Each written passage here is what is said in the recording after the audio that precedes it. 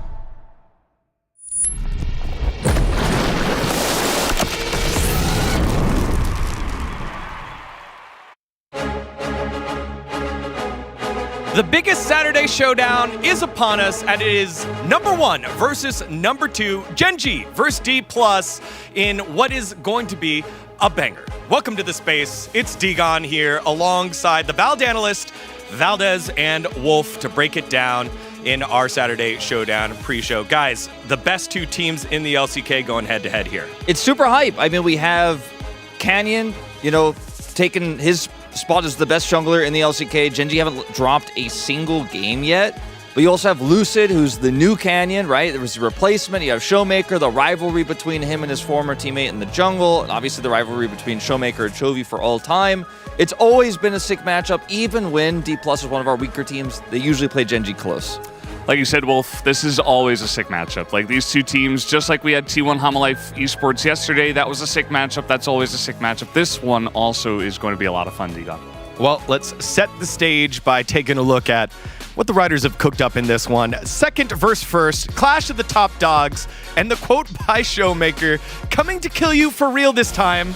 In Minecraft. In Minecraft, of course. That is, yeah. But that is a direct quote. We thought about how we would change it, but no. Showmaker, you could see how serious he is in his eyes here in getting the revenge against his former teammate, Canyon.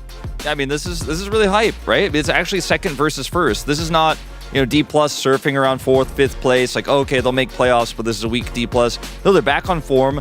They're very likely our second best team. I mean, right now in terms of current form, I mean, obviously Hanwha could still challenge them. T1 dropping that series yesterday means they do occupy that second place spot right now, but Gen.G undefeated. This could be the team, the first team to actually take a game off Gen.G.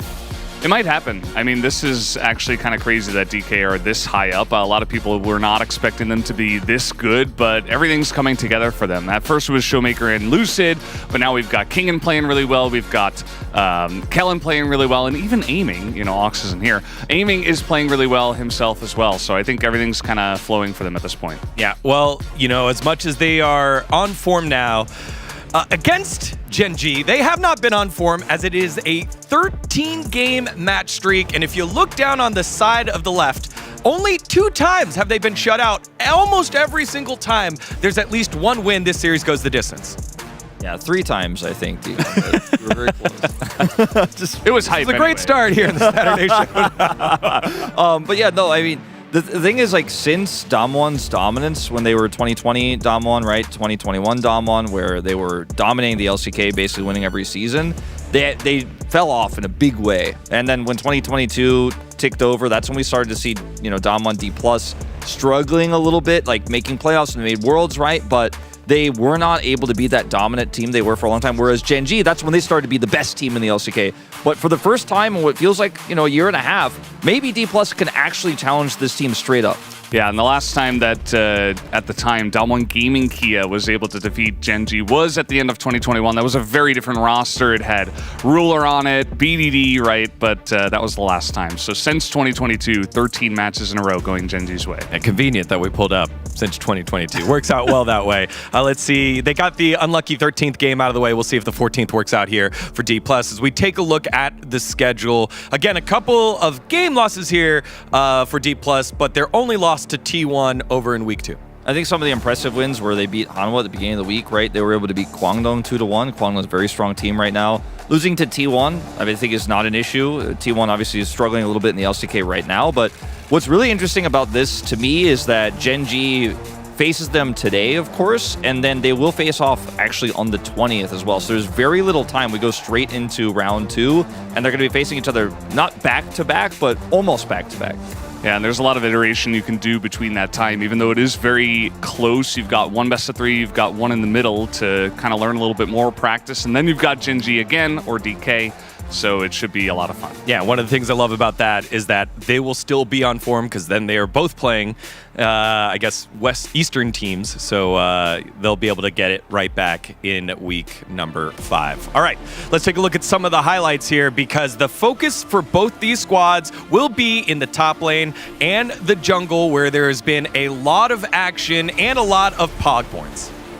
Let's talk about Kingen a little bit, because I think Kingen has been a player who really fell off in a big way after his Worlds win on DRX, and he's finding his form, but it's not just Kingen suddenly being good again. It feels like the team is playing well around him. Plus, he's playing his own style. Like, he's back on the Renekton. He's one of the first players to pick that one up. It's really reminiscent of when he started playing Gnar, when no one else was playing Gnar back in 2021 as well, and had that huge arc where he was doing extremely well. He played Gragas. He's just playing what he likes. He's playing his own style. And I think in the LCK, we very rarely do this, but I think D+ has kind of figured out their own way to play the game, and Kingan's been a huge part of that. Yeah, I'm not sure what happened. You remember Kingan's solo adventures, right? Where he was off doing his own thing. It felt like the team wasn't really playing as a team, but now it feels like Kingan's kind of leading the charge alongside of everybody else. I mean, obviously, Showmaker and Lucid playing really well, but Kingan's kind of in the front line, creating a lot of action, creating a lot of plays, and I think Lucid is doing that as well. Yeah, Lucid has been, able to, I think, with the team just being on better form, actually have a lot more agency, because in the past, you think back to spring season, Lucid would often go in and the team wouldn't go with him, and it felt like there was a huge disconnect between him and his squad. And mechanically, we knew he was great from his time in Challengers, and some of the mechanics we saw even from spring were great, but the team wasn't there with him. Now that they're all on the same page, he's really allowed to soar. Yeah, now taking a look at the side of Gen G, obviously these guys have not lost a single game yet, so we're going to have a lot of great highlights of them. Keen able to pull out the GP, obviously playing a pretty interesting pick there. We saw Kingan do the same, and a lot of top diving nowadays, and the top jungle combo that we have from both of these teams is going to be very important. We didn't see it a lot on the side of DK, but we have seen it quite a lot here on the side of Gen G with Canyon pretty much playing the entire map and obviously getting Keen very far ahead. It feels like he can kind of go anywhere on the map just because they have so many carries. I think the biggest reason why this has cropped up this week is because Skarner got nerfed and he's no longer just kind of perma in the top lane. So picks like the Renekton have come back, right? GP, Jace returning. So you can bully, even if the Renekton is blinded, you can actually punish it. The Quinn didn't work out yesterday, but there are a lot of picks that can very heavily punish. So if you play through top side, you can have a lot of agency there, especially if you trade off scaling versus scaling on the bottom side. Yeah, and one of the things we got to see last time Gen G were out, the priority on the Sejuani, something that Gen G learned from EWC. Canyon showing that he can still bully around and make the plays happen on the tank jungler. Let's take a look at some of the picks that has been contested. Wolf, you kind of brought it up earlier. The Jace, the GP, but then the Kennen that Keen's able to pull out as well. Cassante there, Gnar, and Gragas. Yeah, I mean, the Kingan picks here, like, this is what I'm leaning into with the Gragas pick that he played. Obviously pulled out the GP, wasn't afraid to play that. He picked the Gnar. And so Kingan, I mean, in general, right now, his form has risen up quite significantly. But again, he's playing picks he likes. He's getting counterpick oftentimes. He's blinding Gnar and being able to get away with it right in this meta. And it's a really strong meta when Kingan actually has that type of agency. He can still play the Aatrox right now, still relevant. So it's a good time if you're a Kingan fan, if you're one of those guys who was really big up on him for the 2022 World's MVP. Seems like he's getting closer to that form. Yeah, I like your point about Skarner. The second he kind of disappeared from the meta, just so many awesome picks have shown themselves. So it kind of shows you what happens when there's not one or two main picks that always dominate the meta. Corki, Tristana. Yeah. You get to see all of this great variety, and it's just really cool to see Keen playing stuff like the Jace, the Kennen. Again, it's just really fun.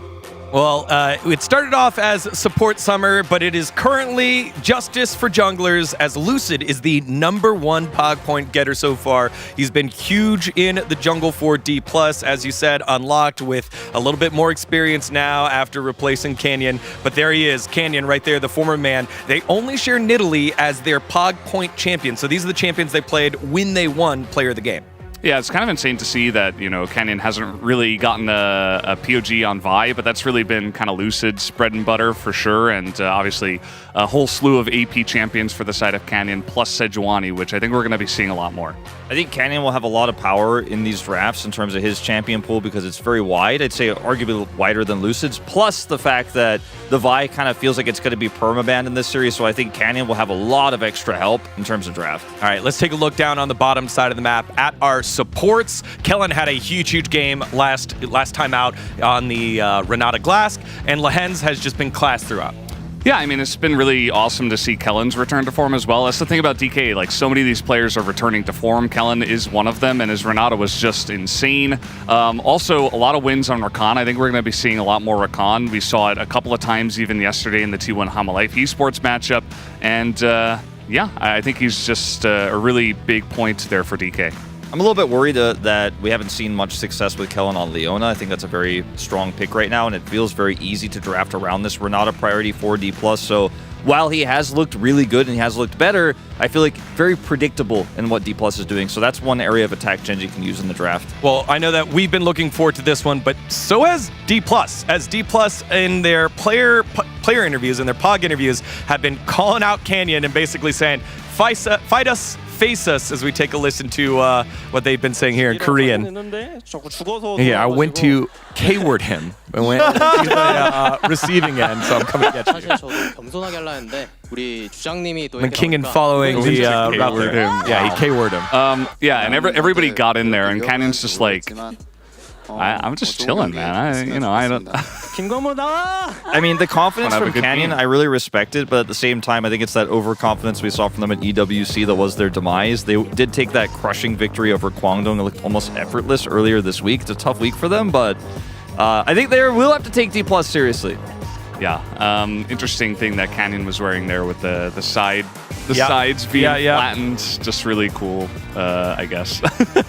Let's see. There's a very interesting stat that we have here. We're going to try to pull that one up for you. Yes. Will they be able to deny the perfect record as Gen.G did that to Damwon Gaming way back? And then in spring, D+ did that to Gen.G, so no perfect record in terms of game score. But again, Gen.G currently in the Summer Split, pretty perfect. Have not dropped a single game yet, guys. Yeah, I would love to see the perfect 18 from Gen.G. We haven't seen a team do this. I mean, it's really, really tough to get that. And on the other hand, I'd love to see an upset as well, because D+ looking so good right now. All right, well, here you go. The music means it's time to get into our Saturday showdown. Perfect Gen.G, put it on the line against D+. Who will win? Let's find out together.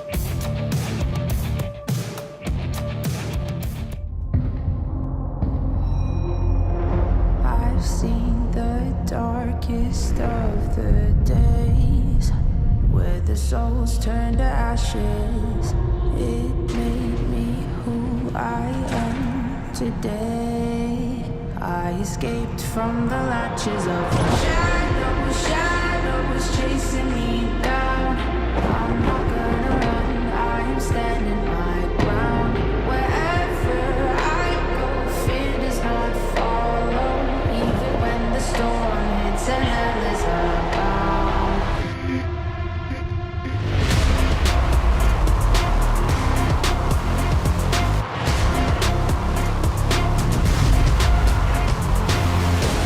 I'm never running, I'm never hiding, I'll never be a prisoner, I won't stop fighting. I'm never quitting, I'm never caving, no, I'll never be a prisoner to your control. I'm never running, I'm never hiding, I'll never be a prisoner, I won't stop fighting. I'm never quitting, I'm never caving, no, I'll never be a prisoner to your control.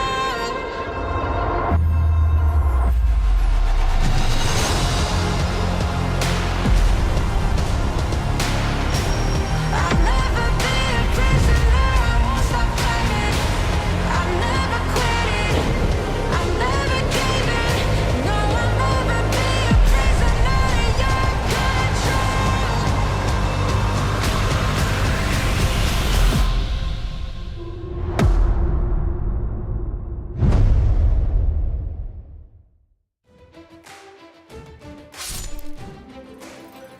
젠지 흔들림 없습니다. 숫자가 깔끔하죠.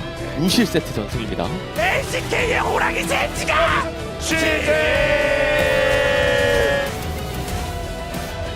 뉴네오 디플러스기야. 이비전이 우리가 괜찮다. 이번엔 진짜 죽인다.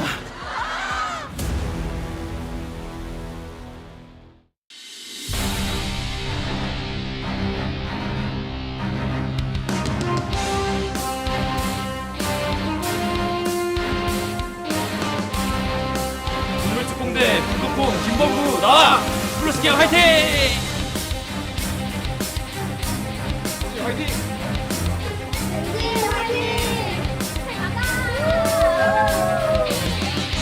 Welcome, ladies and gentlemen, to the Saturday Showdown here, LCK Summer 2024. I'm Atlas. I am joined by Chronicler here, as it's a special Saturday Showdown, because not only do we have this huge one, of course it always is Gen.G versus D+, whether you're here in Korea, whether it's overseas, at MSI or Worlds, it doesn't matter, it's always a banger. But then, our next matchup as well. We won't tease that one too much though. That one's going to be extraordinarily amazing. There's a lot of League of Legends to look forward to today. Let's have a look at the standings and see whether it is going to be possible, whether D+ can move Gen.G out of first place. They're not going to be doing it now. Gen.G have won too many games.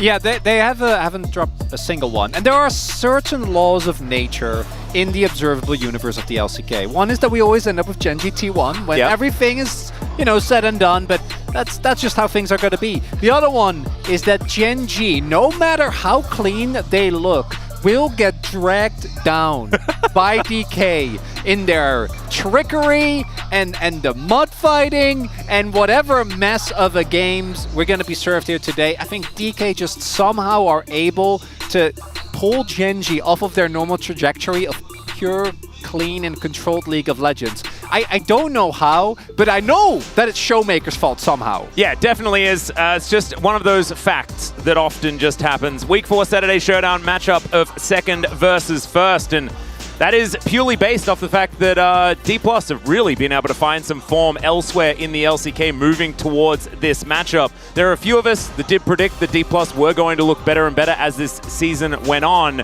but I don't think any of us really thought that the turnaround would truly happen to this degree, especially the flanking Ks on the roster in Kellen and Kingen. But the top hog royal junglers, this is Canyon's chance to catch back up with Lucid here and reclaim his top spot on the POG rankings. And it was up until like the end of 2021 that we're like, is Canyon just going to have a monopoly on POG for the rest of his life? And it turns out that wasn't to be the case because Chovy was going to really take over and things like this. But this could be his return to form there. It's also, when it comes to the meta right now, obviously the place to be. Particularly with the AP junglers, but we see even outside of the junglers be very impactful as, Showmaker, Chovy head-to-head. Do note that these guys have been going at it for a really long time, came into the LCK, and they've both had their periods of extreme dominance, which is why this is so close, even though, we had a couple of dark years for DK when they came in. I think they were definitely also not up to the level of Griffin initially. And then on the flip side, Chovy had the Hanwha Life year, which was an interesting one. DRX, even though they were a great team also. And this is apt because I am as convinced that this is a gamer as I am that Gen.G is going to win this. Like this is just how it goes, Atlas. If it doesn't happen, then we are breaking the laws of physics here in the LCK. And I would love it, but I'm not going to actually believe it before that nexus of Gen.G is actually in tatters. No, exactly. We'll just have to see whether D+ can do it once again or whether Gen.G can stand up to the power, the force of this squad, because they are the home team today. They got side selection, and as you can see here, we will be welcoming D+ Kia to LoL Park first. That means that they might be able to put their best foot forward here, utilize that side selection, get themselves some power picks, and try and win that game number 1, because I think winning game number 1 is going to be extraordinarily important for momentum, especially for D+, because if you realize that Gen.G are fallible, then, I mean, sky's the limit from that point onwards. And we have evidence of that. Obviously, Gen.G still undefeated in the LCK, but did drop a 2-0 best of 2, or best of 3 rather, against TES. It would have been a 2-0 if it was best of 2 as well, though. So I guess very it's true. absolutely fine. So we couldn't possibly know. No, couldn't know. It could have been the only best of 2 that they had in the whole tournament. Exactly. It was a strange format, Things are very, very weird. As Gen.G going to make their way out, their jackets looking absolutely amazing. Oh, the new collab? Yeah, I'm a big fan. Absolutely huge fan. Gen.G, we're going to talk about the team a lot as well, but I always love that they try to push the envelope with the collabs that they do. And I think that this, sometimes, it doesn't hit like the Tiger, but when it hits, I think it looks great. Gen.G, what is there left to say about this team? They are, without a shadow of a doubt, an insanely dominant team. The meta is picture perfect from them, but the most important thing, that I really want to highlight is that it is one of those rosters where it feels like everyone can have a carry performance. Yes, Canyon is the one with the most POGs, but the fact that you can make an argument for every single player on the roster is insane as we take a look at the stats here. So I do want to highlight... Canyon's got to chill out, man. A lot of this is, and I think Lucid had an incredible split. I still think obviously Canyon's ahead of him. A lot of this is very champion dependent. The Zyra games are really going to help with stuff like your DPM, your CSD. Yeah, the Karf is also going to help out with that. Yeah, one Karf is not too bad in that regard. And it's, in my opinion, the mid jungle today is going to be the most important, because I think that Canyon, as good as he is, isn't really going to get faced by how well Lucid has been playing. I trust him deeply in that. And to me, in an interesting way, it's much more about what can Showmaker do here today. Because even if we go back to the last time these teams faced off, right, or rather in last spring, Showmaker had a couple of moments where he just wasn't able to keep the level up. And he would drop waves, and then they would make a play, but it wouldn't quite be clean enough, and then Chovy would get further and further ahead. If Showmaker has a top-tier performance here today, if he can match up to Chovy, something that is, as we all know, extremely difficult, I think there's an angle for DK. And that is something that hasn't felt true in a long time. No, I agree. And one of the reasons why I'm really excited for this match is mainly because Showmaker doesn't often get ruffled. And D+ in general don't often get ruffled into Gen G. I don't know why, but they often try to play their game, which is what I'm looking forward to, because this is something that was highlighted in the pre-show really beautifully. It's the fact that DK just do it a little bit differently to our other teams in the LCK. And the problem is that sometimes when they feel the pressure, they go back to standard meta compositions that just don't work for this team. They've got to play to what they're good at. They've got to get Renata for Kellen. You know, you've got to get Kingen on his Gragas. You've got to play around the strengths of these players. And I'm hoping that we're going to see an example of that here today, and that they can really try and shock Gen G with a different draft. I think so much is going to come down to this pick ban that is very, very close. And you know that's going to be the angle. I think Coach Kim has been such a big influence in the consistency of Gen G in particular. I really think he deserves a pretty all the big credit. influence on the consistency of Damwon as well. Yeah, it really was. And on the other end, obviously, I think Zephyr has really, throughout the course of this year, turned this roster from moments of greatness followed by moments of great despair into an actually consistent team. And I don't know if that's going to be enough to actually beat Gen G. But man, the fact that we can dream Atlas is great going into the series. Yep, reminder that the Lee Sin is once again banned. Of course, Lucid and Canyon, both fantastic Lee Sin players, but they'll have plenty of other things that they can get to. As Rumble and Nautilus already taken away, of course. Lehenz's Nautilus is absolutely terrifying. It's still probably the only Nautilus that we see being viable on the permaban list. And there is the Corki ban. That's surprising, isn't it, Chronicler? Because I don't know whether Chovy's played that much of it. Yeah, interesting choice to ban... He hasn't played 20 games of Corki yet this season, so I just find it weird that it's banned. Yeah, the Chorky jokes really make themselves in that regard. Yeah. Zyra also going to get taken away. It's interesting because Zyra doesn't even feel like it's the most oppressive, but I think that it specifically for Gen G just works so well because Kane is a jungler that, as proactive as he is so good in optimizing invade timers, and just getting max amounts of gold, and Zyra, I think, does that better than any other AP jungler, even the Brand, right, who takes a lot more time to get going, even the Karfus, who did really get nerfed on this patch. And this is really interesting, because I was actually thinking that that Nautilus ban was going to be one of the first things dropped in the subsequent because of the Renata specifically. But the fact that they are willing to ban the Renata is a huge shout-out to the form that Kellen is in at the moment. This should come as no surprise. This Sejuani, Tristana swap is something that we've seen a lot of. Teams are very outspoken. Peanut said it yesterday as well. We don't feel like Sejuani right now has a real counter. And jungle matchup, insanely important. And to be fair, Showmaker, I'm excited to see what you've got cooked up. Because if this is like something basic, I'll be a little disappointed. Because you know this was coming. I think it's one of the Wind Bros. And I only say one of them because Showmaker is a Yasuo guy. Yeah. You know? And Kingen's a Gragas guy. And that's a tree. And this is what we saw banned a lot yesterday. Canyon, one of our resident Ivern players, a friend of the forest, if you will. And so this could put a bit of a spanner in the works for D+, because we know how weird it is to play into a lot of these Ivan compositions, especially when it is paired up with the Tristana. Zeri going to be locked away, though, for aiming. And Showmaker is going to hover Syndra for a little bit, but I don't know. Are they just going to lock away the bottom lane? Is it just going to be Zeri Rakan here on this rotation? And then try to pick something weird for their solo lanes? Could be Zeri Lulu as well. I actually think that with the form that we're in right now, Kingen and Showmaker are really hard to consistently ban out. So I wouldn't necessarily mind it. This is in line with the priorities that we've seen. I quite like this because it forces Gen G right now to either pick an AD carry, which is what I think you'd want to do. With the Ivan, you really want to make sure that you have two great carries to go with it. Tristana already is going to feel amazing, but kind of want to add to that. But that does take away your opportunity to get access to the best counters to Gnar. It's going to be the Leona instead.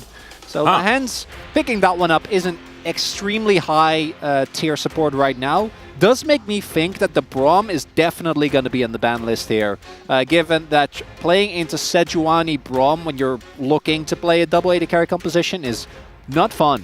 Don't want that. No. So that's a must ban, I imagine. I mean, that's a must ban, but there's a lot of things that they probably want to take away from Showmaker as well. The Azir, certainly one of them, but maybe you want to ban the Yone. I know that Chovy is pretty capable in almost any matchup ever, and so the mid lane doesn't necessarily need as much attention, but Showmaker is so much of the power for D+ that you do need to address it, and that's what they're going to start with here. D+, I think an Ezreal Ashe ban or Kai'Sa is another one that I guess is just fine. Wanting to try and take away from sort of these hybrid bottom lanes, and I'm kind of, is it a Ziggs angle? I know, like, it's Orcs' day off, right? So someone needs to do it. It could be. I don't love it as much at all. I guess there is a Zeri, so it can't really be that much of a Ziggs. Yeah, that's part of it. I imagine the Ezreal ban comes in next if they're also willing to ban the Kai'Sa. Unless they're happy to play into Ezreal, which I think is one of the strongest AD carries at the moment. The fact that they don't ban Braum, though, is really remarkable. I think with the Sejuani, you do have Engage. It's not alone, not the best, you know, it's consistent, but... Yeah, there's the Ez. They might look to just go towards, like, Rel here. That's something that we often see when all the other Engage supports have been taken off the board. Ashe, you already mentioned, I think is a strong pick in isolation, but I do think she can really struggle when playing into things like the Zeri that come late game just blow her up in seconds, don't really give her a lot of opportunity. As there is the GP, yeah, that's actually, as we said earlier, my expectation was that DK was going to pick the Gnar and then ban away some of the counters. Not going to be the case. So I'm going to obviously trust Keen on GP. That's kind of a no-brainer. And there could still be a chance that the Tristana, you know, gets flexed, depending what the counter pick is that's locked in as... Oh, boy. That would be pretty fabulous. A bit of Taric here. We did see Beryl already play that one. Showmaker, of course. The Talia is up, and so he's going to pick it. That's going to be his choice into the Tristana. We've seen this matchup actually go pretty well for the Talia at the same time, and it is Showmaker's most played. Has about a 75% win rate on the champion as well. Has looked pretty good. So I like it in isolation and what you want to do. The matchup is fine, but I do worry that the Sejuani is going to have a really tough time having the impact. I think the mid-jungle matchup is so important. It's going to be the Alistar instead. Kalin has had a very big range of Alistar performance. Recently, he's been trending towards very great. So if you started watching him in 2024, you'd think he's a pretty amazing Alistar player. And it is actually going to be And there's the Ziggs. Okay. Yeah, as you were saying, so even with the Ivern, traditionally we see this with double AD carry. Not going to be the case. Going to be the Ziggs here instead. You have an insane amount of AD with the Gangplank anyway. So, and because you have Tristana, I still think you get plenty of value. It's really interesting, Atlas. I look at these two compositions, and I think that if DK don't blow up the game in mid to early, even with aiming being on Zeri, like, it becomes so hard to play. Because trying to engage on a composition with Gangplank, Ziggs, and Ivern, that's not a good time. That's not going to be fun. The barrels, the bombs, the brushes. Yeah. Good luck with that. Yeah, the BBB's not looking too easy to deal with. And I want to go back to what we were talking about before the draft came up, you know? Leaning in to what D+ are good at and having these compositions that find synergy so incredibly well. We saw a lot of this a couple of days ago, and I don't see that as much with this one. I feel like this was a draft about taking Sejuani from Canyon, taking Zeri from Pays, you know, and giving Kingen a matchup that he can sort of weather the storm in instead of having those checkmate moments that we have seen from this team in the past. So a little bit worried on that front. Still very strong champions here, and if they can get it done, then I will be incredibly proud nonetheless. As Gen G, I mean, this is... They've got the Ziggs for the magic damage. They've got the barrels coming out of the brushes that Canyon's going to be throwing down, and that is Tristana in the mid lane. This is a very, very scary game for D plus Kia. Let's see whether they can get it done. So we hop into the Rift.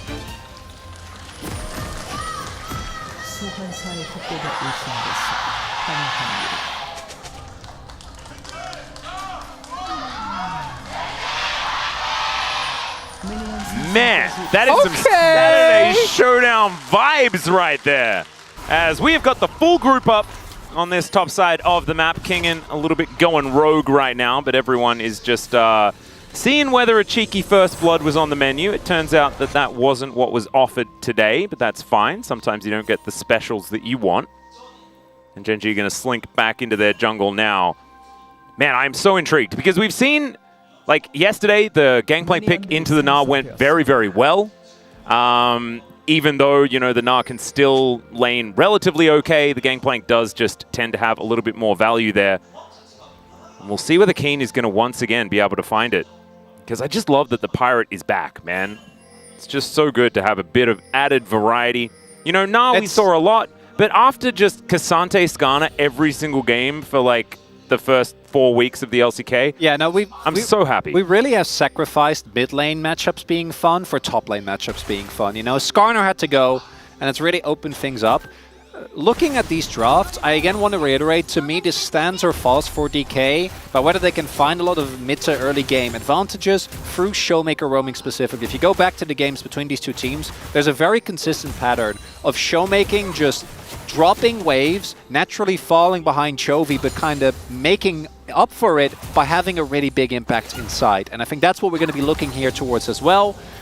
When you look at the DK comp, in isolation, I think it's an incredible composition, right? Like, obviously the top side is a little bit disjointed when it comes to getting full value out of the Sejuani. A little bit tough, which Gnar is technically melee half the time, but realistically it's hard to play around that, because you'll play back, you know, when Mega Gnar is available, and then Talia is self-explanatory, even though you have the setup with Lucid. But specifically, how much can Showmaker get done? Can they find, you know, punishes on Pays and Lands? I think Pays and Lands have really stepped it up since him aside, but there was a time where they were one of the weak points. Ooh. Kellen. Yeah, in a bit of trouble here. The Ignite already down. Kellen's going to have to walk it off in his pajamas. As Canyon making his way over. Let's see whether Showmaker is going to fall to his ex-teammate. There's the rocket jump to come in. Seismic Shove is gorgeous, though, after the rocks set that one up. And Chovy, yeah, he gets a little shield here from Canyon, but not even able to actually win out on the trade. And look at that, the cannon goes over to Showmaker. I think he's got his eye in today, Chronicler, and that is definitely good news if you guys wanted to bang a series. He has to be the best Showmaker he can be for DK to win here today. And that was very funny because it's always Showmaker aggroing on Canyon, and then Canyon actually goes for the gank on him. Yep. It doesn't end up working out, but Canyon is a bit of a, I'm going to let my in-game do the talking rather than doing any of the talking. But this isn't talking. This is a whole lot of action here as Lehent's going to get headbutted back. That was a gorgeous seismic shove, and the bouncing bomb avoided by the cow. Kellen, good use of the walk strategy, and is able to get himself out of there. Still has to use the flash, and Pays is already really scary. Nicely done there by Pays.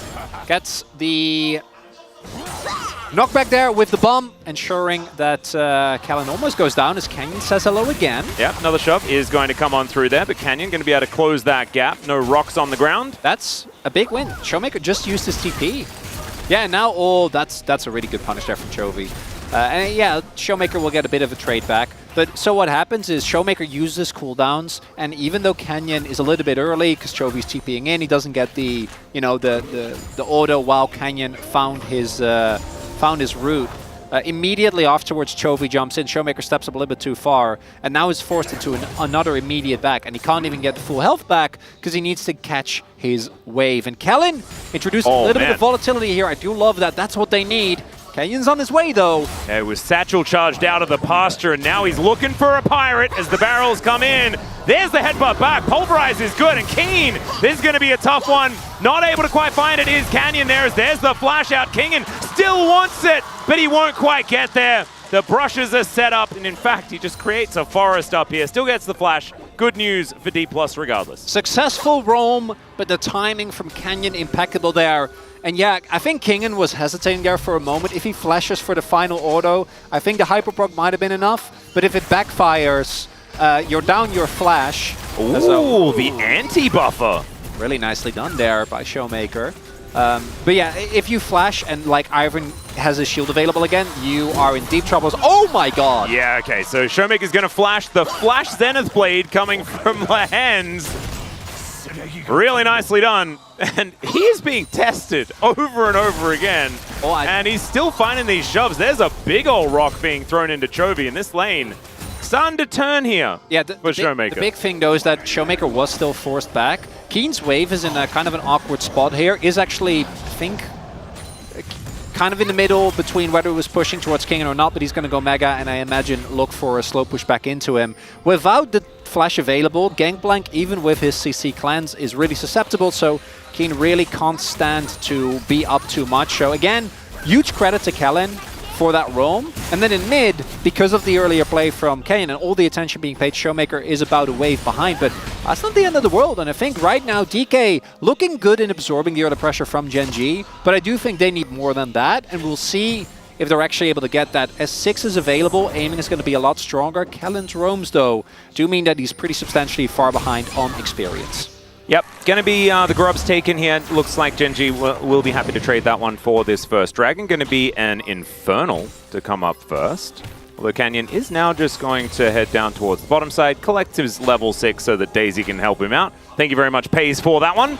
And now Lucid looking for a dive. Cannon Barrage comes in from Keen. Just on the wave here for the moment. Lucid's going to have to flash, get himself out of the way. Orange is going to be eaten to get him out of prison. And now Lucid gets over the wall, but it's not going to keep him alive. And first blood goes to Lahens. And in the meantime, Gen G are taking the dragon.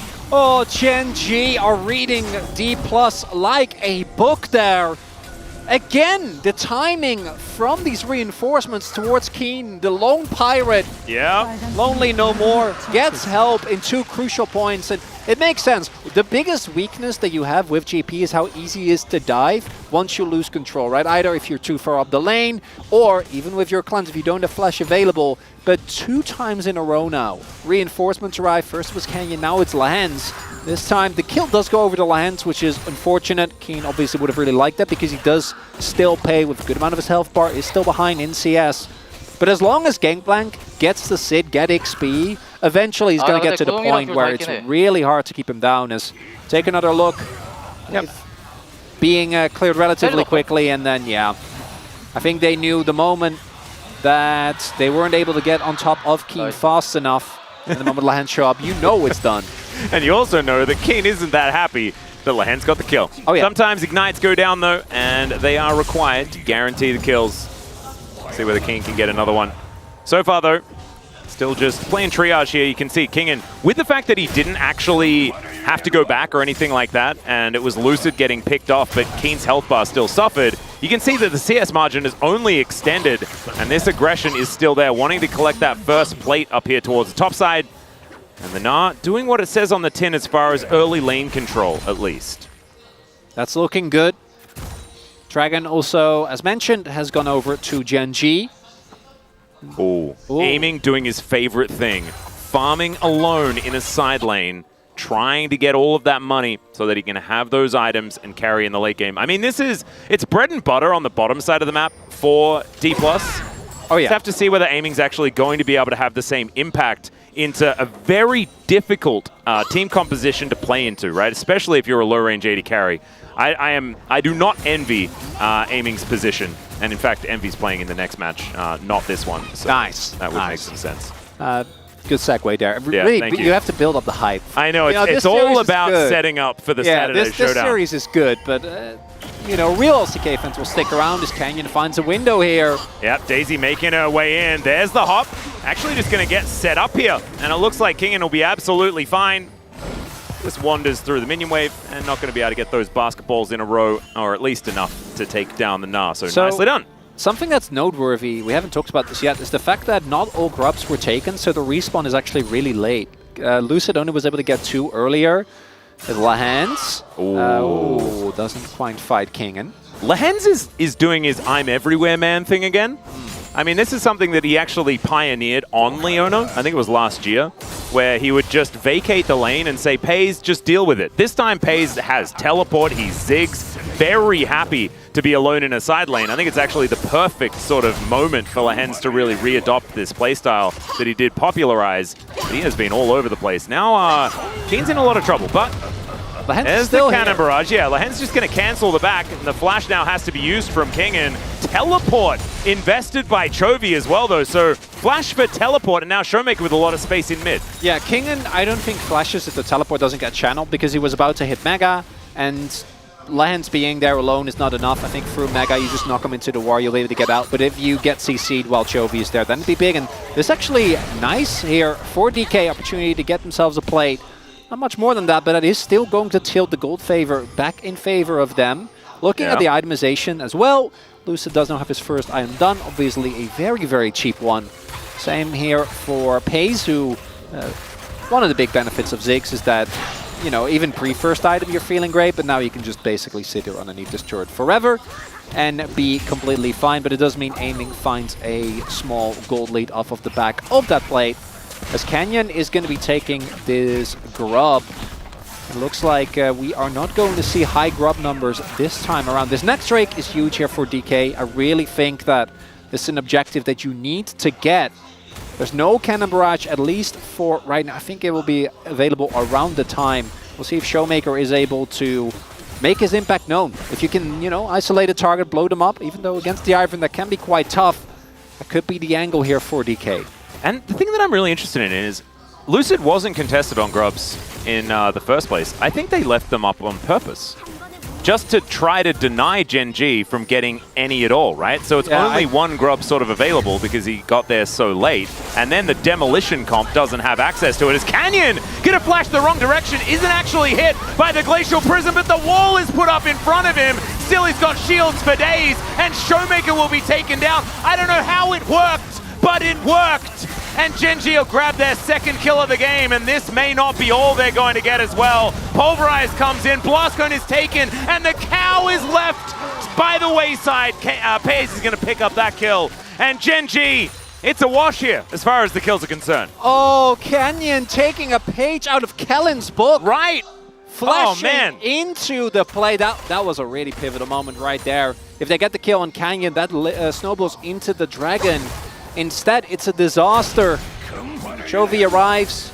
Showmaker ends up going down, and crucially, Kellen doesn't even get out. Him and Lucid on a bit of a mistimer there. Lucid taking a Blast Cone just a second too early. And right now, Gen G building further ahead. And I want to again reiterate, even going for Canyon here, it's a bit of a tough timing.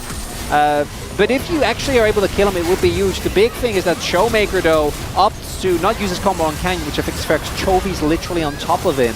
But if Chovy's there, I don't think... If aiming's there, right? If any damage is there to try and kill the Ivern. But instead, and even then, I think it might backfire relatively quickly.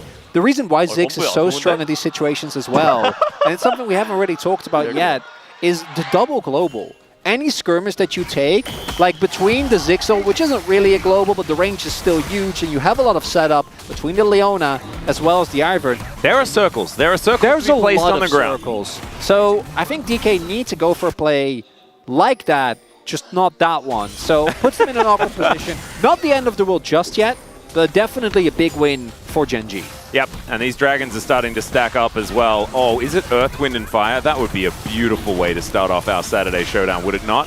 Let's see whether we can all celebrate with it. And it's not. It's Chemtech. And of course, it's Orcs' day off, so he's probably, you know, off doing things and not paying attention. And this is what happens. This is what happens. It's fine. He was also at work yesterday, and it still happened multiple times. It's just a lot of Chemtech these days. We've been very toxic here in the LCK. Yeah, and I it's think been very I think toxic. We need to talk about it because I don't like toxicity, Atlas. I know. It's not a surprise. And we're doing what we can, you know. We try. Yeah, we at least censor by saying K word, you know, which I think is great. We did that today, but it's still, obviously you can see in the Dragons, still too toxic. That's what Runeterra is telling us. We need to be even nicer to our team. We do. Maybe Showmaker is the problem, you know. He was bringing all that aggression. I know, and with Summoner's the Rift. punchy thing as well that he does. Summoner's Rift is saying, chill out, man. Uh-huh. Give it a rest. Oh, Showmaker going to come and catch this wave towards the bottom side. Chovy just seeing what he can find. Yeah, He's going to find a cow. What we were talking about earlier, which just naturally happens in this matchup very often, and I mean, Chovy does that in general, is the slowly starting to pull further and further ahead when it comes to the CS. Going to be up about 3 waves once this one is taken, and that Tristana is going to become a really, or already is, a really big menace if you ever leave her alone inside. It's not going to be an issue that's easy for DK to fix because, again, I think that they want to look for a numbers advantage with the Taliyah, try and isolate a target, blow them up, and then you can create space for aiming. Seismic shove, almost connecting there, is now Chovy going to get interrupted! Not able to buffer over that wall, and there goes, even through the redemption, the Tristana. And now Lucid wants even more. Daisy not able to find Bristle and Sejuani, and the Seismic shove is flashed, but already the threaded volley is following Canyon. Still keeps himself up, does have those shields, and D+ finally on the board. Big kill there for D+. That alone, not going to be enough. No objective can be taken off of the back of this. They should be able to get a good amount of damage, though, towards the bot side turret. These are the catches that you want to be looking for. You have so much CC on this composition with the Sejuani, the Taliyah, the Alistar. We see it there. The problem is, I don't think they're actually going to be... This is what we talked about earlier. Again, The siege defense is pretty silly as Canyon's going to come down, teleport coming in as well, but there's the Seismic shove. Arctic Assault going to connect, Headbutt Pole as Kellen gets the welcome, but Showmaker is in so much trouble. Chovy going to be able to finish him off, and now the damage is gone, and Lehens obviously is here. Chovy going to answer back immediately, but Kingen, he's teleported in. Lehens not a whole lot of direction to go, and he is going to be taken down as well. So in the end, a pretty even trade between the two. Chovy's revenge, important. Unfortunately for DK, though, they invest a lot of people towards this, which means that Keen, who is very far behind in the 1v1, and Kingen is going to be even further after display. Keen gets to actually play a little bit of catch-up here in the top side of the map. Going to be able to just parlay his barrels to his heart's extent. Not going to get the turret, as the TP from Showmaker does come in. I think good on Keen to back off there, also just prior to his Triforce spike. Couple of key picks being found there as we go back all the way to this one. And I love this from DK. I think this is how they need to play. Really nicely done there. With Tristana, I feel like you can feel like you have so much heat, which you do. If he flashes there, it would be fine, but instead tries to get the W off. And then there, Lucid, that flash, bit unfortunate. If he gets one more auto off on Canyon, they just kill him up front earlier. And then here, like the damage that's being done, just by, you know, earlier you had the ultimate from Ziggs, now you have the ultimate come in from Keen as well. It means his health bars are very low, so Chovy can just jump in, stomp on a target, get a kill. And this is, I'd argue, still a pretty favorable trade here for Gen G, just because of the fact that the top lane, get the mid lane turret as well, right? Ziggs left alone in the side lane. And really, the more I think about it, outside of Canyon not being on a carry and really being an enabler, you have so much wave control and so much tools to help you. It's just an everything control composition. No, it is. Gen G. That's why it looked so incredibly impossible to play into. So, you know, side wave in a bad position, just throw a Pazel on top of it. They're shoving while you don't have movement on the other side of the map. Oh, that wasn't enough cannon barrage. Yeah, exactly. And then if you make one bad read on a fight, and you get disengaged on, and Chovy's in the sideline, like, that's your inner gone. So I think DK have been doing a good job so far to keep this even. The question is just, can they fight the fight that they're looking for? Because I do want to again highlight, like, this DK comp scales insanely well until the end of the game, right? Like, you have yeah, I mean, what? Yeah, well, you have compositions that stop scaling at some point. Yeah, what, like when the Nexus explodes? I think every composition stops scaling at that point, Chronicler. I think you might be right there. Okay, well, it's taking you 20 minutes, but you... Okay, let's talk about the Dragons being taken here. This is the whole point. You're looking for the team fight here, SDK. Yeah. King going to jump into the brush here. Doesn't have a lot of Naba, but still they're looking for their opportunity, and this is that control that we were talking about. In the meantime, Keen and Showmaker are just doing battle. Seismic Shove gets the Pirate over the wall, and he gets the solo kill. Can they find the team fight, though, elsewhere? And the answer looks like absolutely not, as Kellen going to be taken down, turned into a steak as Kingen, he gets to Meganar, but it's way too late. It's all over. That's the problem with these Meganar compositions, and there I think you're seeing the problem for DK. If you don't find an early mid-game lead, you just don't have the damage. Yeah. Showmaker isn't there, he's one of your biggest damage sources.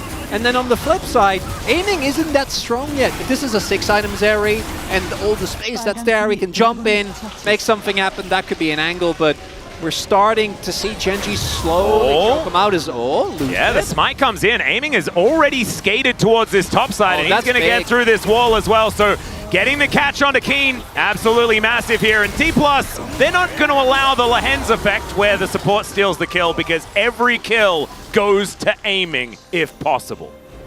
And in this case, it really should. If that was Showmaker, you know, maybe there's a bit of a gray area. As we take another look at this fight here, and I think you're really seeing the issue. It's so hard to engage on this composition with the vision denial that they have, and then a lot of damage goes into Lucid, doesn't end up mattering, but they don't have Meganar until it's already too late. And like Genji plays the kite back so cleanly, because they just want to throw bombs, have Chovy auto, and Canyon shield off all the harassers.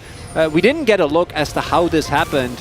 Oh yeah, that's a classic. And Showmaker knew exactly what was, you saw, like he's like, well, I guess I'm gonna have to stop this. Probably could have seismic shoved the other direction. That's what, yeah, that definitely. But I think he realized that he messed up very quickly and started trying to run. This is such a big catch though. Like this actually, I think, makes a really big difference because it gets gold into aiming. I'm pretty sure that they'll be able to at least shove in the top wave as well, deny a good amount of farm to Genji. And that alone, not going to win the game, but this catch at least keeps them in. And after Soul Point has been set up, and we talk about, you know, Chemtech Soul not being that valuable, I can guarantee you, when you're playing into Ivern, you don't want them to also have Chemtech Soul. And you don't want them to have extra healing and shielding power, because it's not going to be a good time. And we saw there as well, I mean, the Ivern Leona is such a great combination. Like, land the Root Caller, and then all of a sudden, Leona doesn't have to hit a Zenith Blade, and you just, it's basically just point-and-click CC. Yeah. Because you get into melee range, and you press Shield of Daybreak, and they just get stunned. And then you can Zenith Blade to somebody else to get another one. So it's pretty nutty. Okay, there's the Glacial Prison. That's going to get soaked by Lehens, but he's still going to have to flash that wall to get out. Cannon Barrage comes in, and look at this. Kellen taking so much damage, has to flash to get out of the Solar Flare. And Genji, in the end, I think it's relatively even as far as the exchange is concerned, as now Chovy flashes the headbutt, pulverize.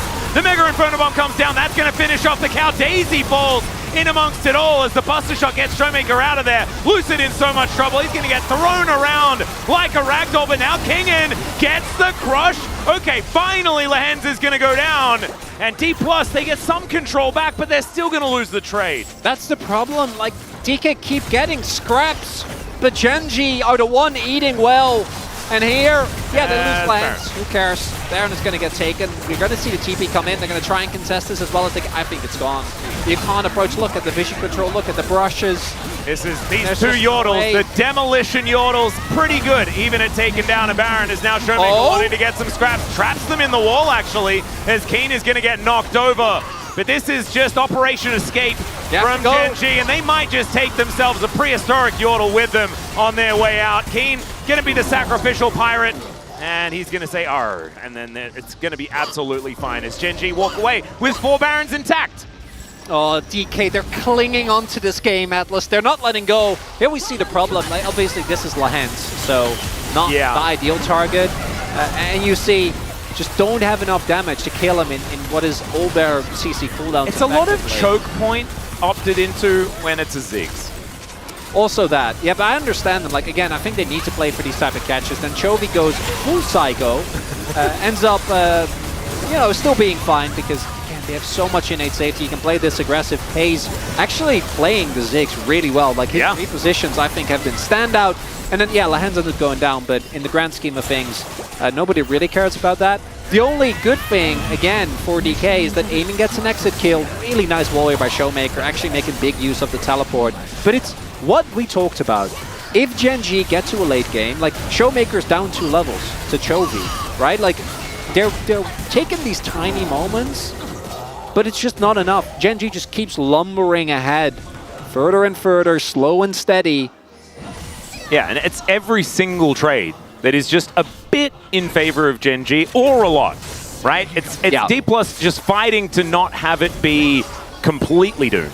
And it's still feeling a little bit like that. A wombo combo like 3k gold, that's surmountable, but they're gonna need to fight of a lifetime to win this one. Aiming has his IE done. That's a huge free item power spike, but the poke from Pays, the barrels that have to be avoided, DK are gonna have to find a monster fight. Or they just let this go and, you know, flip it on Elder. Maybe that's the angle now. Maybe.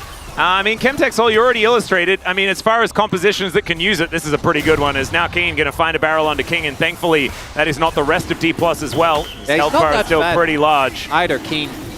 Only sitting on 2.5. Hextech Minefield is actually going to go down. And Gen G just holding onto the dragon here, but look at this poke. It is just nuts, and there's the cannon barrage. That's going to buy them some space and some time on this Drake. As Chovy gets over, he's put into prison immediately. Kingen wants to be able to find it, and there's the shove from over the wall, but this time the rocket jump gets down, and now the aiming on the flank angle? I'm not sure about that one. Chovy's going to get a reset and blow him up, and D Plus are just falling one after the other, and that is going to be a clean ace outside of Pays getting taken down somewhere in the interim. Gen G just making it look easy.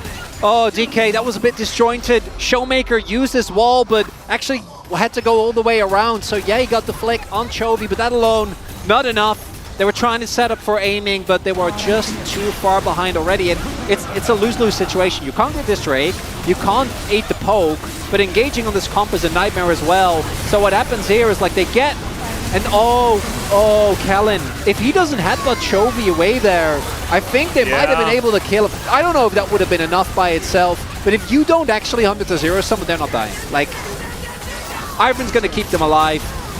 That is going to be the end of that game number 1. The Nexus hasn't just fallen yet. No, DK still keep on scaling. Yeah, they still exist. The scaling is not stopped yet. But I don't think this is looking good here. And I think in game number 2 we're going to see something entirely different from DK. I think they're going to, this was the basic game, you know, this was the more standard game. I think they have to go wacky. And I also think that these double tree bans that we've seen coming through are a good idea. I think when a team can play these Ivan comps, I don't think you ever want to deal with it. It's so frustrating when they get online, when they start working, and when it's Gen G, who just naturally have a sense of inevitability. Man, it must be almost impossible playing into a composition like this, that once it gets its claws in, it does not let go. And that is what we're seeing right now. Even though there was some heroics, there were more on the side of Gen G. As Lehens, he's flashing for it. You know that he's going to look for it, and he does so. Showmaker going to have to answer in kind. That is going to be in a turret falling down. And the bad news for D Plus does not stop there, as Gen G look to move towards the mid lane now. I mean, on the other side, all right, glass half full. Yeah, right? hit the Atlas. Bounty goal, baby. Yeah. If D Plus catch Gen G, you know, needing a bathroom break or something like that, they're not at their computers, then perhaps there's a way back in. Okay, I thought you were going to be genuine. No, I'm not. It's very doomed. Okay, they'll get... I said it before, but if Gen G make a mistake, which you don't often do, we might get a situation where maybe you flip. Okay, hear me out. So, give it to me. DK somehow make sure that Gen G don't get Nash. That's problem number 1. Even though they're getting poked down, and Gen G definitely is going to try to do Nash. Don't give them Nash. Okay, then you just hold on to that. And at some point, Gen G's going to decide to play Elder. He flip for Elder, aiming at 4 items. He one-taps everyone. Okay, well, we've got supportal combat here, but Canyon is going to make that one an unfair fight. Kingan's already down to 50%, but the Nalbar is in a decent position. This could be a fight that they're looking for, but Kellen taking so much damage. He's going to take Lehens with him. The Mega Inferno Bomb comes down. The circles, ladies and gentlemen, as Solar Flare and the Satchel Charger, too good. Pays is going to lock him down. Chovy flashes out of the seismic shove, gets himself the trigger seed. He's not dying. Canyon's going to help out his mid laner. And D+, I mean, it almost got close to being pseudo-okay, but it absolutely was not in the end. And Gen G, I don't think they need this Baron. They're just going to win the game. No Baron needed.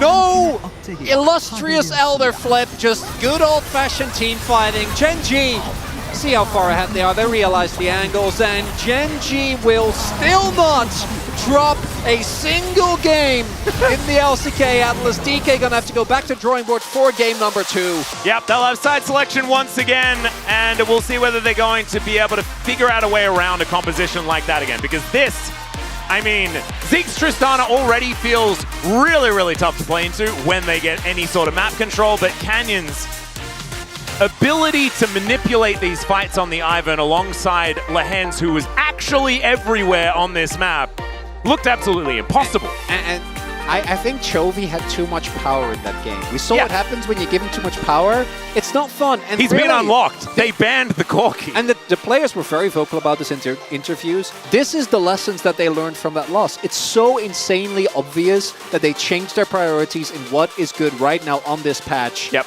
And we can see it paying dividends by a pretty significant margin. Yeah, and you can see the damage graph is just, it's a bigger version on Gen.G's side.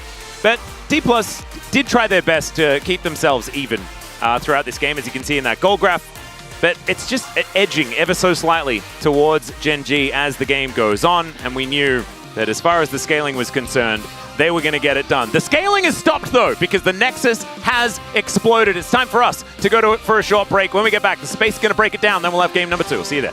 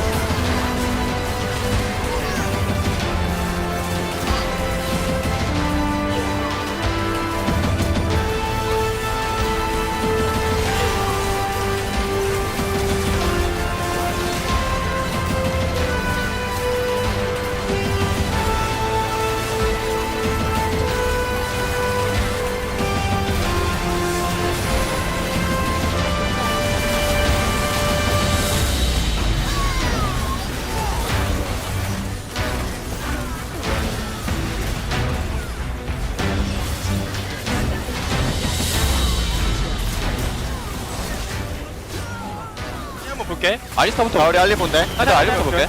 야 이거 8기를 해 8기를 알리 봐줄래? 항상 조심. 내가 우리 빨리 좀 안 돼. 빨리 봐. 빨리 안 돼. 괜찮아. 야, 이 시합 따주면서. 이거 제리 대가만 줘. 이긴 거 같아. 세주. 넘길게.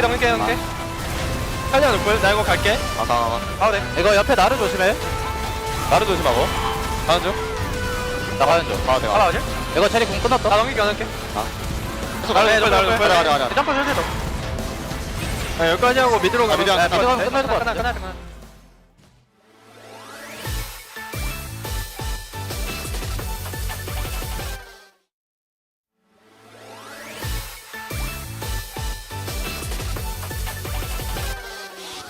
자 여기 주목해봐요. 소라는 거기까지. 화가 나 만들을 녹이는 귀여움을 한 방울. 모두 다 wanna be our squad. 준비해 애니마 우릴 부른다고. 이것 봐 혹시란 꼬리팝 내게로 출발했어 출동무. 애니마 팝 애니마 스쿼드. 애니마 팝 혼란스러운 틈에 깜짝 큐네스 빛을 머금 고등장. 툭 건들면 쓰러질 듯한 모습에 감춘 쥐한발. Let's eat up 엉망인 곳을 rescue. 한 번에 잠재 울큰 wave 일으킨 다음. 봐봐 새로운 느낌마저 숨겨뒀었지. 이게 우리를 power cute. 애니마 팝 애니마 스쿼드. 애니마 팝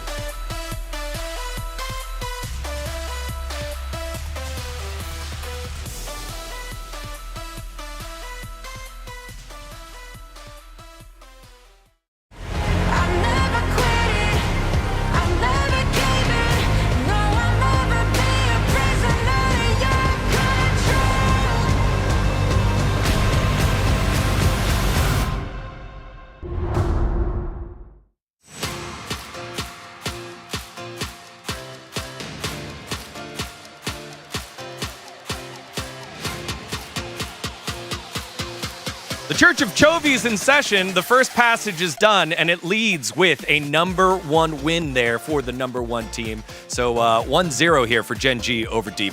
Welcome back to the space. Digon alongside Valdez and Wolf. That was a controlled game there. It felt very much in the hands of Gen G, and although D+ kept it close and multiple times, they eventually pull away. Yeah, I mean, at the end of the day, it is Gen G, and D+ is currently in second place, but Gen G kind of feel far and beyond better than any team we have here in the region, and they kind of proved it here. Very clean play, very clean draft. Great stuff from Gen G. Yeah, I mean, we could talk about the draft a little bit more. The one sticking point, I think, for me in this draft that I wasn't 100% sold on for Gen G was the Ziggs, because it was a matchup where you weren't going to be able to get plates. He was kind of pushed out when they were focusing topside. He was, having to ult waves and stuff like that. Didn't get a huge amount of resources early. But when we did see D+ try to make plays around the map and kind of fail at them, then he was able to get the mid turret. He was able to get some value. And you don't get a ton of value when you're not running traditional double 80 carry out of Ivern. But the brushes still are super frustrating to play against because you don't know where the Ziggs is tossing his Qs. His ult comes from an unexpected angle. It's hard to punish him or engage on him. So it gives him some added safety and some longevity in those fights as well. Yeah, we're seeing a lot of teams respond to the Sejuani with just double 80 carry Ivern, but as you mentioned, the Ziggs coming out, it does feel like with all the brushes and all the zone control that Ziggs has as well, especially if you get ahead, it's just so frustrating to deal with. Yeah, and that is exactly what happened as we take a look at our first set of highlights here. It was early pressure on the top side of the map to give D+, to give Gen G the lead. Yeah, Keen, here on the top side, drops the cannon barrage. They turn this one really quick. I mean, it's just, unfortunately, Lehens is everywhere, man. He played such a great game on this Leona. He spent so much time topside to make sure the one pressure point for D+ couldn't actually really push that advantage further. Yeah, and you see they're getting Infernal Drake as well, and then they go for this fight here. They really try to punish Canyon, and they throw everything into this guy, but immediately Chovy comes over, the flash from Lehens as well, and eventually, DK got caught multiple times just trying to, I think, overextend, really try to isolate one guy, but again, it's so difficult to isolate an Ivern and actually kill him. Aiming got there a little bit late, wasn't part of the actual damage that was being done to the Ivern, so Canyon just kind of brushes it off, and then they turn the fight. Because Ziggs has teleport and he's super self-sufficient, he's not going to win the matchup, he's not going to get a ton of gold, but he can just sit there and clear waves bottom side and then TP back if he needs to, and that allows Lehens to roam a ton. So Lehens was kind of like the real jungler, because Ivern, he's not going to be able to turn that play right, he's really squishy, but if you actually send the Leona top, you can defend, you can actually peel for that engage. Super good game plan here for Gen G overall. Yeah, great to see, again, the growth of Pays not only needing to be the playmaker this time, but just the rock, the stable rock that can do your job being left alone there. Now our second highlight here, 25 minutes, it was the Chem Soul fight, and we really wanted to toggle the vision here and what was happening. Yeah, so it's very difficult, it's very suffocating. They're behind, they have to try to fight for this one because Chemtech Soul is really good for this comp. They don't have a lot of vision, and unfortunately for DK, the engage is very kind of broken up here. The front line goes in, Aiming is waiting. He's waiting. Okay, I'm gonna go for my moment. He doesn't until after the front line dies. Unfortunately, it's very disjointed. Showmaker's not really able to layer damage either as he goes in a bit late himself. And, how are you gonna break into that brush? It's just so difficult. I mean, there's a Leona, you go into Zeri, you might just get instantly stunned and taken out. I like that we had the vision toggle there. That's the most important part of this because you could see there was only one moment where the blue trinket went in where Aiming knew which angle he could potentially take, and it was just such a small window. And the fear is I just get instantly blown up. I can't carry the fight. And often as there, you do want to be that cleanup, but with the oppressive control there that Gen G had, I think he definitely should have gone in earlier to try to turn that one, swing it for his front line. But he hesitates, and they lose the game. Yeah, and that's something about Ivern that I think we don't talk enough about, right? We say the shields, he's always there, keeping people alive. Well, when you have that vision control, a GP makes it so tough to walk into. Let's take a look at the POG for the game, and yes, it's Canyon. Justice for Junglers continues, 600 points now, tied with Lucid. Yeah, we were also thinking about voting for Lehens. He was all over the map, he was making plays, but Canyon just really showcasing the amazingness of Ivern's kit, especially in this meta where 80 carries are so strong. We talk about that all the time, but just what Ivern does by himself, all the brushes, all the vision control, even the tankiness that he provides, the Daisy there as well, and he did just a great job always being present, had the highest kill participation on the team, and essentially was kind of that solid rock to keep everything together. I felt like I wanted to vote for Canyon because it was almost like a vote for the team comp. It was a vote for the draft. Individually, though, I think Lehen's probably had the better play. I think it definitely split between the two of them is what we're going to see in terms of the votes here. Canyon will tie his opposition Lucid now with 600 POG points. Yeah, I'm very curious about the split, as we do have some Chovy voters as well. He did do some boom boom damage, Degon. Yeah, he did. And Right Media's back. It's a good vote, but it's not on par. Yesterday, Media was pogging every single time. They got it right every single time. This time, fair enough, because it was a comprehensive win by Gen G in terms of the comp, in terms of the play, and then closing things out against D+. Not as you're thinking. I feel like VNcast has really gone off the rails. I don't know. We need to talk about this. Like, voted for the Ziggs. I'm not so sure about that one, but to each his own, I guess. All right, well, game number 1 goes the way of the undefeated squad. Will it keep it that way, or will D+ claw one back? Let's find out.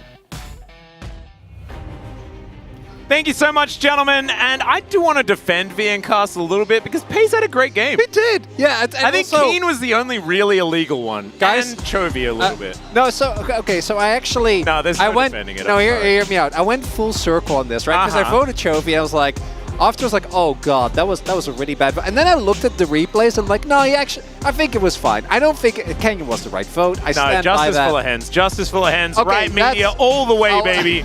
I reckon Right accept Media. that one as Right well. Media is misunderstood, and people just don't understand quite how base they are. Leave Right Media alone. I mean, I've been defending right and left media all season. I don't know why.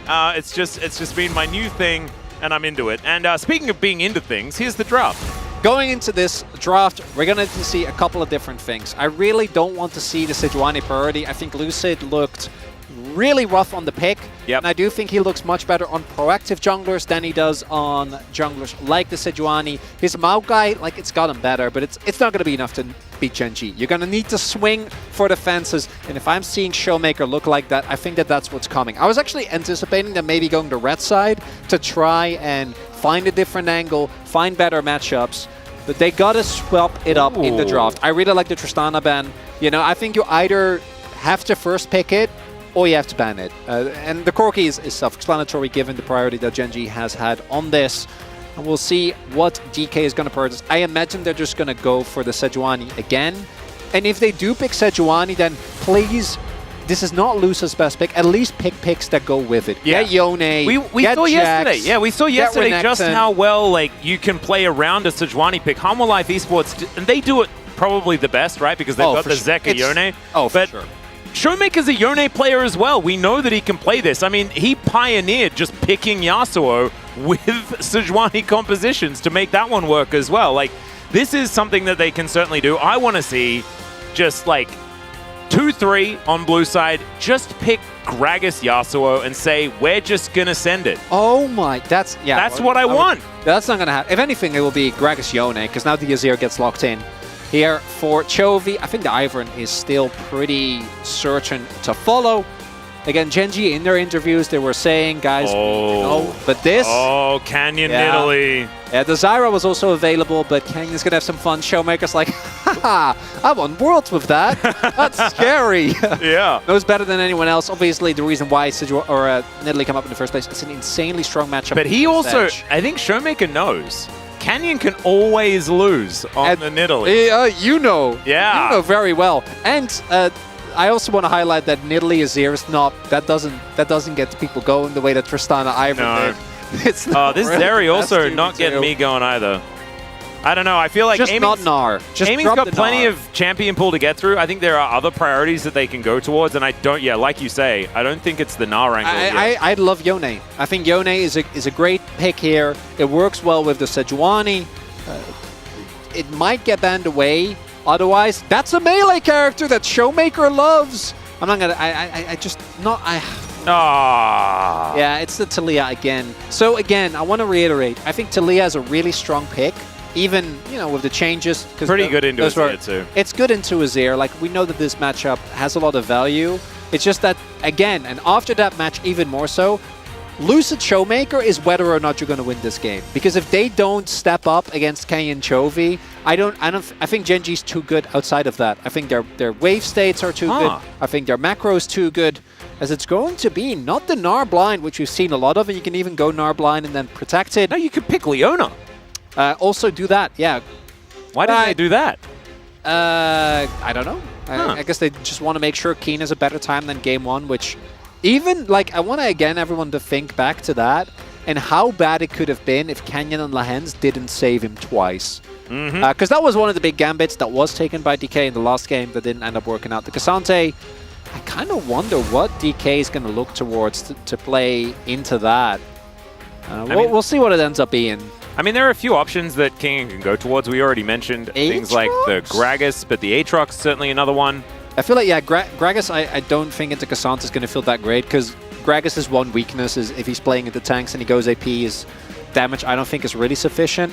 So I imagine that, like, be the when? just Jax Sejuani angle. Yeah, Jax, but they might ban Jax. Okay, ban Rakan instead. Yeah, then it's probably going to be Jax here for King. And also, as you're saying, Jax Sejuani. Jax is an acceptable matchup into the Cassante, as we again see the Rakan ban. And then with Leona also taken away, I wonder if they ban like Leona Alistar. The problem is that I think that Gen G is going to anticipate a possible Lulu angle here for DK. And if you're anticipating a Lulu, then you just save counter pick and then Lahens can go with the Crank. They just banned the Crank. Yeah, good That's call. the one way to do it. I'm writing it down. Crank. There he goes. All right. Pays, what are we picking? Ezreal. Yeah. I think, yeah, it's not interesting. It's not inspiring. However, it does certainly seem well up there on the tier list. There's a Kai'Sa window here as well. No, it's too much magic damage. I think it might just be Ezreal. Or Senna. Okay. Senna going to be locked in. So Tahm Kench, Ornn, both up and available. And so Yumi. Kellen. It's going to be it's fine. So does Kingen pick Ornn here?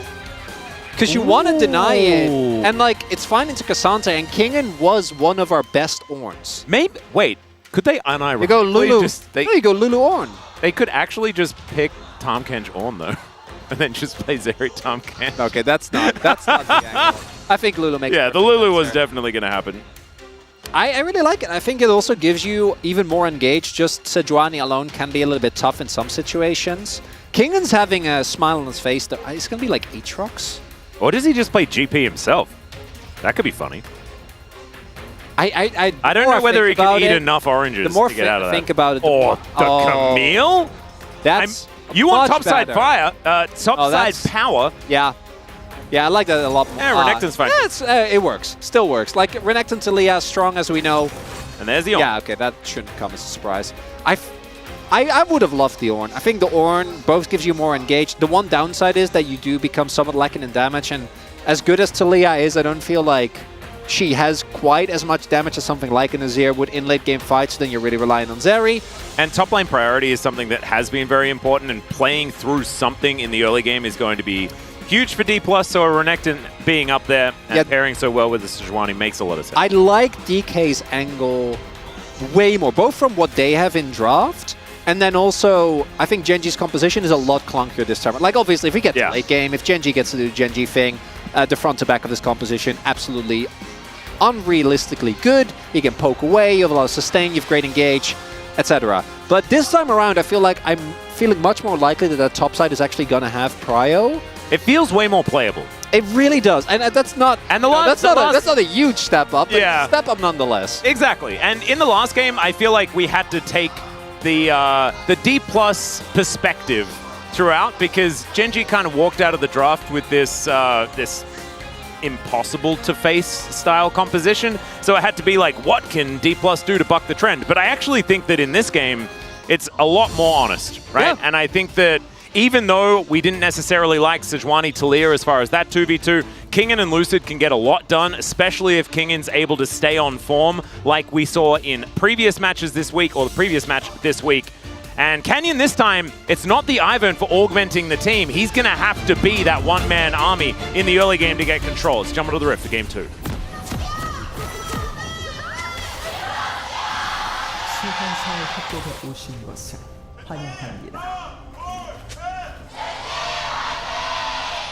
Man, Lolpark absolutely erupting today. And we are on the Genji side as far as the our position and the caster desk is concerned, but D Plus almost blew the roof off. Like, man, fans out in force. It's absolutely fantastic. At least just give us a game, DK. I mean, so do we have to consistent with ask? it. Do we have to? I mean, it's DK gonna Gen happen. G. Yeah, it's gonna happen. I mean, Yeah, they're you're right, you're right. over the last 13 matches, we saw this in the graphic before. It's 13 games for 13 matches. Yeah, I think they had 3 out of the 13 series not go all the way. Yeah, That's not a lot. yeah. I think there were 3 zeros on the DK side. Otherwise, like all of them. It was go the 1 and distance. 2. And that means that there's I a mean, lot of it's also- 3-2 series as I feel well. like we also have had an unreasonable amount of those involved us in Yes. increasingly funny scenarios. Yeah, increasingly declining hair amount. Yes, absolutely. and things like that. So coming into this game, what I want to see differently for DK is the top side control that they're able to get, Lucid's impact specifically, because I think that that's been a consistent issue for him, as good as he's been on some of the more aggressive characters. I think his Sejuani impact really hasn't been where it needs to be. And Sejuani is a character that can actually have a lot of early impact on the lanes because of how strong her ganks are. Her clear is quite good as well. And then secondly, aiming needs to sync up with the rest of the team, because the early skirmishes, a lot of them felt like they could kind of be boiled. Yeah, we'll talk about this in a bit. Again, we're going to focus on DK because Genji haven't dropped a single game. Yeah. And if they're able to actually get something going in these early skirmishes, and aiming gets fed the way it did in the last game by picking up these kills, then I think there is an opportunity. You also have Kellen on Lulu, so aiming will have a lot more agency. That all needs to happen though, because if Genji just gets to a mid game with Canyon, yeah, 21-6. Okay, but to be completely fair, a lot of these champions you can just do this with Genji and it'll be dumb because they've been winning everything. They have. I mean, with Canyon, it is a little bit of it dates back. No, that quite one a is long legit. way. That one is real. The rest are... Paze's ones feel very disingenuous because he doesn't know a season that he hasn't won. So, that's actually just God. a fact. It's the dumbest fact, but it's a fact. It's just a thing. Yeah, the Nepo baby discourse when it comes to music. Oh, okay, Kingen. Okay, Kingen. Just going to try and block Keen's approach here. As you can see, 5-1, the Shuriman battle feeling pretty croc-sided. Saw a demonstration of that there. Hitting level 4 here is Kingen. So Keen catching a wave now. And should be able to answer. Also, didn't the Kingen Renaissance begin with him playing a couple of really good games of Renekton? I think so. If I remember, like, in spring this year, at the beginning, it was like, oh, Kingen. And then at some point, it was like, oh, Kingen. Yeah. I think, if I remember correctly, that there were at least a couple of big... He's had a few Renekton Rumble games that have been pretty impressive as well. Yeah, true. Well, I think the first one that was very impressive was then not able to be translated into a win, and that was a little bit sad. But it's been slow and steady on the rise here for the top laner of D+. And as you can see, Canyon pays a bit of a visit up there, and Keen with control of the wave, and 17-27 is going to be the result as this wave finally moves towards Kingen now. Should be relatively even. Kingen did get a couple of really good trades, but not enough by itself. Well, Imagine there's he's a lot of Q value. Try and look for an early Black Cleaver into the amount of tankiness on the enemy team. And yeah, this is we've seen Renekton do this exact thing. EN, press W. Oh no, miss cannon? Yeah, that's rough. Yeah, that's painful. One of the big things that we saw in last game that isn't going to be an issue now is got cannon is and then made enemy take turret shot. That's way better, isn't it, than missed cannon? Yeah, it really is. Anyway, as I was saying, as Keen keeps distracted, this is actually a fun top lane matchup. That's I kind of want to highlight that. I think we're just excited about it not being Skarner anymore. Yeah, this will probably get old. It still has Cassante in it, but there's interaction happening. Yeah, which is why they do fighting. By the end of it, though, Kingen, I think, missed a couple of creeps too many. Also had to back off for a little bit because Owie. As Trophy's going to get flashed into, does have to get away as that's first blood, and nothing Canyon can do about it. Doesn't find the spear, but even if he did, that would have been doomed. That is a much better start for D+. DK, really big win. Bit unfortunate. I don't think they both had to flash. One of the flashes would have been enough, but they didn't want to run the risk of Canyon like getting the heal off and then Chovy wandering off into the distance. Big moment though. Again, Lucid Showmaker, they need to step up if you want to beat Genji, and that is a really big win. That topside getting ahead right from the get-go, getting a kill after TP is already down. really, really important. And I want to go back to the previous game because, and we both knew, Gen G, with that draft, with how that game was going, was like in 95% of the cases going to win. Yeah.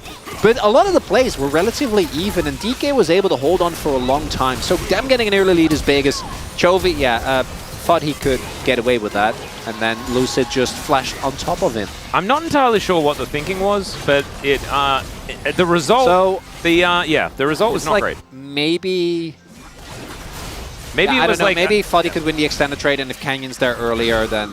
Or he was really close to 6 and he thought he could like dash in, get a minion and scoop him back. I'm not sure. Might have just been a big goof. Ooh, sneaky Canyon. That's big though. 3 grubs is quite nice when you have champions like the Azir. It's no Tristan, but you know, nothing is Tristana. Extender Beam looking a little bit dangerous here, is now aiming in trouble. There's the knock-up. Still aiming just fine. Not a whole lot of damage here in this bottom lane right now. A lot of scuffling. Oh, I like this. Immediately, the moment you get a lead, try to translate that to side. That's going to zone Lehans out of a lot of experience, King. Here's the all-out. The trade of ultimates here between Kingen and Keen. Keen keeping close, and there's the flash out. Kingen having to play with a lot of respect. Seismic Shove in this mid lane as well, as we have got fighting in every lane. And I think it's relatively even. The top side going much further in Keen's favor than I was expecting, though. Playing this matchup well is now... Let's see whether Lehans can keep himself safe, as now Lucid looks for the Winter's Wrath onto Pays. This minion wave getting dealt with, though, and in the meantime, on the top side, Kingen is going to be in trouble. Does get the stun onto Canyon, but he's not the one tanking, so that's going to be a beautiful dive. Really big wins there for Gen G. I actually think Lucid also tried to throw his ultimate. Pace did end up flashing, but that's a price you're going to be very happy to pay. Nicely set up there towards the top side of the map. And that mid-jungle 2v2, you know, Azir and Italy, that's not the greatest. Cassante, though, has so much CC that the setup really isn't that tough. Should be able to at least get a dragon here, but DK, they had quite a big gold lead. And between Lehans absorbing that bot side play, Pace not dying, them investing a lot of resources while the bot lane dive worked out for Gen G, all of a sudden, we're looking at a situation where the gold is even. And, hey, another chance for Earth, Wind, and Fire, so that's something at least. Hey, true. As we're going to check this one out one more time. Yeah. Doesn't have flash, so it's very straightforward here. I don't think there's ever a situation where King gets out, and the moment the spear hits, he's dead. But I think realistically, if he had flash and ult, that's a completely different situation. Not going to be the case though. And I really, obviously that gank was really big.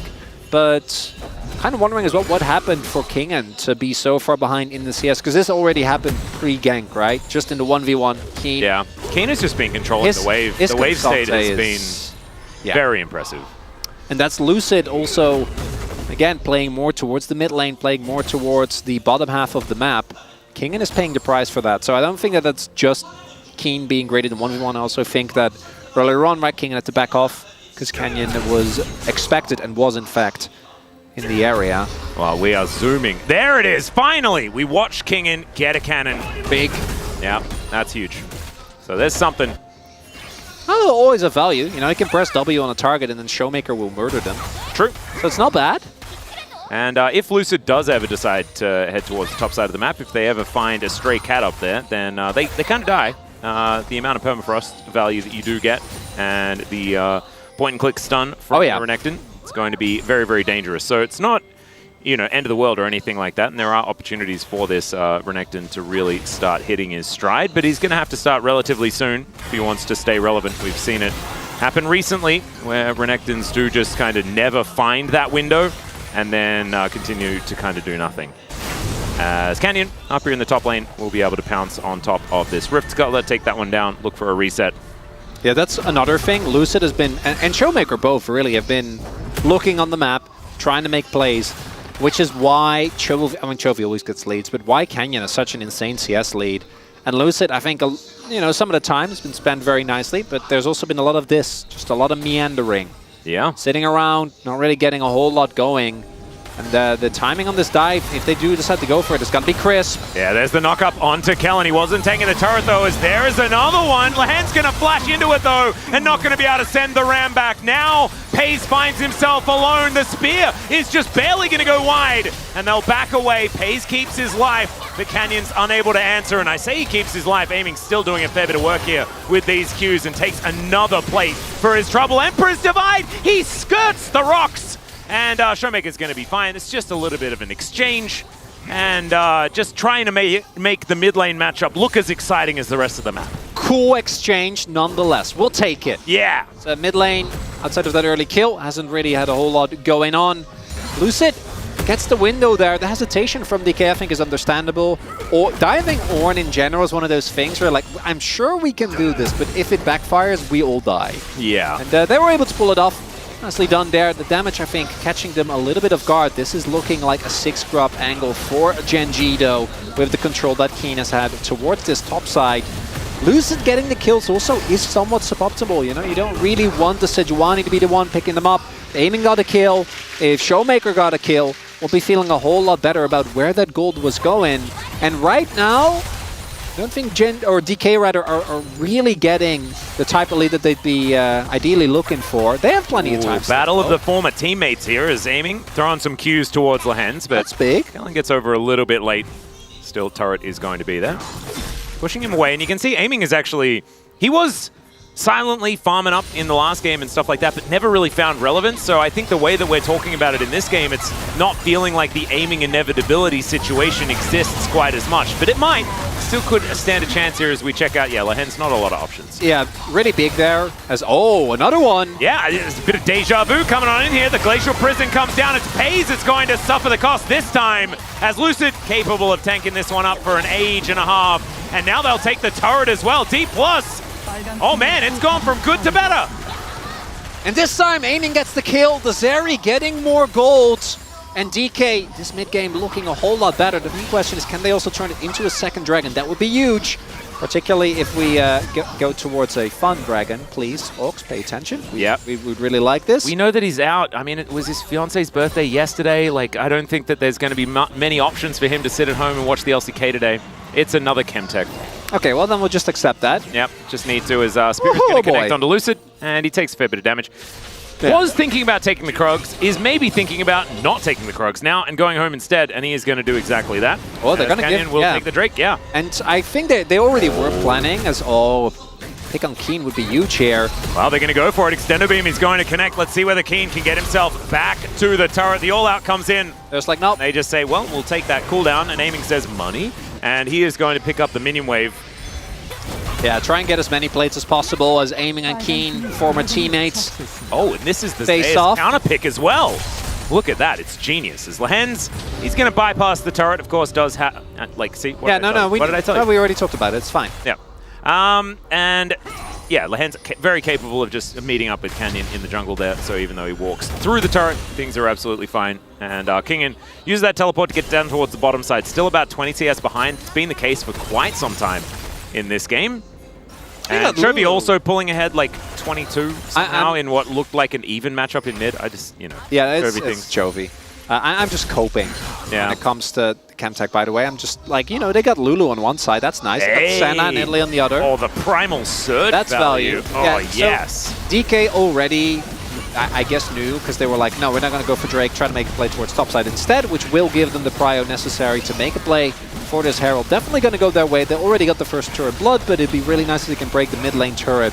Because one of the issues that Gen G do have is that a lot of their comp really doesn't come online until they hit the second item, until they hit the necessary levels in case of Lahen's, and until they hit enough stacks in case of Paze. Yeah, so I think this is like the next 10 to 15 minutes are where DK have as relatively fed Zeri, a lot of explosive power, and don't be mistaken, if Kingen joins a fight, he will still be a menace. And it's also where they need to do something, because if you just, again, don't let Gen G get to the point where they can straight up 5v5 you. No. And I think Gen G are probably going to be looking for D+ to start a bunch of these fights. The amount of engages, yes, you've got an Ornn and things like that, but a lot of it is a big investment for a lot of the engage options. And DK have like, we're going to throw a Glacial Prison at you, and we'll see whether that lands. And with the fact that Lucid picked up a couple of kills as well, he can sort of do it pretty relentlessly, as that Warmog is going to be coming online a lot sooner than it otherwise would. Maybe King should invest in Warm as well. Speaking of which, as Pace, he's going to be the one that face checks. Oh dear, that is a very dead center. Tries to get into the mist, but the mist is now a black and white screen. As Kellen's moving on over, they want even more here as the Glitterland slows him down. Kellen is just looking for more. The Emperor's Divide comes down though. The Sun Disc came in and Lens is going to miss the ulti onto his former teammate. Aiming has downloaded. He knows now as the teleport is coming forward. Showmaker, he's now hiding in the brush. Looking for Canyon, looking for that window. Lucid's going to come in. There's the Weaver's Wall. And of course, Canyon's the one that they want. The pounce over the wall is going to be pretty nice there. So not going to be able to find too much still. D+, front foot forward, and you love to see it. That's still 2 flashes for Gen G. You'll take that for the teleport trade for sure. I don't know whether you'll take this one, as now Keen going to be chasing after Showmaker. We'll move away. Okay. And it's what we wanted to see. It's more proactiveness of Lucid coming up huge here. And I think Kellen again, man, that guy loves to flash forward aggressively with the Lulu, not taking anything. And Paze and Lahens, who have been, I think, very consistent, are showing us why the Senna and really most Senna comps have really dropped in prior pretty sharply. As if you do lose control of the game, like, Pace shouldn't walk in there, obviously. Chovy also kind of had an inkling, which makes it all the more... Yeah, Chovy's Spidey sense are a bit better than Pace, I guess. Yeah, it's the experience, but they still both die, so it doesn't matter that much. The experience didn't go as far as warning the young player that perhaps that was a bad idea. You know, it's like, Pace, don't go in there, and then... No, man, I'll be fine. Oh... All right. Is this a replay or is this Chovy once again? Okay, it just looks very similar to the last We've play. had a lot of these deja vu moments in this game. Glacial Prison up for Lucid, but not going to be throwing it at the Azir just yet. The thing that keeps Gen G very relevant when it comes to gold, though, is that while that was happening, Keen was able to pick up a bunch of waves toward top side. Keen was able to get a turret. So this Cassante is one of the most farmed Cassantes I've seen in a really long time. it's and we know that Keen is the one guy that kind of just wins games by himself on it. As I say that, it might be the Caster Curse, or it might be the Blessing, as he's going completely bananas onto aiming here. He gets over the wall, and now Keen has to deal with Lucid coming in with the fadeaway ulti, and that is the kill going over to Kingin. Yeah, and I know he'd rather give that to him. I think it's a good call to kill. I think just get rid of him. Take him down, because that was like redemption 2 versus 1, and it was still looking a lot more close than I think you'd like that to be. Also, some much needed gold going into King, and no longer a handbag. And a really big pick there for DK, the timing of which is also great when it comes to contesting this dragon. Exactly. Has just spawned at this moment. Gen G do have vision control in the area, and I believe Canyon has started this one up already. So it looks like DK, they're in our boat, you know, they're just a bit frustrated. Just let it go, that's fine. Drake, and so they'll let it go. They'll now look to grab some extra standing gold on this map. It's also not soul points, so individual Drake, you're not really going to care too much. And money for Kingin. Oh, the Herald coming down as well. This Saner will be big, and I love this. When you're playing a composition like this that is looking to generate as much advantages in mid-game as possible, gold is... It's less trustworthy than dragons, but if it works, it really does, as Lahens is just not having a very fun time, getting bullied. They get the inner, give a dragon, but now the gold lead slowly getting bigger.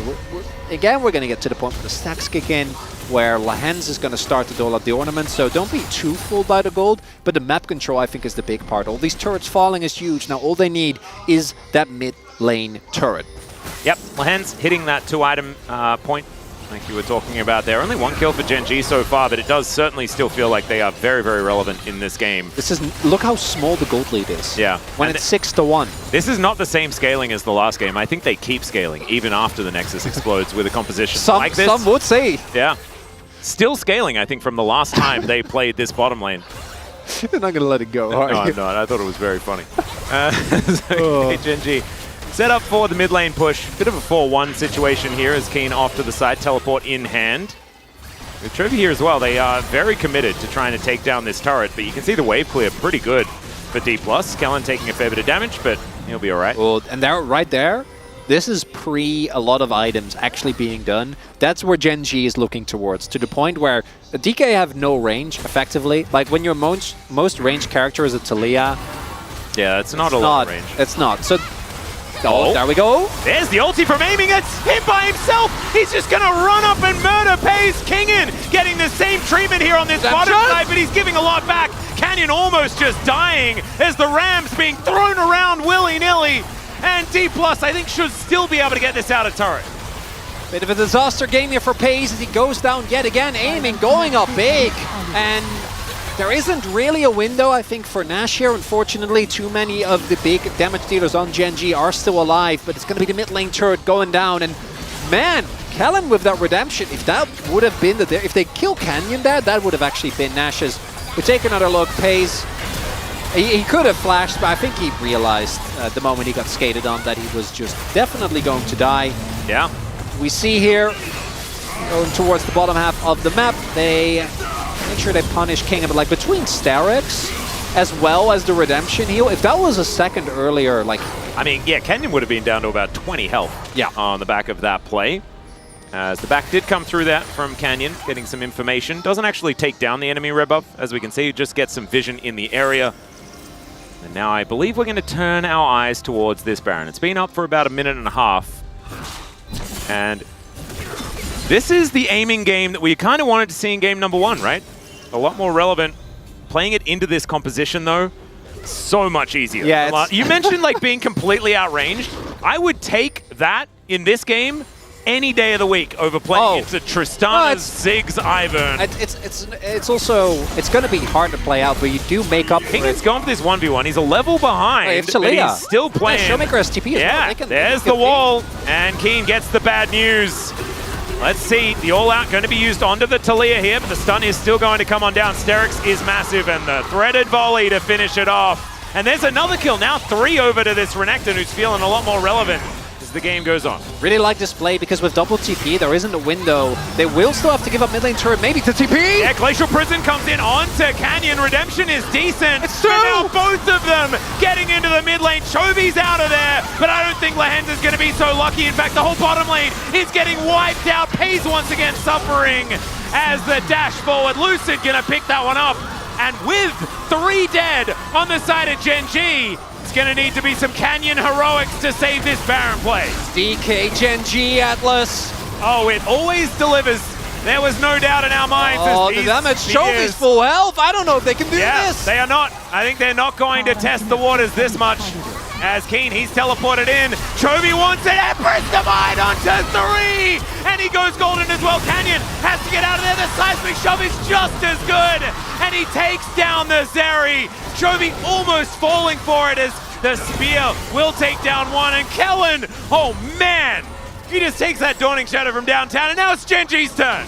Those Baron buffs a couple of patches ago. Gen G says thank you. As, DK, just a little bit too early. They don't have the health bars. I love this vision toggle, though, as they haven't started up the Baron just yet. There it goes now, as all 5 are in the area. Yeah, they need to get Lucid out of here. I don't think it's happening. I think that's going to be the Baron going over to Gen G instead. Oh, DK, it was looking so good until it wasn't. Yeah, until it absolutely wasn't. And DK, they realize they're not going to be able to do it here. You can see Showmaker a little bit disappointed, but I think not feeling like they're out of this game just yet. But with the gold lead shifting in Gen G's favor, with the fact that Ornn and Senna exist, even though they've fallen behind, it doesn't stop them from scaling to infinity. Oh, the double TP to come in here, but you do see they actually have a tough time. Chovy just gets off without any issue. If he maybe has to flash, there might be a bit more of an angle. And then I understand they get the kills. They want to try and go for the play as I think they know. Yeah, there's a Ram coming in as well. As speaking of Ram, he is going to head right on top of Kellen. Canyon looking for him though. The Wild Growth is going to keep the Lulu alive. Actually buys a lot of time here for D+. Showmaker, he'll get cornered. He's the sacrificial Taliyah in this one. Sterix shield going to get popped there by Chovy. And D+, I can feel the collapse in these last 2 moments. Oh, Gen G. They haven't lost a single game yet in the LCK. This not looking like it's starting. Looking like they're beginning. Lucid with the attempt. All right, let's see whether he gets on in there. Is aiming. All right, There's the double knockback from Keen as Lucid's the one pulled in. Oh, Keen, I think he wanted the Zeri on that one. But Chovy is doing Chovy things. He's on the side lane and he's taking down the junglers. Let's check this out one more time as Chovy finds 4. Oh, it was 3 and a flash. I guess. 제리. Even with the flick back there from Showmaker, 나 힐 just 좀 don't 해줄래? have the 나 힐 좀 damage. 해줄래? What a play, using the stopwatch, and then here, attempt at finding one of those messy skirmishes. You know, in theory, I think this can actually work out, but you see there, Lahens just break open the wall, just waddle through without an issue, and Canyon, another great stopwatch, because if he ends up dying and aiming, you know, can keep on going, maybe that's enough, but it's not going to be the case. And Talia, her one weakness is if you do get on top of her, she doesn't have a whole lot of counter argument, just gets blown up. And the kill score is still there. The gold, it's not enough by itself, but I do feel like we've turned the corner, Atlas, and DK now are going to have to find Miracle Team fight if they do want to beat Gen G here. And is this going to be the 4th out of 14? Yeah. Where 0 is added? We have to remember as well when round 2 swings around, we have this matchup very, very early. You guys saw it on the calendar that we brought up in the pre-show, but if you weren't there for that one, we have Gen G versus D+, the rematch in round 2, very, very soon. It's in like a couple of matches time for both of these teams. So very, very cool stuff. It's not the last chance for D+ to find some revenge. As yeah, the upgrade comes through for Chovy. We haven't talked about this. Yeah, for a they bit. killed Baron, and then Chovy went and got a cooler tooth, I think, from the Baron when they did that. That's like the canon of this game. Yeah, no, for sure. Very, very cool. There is it's just great how that kind of works. The Ornn, not really that important. He wasn't right. involved in this. Oh, no. speaking Don't of be fooled. important, he was upset about me saying that and throws a ram. They're not really going to find too much This is more. just fishing. Yep.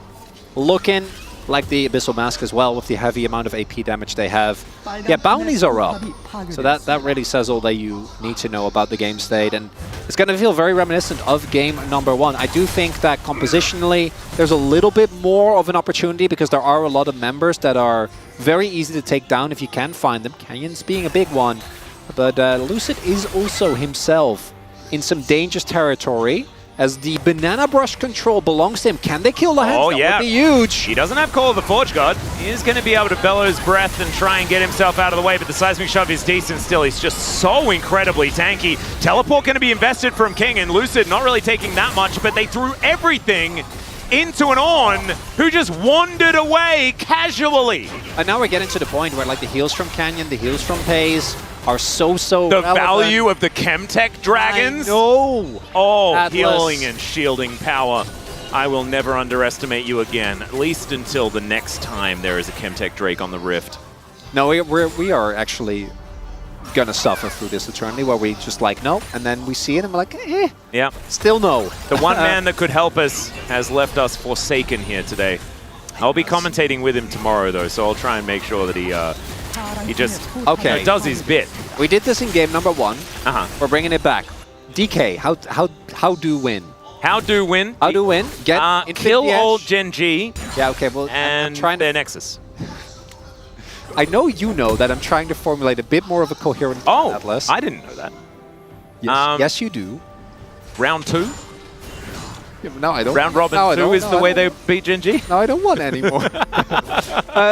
Maybe it is round 2. No, I think We'll there see. are some angles. I don't think they're out of this one just yet. I think that Lucid, if he finds you know, that flank angle, if they manage to pop a key target, I think they just need to kill Chovy. If they kill Chovy in these fights, like in the next one, execute Chovy first. I don't think Pays has the damage yet to be able to fight back. Maybe that's it. Even though we are infinitely scaling in this one, I don't think we're gonna hit that. So that's one. You need to have the Infinity Edge for aiming. He's insanely strong right now. The main issue is that with double stopwatch available, I think normally you play this combat like pseudo pick comp, right? You find one target and then you blow them up. As Showmaker did finish his Crypt Bloom, is still a full item behind. But it is actually so hard. Chovy's level 18 with 4 items, Mercs and stopwatch. Canyon, 3 items, Mercs, stopwatch.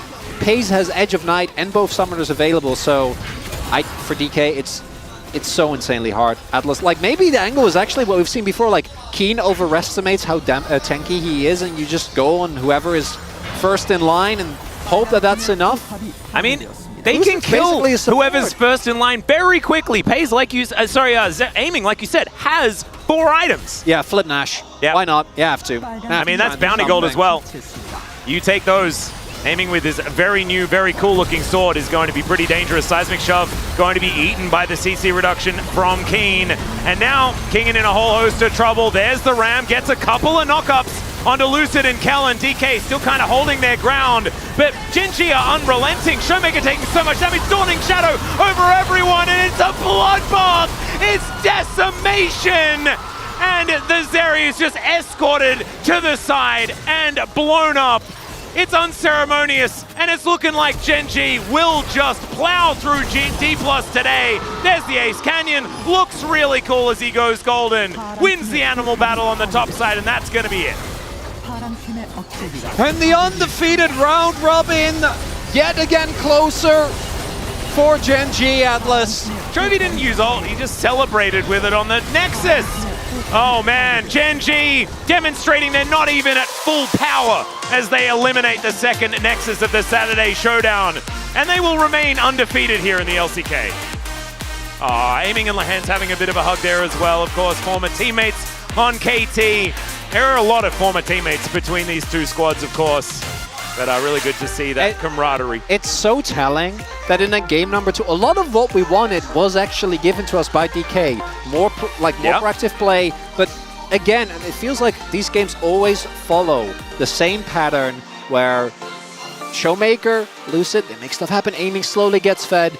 But Genji is like, yeah, we're not bothered, we're just going to keep on farming. Every play, someone's farming in Sidewave. Every single play, it's fine, we're getting a turret. And then, when you get to the team fight, you don't have the lead that you think you do. And Genji's team fighting is pretty good. I don't know what this is, but Canyon I like carry. He did.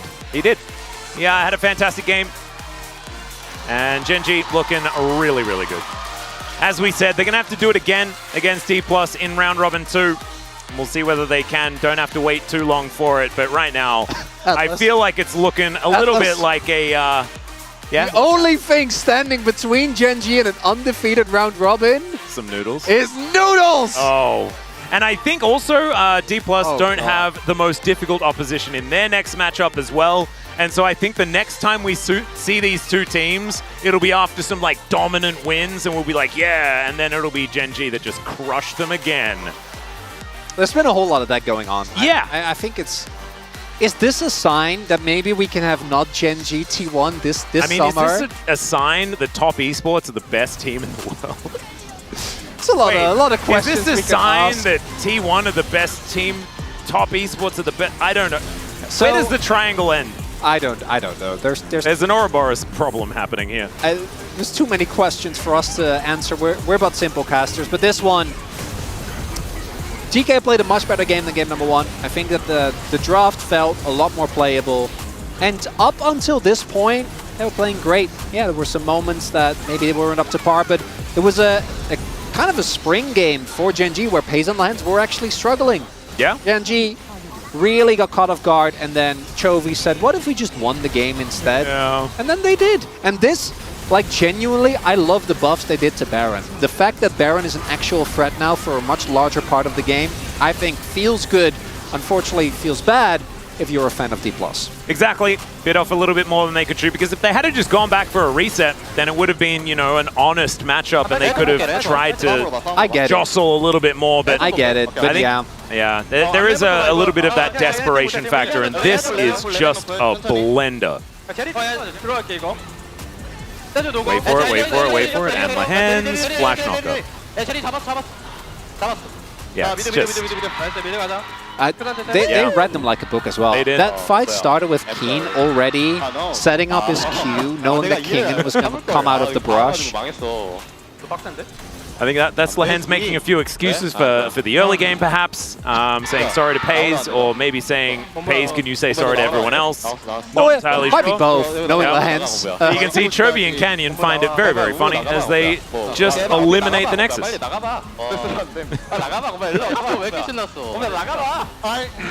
Oh, Lahan's. Never change. Never change. And yeah, aiming did a lot of damage, and there wasn't very much of it that was relevant. DK gonna have to change up that draft priority list. That is the takeaway. I think this game 2 was a lot more playable, but Yeah. it still feels like this isn't the angle that's going to get you to win against Gen G in the round 2 of this series, which is, as we mentioned, in only, I think, a week's time. Yeah. I'm sure we're going to see something a little bit more wacky, but for today, Gen G stays undefeated. They certainly do, and it's looking like that may continue. Now it is time for us to throw it back over to the space for them to break down the 2-0 for Gen G. Will it stop, boys? Will it stop? You're right, Atlas. It is looking like it may continue as Gen G take care of business here against D+. A clean 2-0, undefeated match score still intact, undefeated game score still intact. Digon here in the space alongside Valdez and Wolf. And guys, this one a lot closer, a lot more clear focus on what D+ wanted to do, but Gen G find a way. Yeah, here's the thing. In the LCK, any team can win an early game and have good plays and kind of set up stuff, but actually putting it together and winning the game afterwards, especially against a team like Gen G, is very difficult. DK, they started off really well, but they weren't able to put the nail in the coffin. One big mistake around the Baron, and the game just immediately went to Gen G. And even though we did see that pick onto Chovy in mid, for the most part, there wasn't really that much synergy with the Talia and the Sejuani. So let's talk about the draft, because this is, I think, the biggest issue for D+ in this series is just not having the greatest reads on draft. They banned the Blitzcrank so they could play Lulu, but they just went for the Senna lane instead. I think they kind of forgot that one was still up.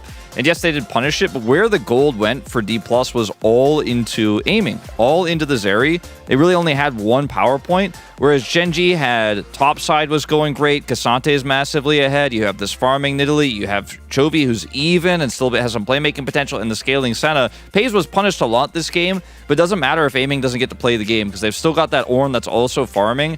It felt like Gen G throughout the game always had multiple different ways to win, whereas for D+, it was just aiming has to pop off, and they went back to their old style, which is not what we saw from them where they found success earlier. We were like, oh, we're really happy. Kingan's getting it done now. You know, Lucid's getting it done. They're doing it topside, but when it went back to the aiming side of things, they got the gold, but they couldn't win the team fights. And you saw the amount of armor that was being stacked by the Cassante and the Ornn in this game. We saw Keen was at 310 armor by the time some of those later game team fights were happening. So the one guy that had to pop off was just being countered by only armor. Like eventually he was building towards a Spirit Visage, but he didn't even really need it because the burst damage of the Talia and the Sejuani is just nothing for Cassante or Ornn. Yep, well, for the first 14 minutes, Aiming got a lot of the focus there on the bottom side of the map. Lucid was, I think, 2-0 and 3, and that's where the focus of our first highlight is as D+ came in, clear game plan, let's focus down on the bottom side of the map, let's get those kills going. Yeah, I mean, they had a lot of focus down here. You know, there were some puzzling moments for Lehen's Baze as well. I feel like not respecting this potential dive, expecting that Kanya could come over and help out. The problem is Nidalee doesn't have CC outside of her trap, of course, so not really any way to like peel for these dives and can only just kind of chuck spears and hope for the best. So it was a good game plan. This, unfortunately, for Pays, a little bit of a rough one. Yeah, I mean, Chovy was right there, right? So they're like, oh, it should be fine. Nope, there's 3 people in the bush, and Pays immediately dies. He was 0 and 3 at this point, and he was having a really rough time. And Chovy, unfortunately, gets baited by this as well. But it just shows that DK, immense focus on the bottom side of the map, really trying to punish and really trying to get ahead, which they did. I mean, Aiming has a ton of money, right? He's super fed. He has his Runins at like 17 minutes. He's very, very accelerated. He finds Pays in the mid lane later on after this. He just flashes on him and kills him because he's so far ahead. The Senna is just not going to be relevant, it seems like. But you still got the Cassante. You still have the Nidalee Spears to contest. You still have the Azir. And, you know, that advantage doesn't translate unless you can control the map and control every team fight on your terms. Yeah, and there are ways for Gen G to still poke and prod their way into team fights, which is what happens here. On the back of a one team fight by D+, they make a call for Baron, but then decisively, Gen G go in. Yeah, it's kind of insane, this call. I mean, it's beautiful, plus the mechanics of Chovy, which you're never going to be disappointed by. Hits 3 of them, forces 1 flash, and the second Keen's TP comes in. They're immediately making the call to go for this, and it's just, you know, unfortunately, DK, this is the one mistake I was talking about. They had an excellent early game. They were ahead, but they go for this Baron. They try to make that decisive Baron call, but it takes them too long, and then eventually they're just sitting ducks for Cassante and Azir. I mean, Showmaker tried his best to trade some back, and obviously, the front line is immense here for Gen G. But the other part of this really is, and I mean, contesting this, unfortunately, it looked pretty risky for Gen G to start this, but they get the TP back in, they're totally fine. The front line is there. They can't actually turn on this when Chovy does end up getting that damage done. And then after all of the combos used by Showmaker, Chovy's still able to do damage from a distance. There 2 kills almost taken by Paze's ult there as well. Chovy did all of that before he had Leandri's, by the way. He had his Faded Ashes. If he has Leandri's, I think it's a complete wipe. It's just so crazy how coordinated this team is, even from behind. This is one of the first game states all season where they've been technically behind. Yep. All right, well, let's take a look here at the POG. I think we have an idea who it is after the big play. 1, 2, 3. 3-man shove plus the flash. It's 200 pod points for the churchgoer Chovy. Now, even though this is a global stream, we usually speak English on the space. Even Laura was able to adhere to that, so I'm not really sure what that was all about. It's a 3-man look. It's a 3-man shove. It was good. It was good counting, though. I mean, that was cool. Yeah, but essentially it comes down to that play and just the consistent damage from Chovy. Yeah, he did die early on. He kind of gets caught out. Maybe he's thinking he's playing Tristana still. He's like, oh, I can buffer this rocket jump to get out of this seismic shove, right? Well, no, he does get caught the one time, but his consistent impact, especially after that one play around the Baron, was just insane. I think the Keen votes are completely warranted. That was, for me, I was leaning towards Keen the entire time until that moment.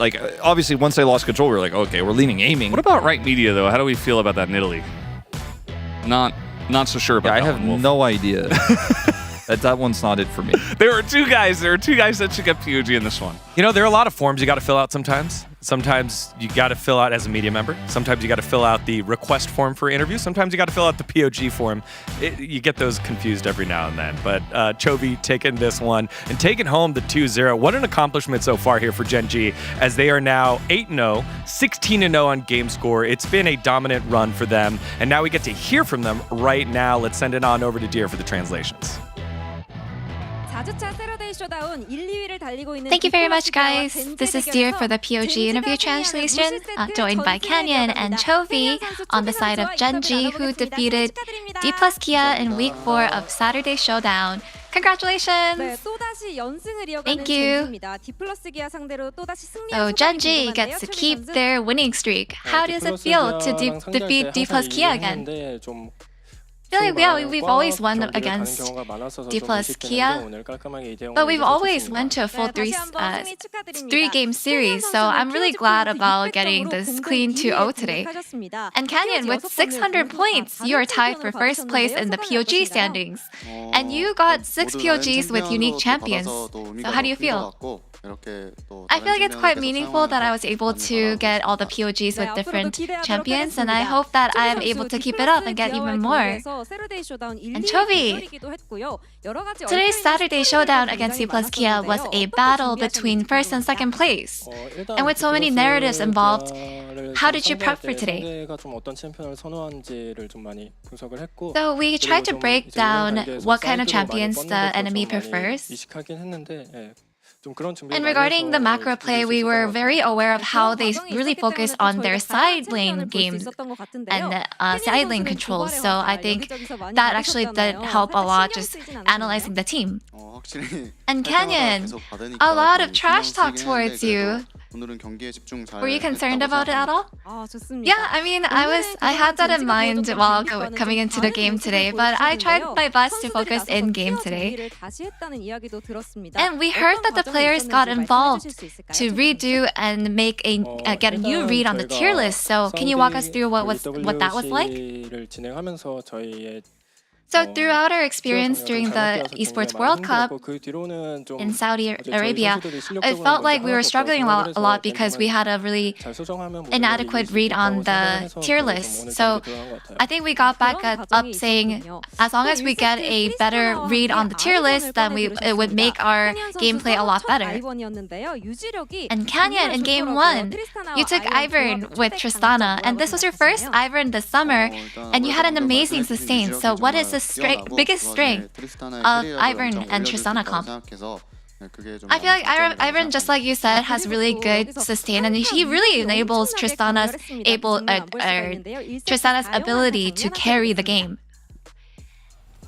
And you guys had such a powerful team fighting. Let's take a look at this replay.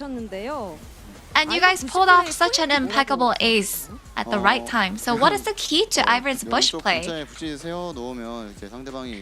So being able to set up some bushes near the pit, it denies their vision. And I think the biggest strength is being able to sort of output some damages. And I feel like being able to take that hit in the Esports World Cup actually made me realize and learn a lot about Ivern as well.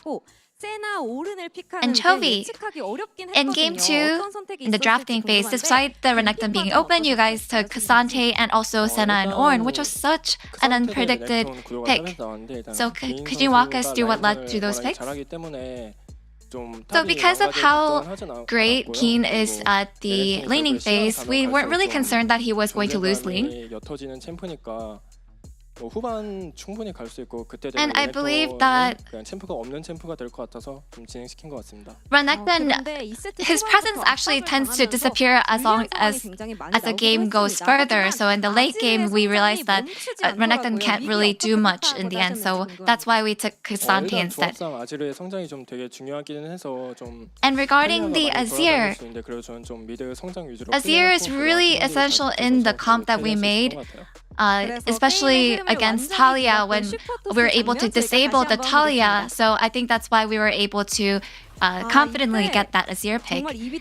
And this moment, you had an insane super shuffle. So without any vision, how are you able to engage? I knew that my teammates told me that a lot of the enemy's abilities were baited out and they wasted it, so I was able to go in pretty confidently. And I actually did predict, it was like a prediction ult, but it went through so well, even better than I actually expected.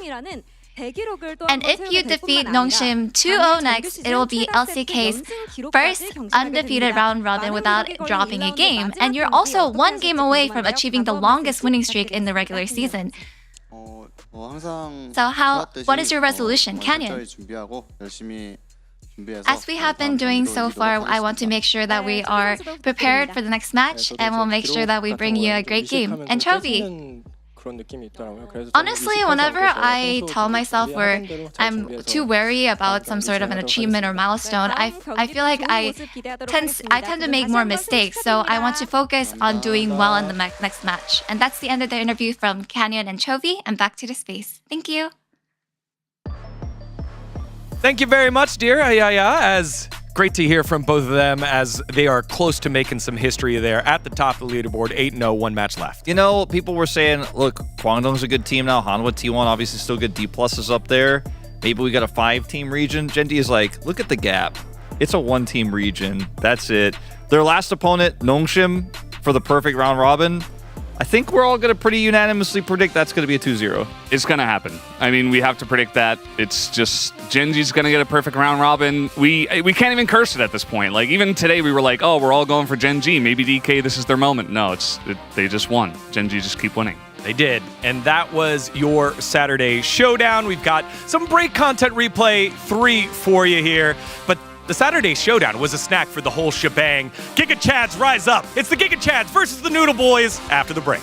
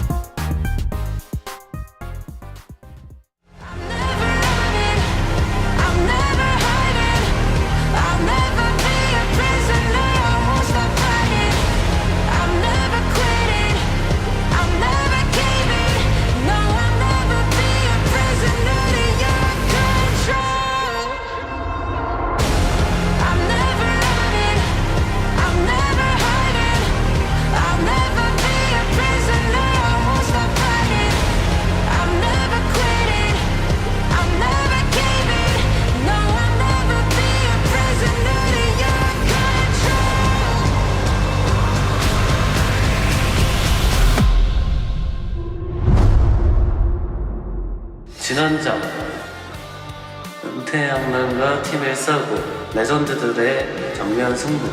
용인이 형이랑 오랜만에 맞춰보는 거라 바텀이 좀 힘들긴 했지만 어찌저찌 이기는데 성공. 루페 감독님의 피드백으로 더 강해진 은퇴양. 그런 우리 옆에 나타난 첫 정규 경기 상대는 ENK 키어 X 유스. 과연 은퇴양 나는 리플레이 최초로 마침내 드디어 이거를 이길 수 있을 것인가? 보여줄게 완전히 달라진 나.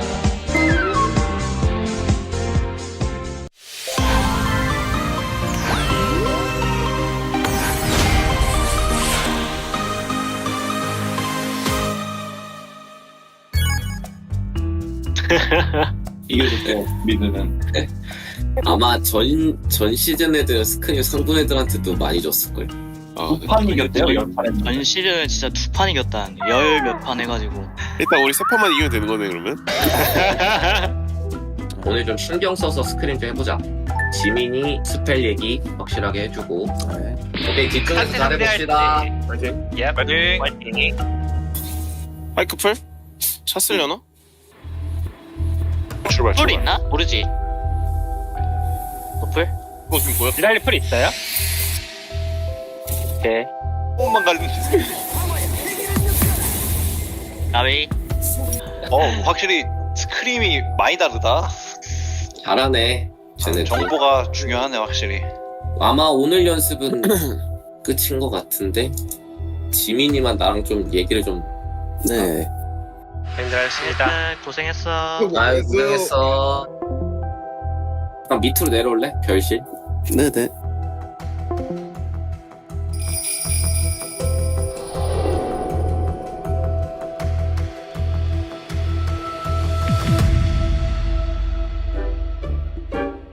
안녕하세요. 반갑습니다. 아니 잠깐만. 이서영 씨 게임을 많이 했네요. 근데 갇히셨네요. 지민이가 점수 제일 높을 거야. 내가 어제 쳐보니까 지민이는 그래도 200점 왔던데. 걔네 들어왔어? 네. 네, 파이팅 합시다. 쪽으로 해봅시다. 파이팅. 파이팅. 아 좋다. 하지만 푸시 잡을 것 같아요. 나 보내줄까요? 버렸네. 보내주자 이거 안 돼. 보내주자 이거. 내가 절대 못. 나 예스. 오빠가 이제. 다들 밥도 먹고 뭐 다 정신 저희 차리고 그 복수해보자고. 야행성. 예. 오케이. 종현이 형. 어? 1렙만 좀 같이 봐줄래요? 잠깐만. 어. 네, 그냥 1렙에 싸울 생각으로 하면은. 아 그렇게 해서 푸시하는 거? 우리가 이긴다고 했는데 내가 보기에는 푸시를 못할 것 같기도 해. 아, 애초에 아닌가? 슈플 들어가면 안 터지나? 페널티가? 원래 지금 터졌어야 되는데 이거 그냥 좀 절었어요, 제가. 뭔 말인지 알 것 같아.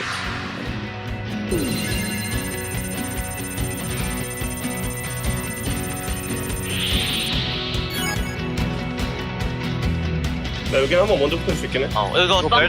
세나 노플, 세나 노플. 오케이. 나 파스 노플이야. 아 잡았어. 쟤네 다 노플 빼면서. 파이팅 하면 될 것 같은데? 빼면 돼. 이제 나이스. 이제. 맛있잖아. 이거 지금 와이. 나이스. 와 우리 스크림 승리했다 야. 와우. 네, 뭐 지민이도 보니까 슬슬 입도 풀리고 홀도 잘해주고 좋네. 힘내도 잘해주고. 사람 됐어요. 나이스. 밥밥이구만. 예? 야 오늘 열심히 해서 7층 찍어 왔다. 정훈이 형이랑 빼고 그만던데요? 나는 안 돼. 나이스. 최근 뭐야 이거? 체급 너무 높아졌는데? 어우 진짜 잘했다. 짚어줄 만한 게 없을 정도로 너무 완벽했는데 막판에 딱 기분 좋게 이겼네. 그래서 나는 이왕이면 뱀픽 구조를 맞춘다고 하면 탑이랑 맞췄으면 좋겠어. 탑이 좀 편하게. 나 솔직히 승산 거의 없다고 보고 있었는데 하는 거 보니까 해볼만한데. 그러니까요. 진짜 이겨볼만해. 네, 파이팅 합시다. 쪽으로 해봅시다. 파이팅. 파이팅. 이겨봅시다. 오케이.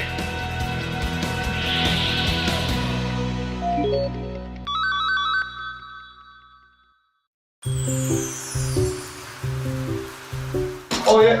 오셨어요. 안녕하세요. 잘 들어오셨네? 뭐야. 동민이 형 이렇게 빨리 오다니 많이 안 되는데. 로파크 되게 진짜 오랜만이야. 1년. 얼마 안 돼. 사실 한 년 정도 됐는데. 동신 때 마지막에 왔으니까. 왠지 지각할 느낌인데. 지각이라고 생각 안 할 수도 있어. 뭐 실급배에 주는 것도 아니니까 뭐. 오늘도 좀 걸리는 거야. 안 늦었네요. 늦은 거 아니야? 아니에요. 종민이 형 일어났죠? 오늘 중이겠지 사람이면. 벌써 얘왜 비디오 들어왔어 지금? 이쪽으로 안 하고 거 아니야? 로파크 설마 처음? 로파크 처음 아니야? 처음? 졌다. 바텀 졌어. 정민이는 해봤어. 나랑 같이 했어 19회. 오케이. 지옥의 순간도. 아니 순간도는 같이 안 했네.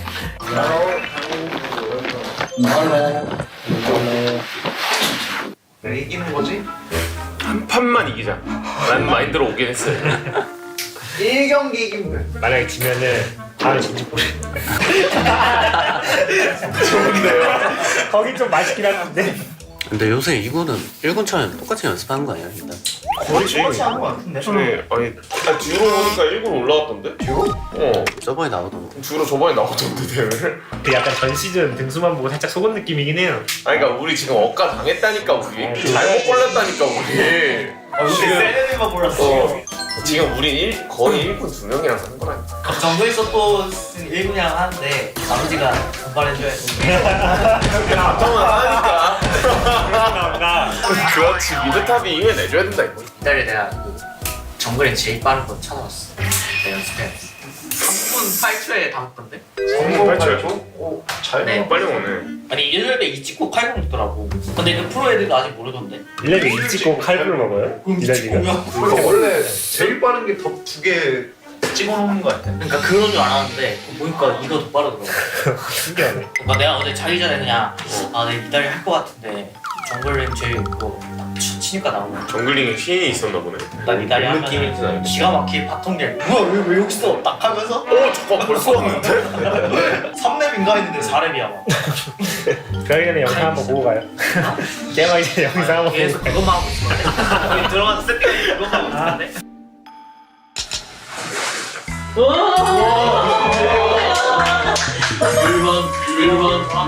저 은퇴양난 형님들한테 선전포고 한마디씩 해볼까요?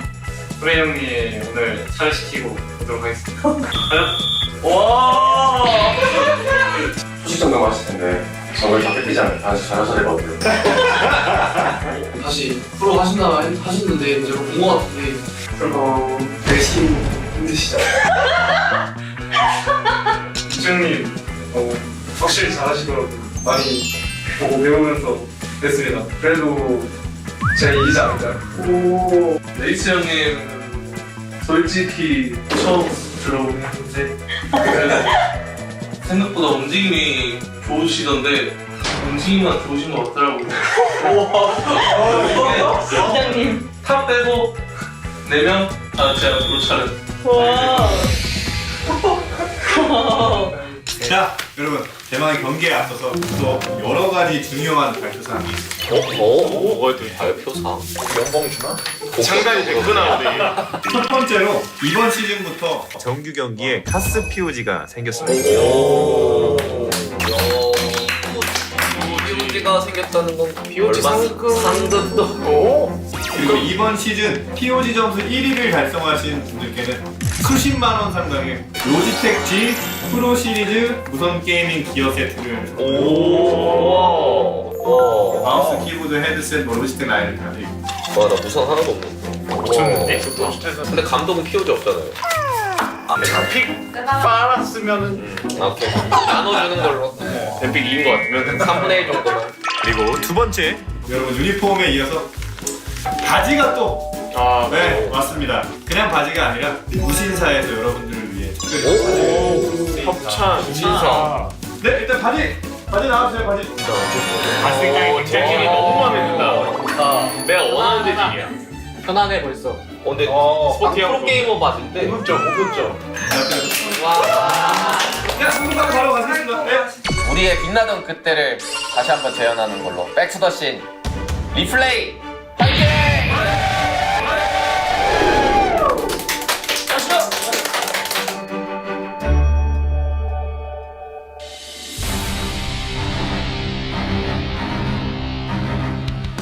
네, 게임팬 여러분 안녕하십니까. 리플레이 시즌3 백투더씬 은퇴양난과 BNK POX 유스의 경기로 인사드리겠습니다. 저는 진행을 맡은 당군 김우중입니다. 도움 말씀에는 꼬꼬 고수진 해설 그리고 린다랑 해설이 함께 해주시겠습니다. 안녕하세요. 안녕하세요. 네, 안녕하세요. 반갑습니다. 안녕하세요. 반갑습니다. 그렇습니다. 자, 오늘 또 린다랑 해설이 오랜만에 이 롤파크에 출격을 했습니다. 맞습니다. 저 19년도 선수 때 와보고 정말 오랜만에 오는데 굉장히 설레기도 하고 길도 못 찾았었거든요. 근데 오늘 CL 대표로 불러준 만큼 알찬 해설 들려드리도록 노력하겠습니다. 자, 그러면 오래 기다릴 거 없습니다. 바로 준비하고 있는 양 팀의 1세트 뱀픽을 살펴보겠습니다.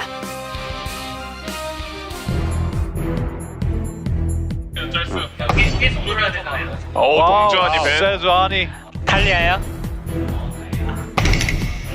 와, 동호카이. 딸깍 너무 고맙고 마오카이 딸깍챔 그냥 닫아버리는데요? 그때는 이거 이러면 투타 먹긴 해야 될 것 같은데. 이러면 투타 먹긴 해야 될 듯? 투타 그렇게 하겠네. 이러면. 투타 먼저 먹네. 칼리 일단 올려두고 니달리 가자. 칼리 니달리? 칼리 그렇게 할 듯? 뭐야? 이지로 넘어갈게. 넘어간다. 오케이, 여기까지는 뭐. 일단 그렇게 할게. 일단 첫 뱀픽부터 흥미진진하다고 느껴지는 것은 트리스타나를 뽑으면서 미드 쪽에서 힘싸움을 하자고 먼저 이니시를 걸었는데 거기에 대해서 은퇴양난이 물러섬이 없었습니다. 그렇죠. 말씀해주신 대로 최근에 또 난도가 높다고 평가받고 있는 니달리를 빠르게 뽑았기 때문에 스코어 선수의 그런 활약도 굉장히 중요할 것 같고, 반대로 트타를 뽑으면서 AP 정글 빌드업을 할 수 있기 때문에 자이라 같은 AP 정글을 밴해주네요. 서폿이 잡히게 나가나요? 응. 레넥 없어서 서폿으로 알리. 오케이 알리.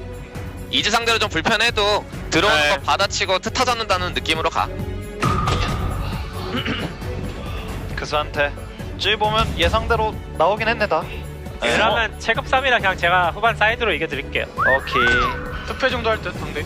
투패 해야 될 것 같은데 기다려라. 특패 나르. 나르가 웬만하면 나을 것 같아요. 이게 특패는 전령사 엄청 약해가지고. 릴리아 그냥 특패로 고정시키는 거 매력적이긴 한데. 일단 나르가 가자. 오케이. 나르로 가자. 좋아요. 렛츠고. 우리 이왕이면 그러니까 탑 주도권을 신경 쓰긴 하는데 이쪽을 막 갱해야 된다, 막 잡아야 된다 이런 느낌보다는 결국 바텀을 풀어야 게임 이기긴 하거든. 정편이면. 그리고 이거 트타 대 코르키 구도지만 결국 서행이가 주도권 코르키 쪽에서 잡아주면 좋아서 니달리 많이 써. 오케이. 알겠습니다. 한 매치업은 서로 관여 안 할 듯? 이거? 그냥 서로 1대1 두면 제가 섬으로 하면 제가 이기니까 릴리아 웬만하면 구도 관여 안 할 거예요. 가보자. 파이팅 파이팅 파이팅. 네, 리플레이 시즌3 첫 정규 매치입니다. 블루 진영의 BNK 유스 그리고 레드 진영의 은퇴양난입니다. 이게 롤에서 상점 아저씨는 항상 그대로잖아요. 오랜만에 뭐 프로 나와서 이렇게 아이템 파니까 너무 반가울 것 같아요. 그렇다고 뭐 싸게 줄 수는 없는 거고요. 아이템을 정가로 받아 가셨겠죠. 이거 나 아래 동선이니까 조금 빨리 갱킹 한번 봐도 돼. 오케이. 근데 보통 니달리가 정글을 돌 때 한 대라도 덜 맞으려고 무빙을 하면서 먹는 거가 일반적인데 스코어 선수는 지금 말뚝딜을 받고 있거든요. 그렇죠. 이게 정글링 속도에 도움이 돼서 하는 거겠지만 좀 재밌는 장면인 것 같습니다. 자, 그래도 최대한 빠른 시간 안에 상대보다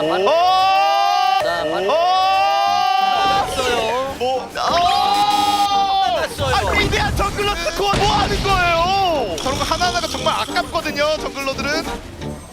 제가 원래 돌았으면 3분 20초? 15초 이렇게 도는데 그 영상에 3분 8초 만에 도는 게 있더라고요. 그래가지고 오늘 이거 한번 쓰면은 진짜 빨리 가서 갱킹 할 수 있겠다 하고 게임 시작 전에 연습 손풀 때 그것만 했거든요. 근데 안 돼가지고 진짜 가슴이 찢어졌습니다. 살짝 실수해서 조금 느릴 듯. 오케이. 이러면 니달리의 강점인 빠른 템포, 정글링이 조금씩은 없어질 수 있는 거고요. 맞습니다. 저게 경험치가 부족했다라는 것은 4레벨도 안 될 수 있거든요. 바위계 쪽에서 정글러들이 만날 수도 있는데 여기서도 손해가 좀 발생할 수 있습니다. 그럼 나 윗게 가야겠다. 네. 다 푸시 중. 야 윗게 뛸게. 아랫게 나가나 보다 지금. 줘야 될 듯? 그냥 우리끼리 잘해보자 그냥. 니들 여태 레이스 뛰는 거지? 릴리아 탑 릴리아 탑. 오케이 리드 탑이래. 확인. 세게 나와도 되겠다. 깡부려도 돼. 깡부려도 돼. 이제 한번 쓸게요. 거리 나오면. 꼭. 길게는 안 할게. 빼면서. 네. 어차피 비전 없잖아. 비전 없어. 오 맞네. 비전 없어. 오 맞네. 까비 괜찮아.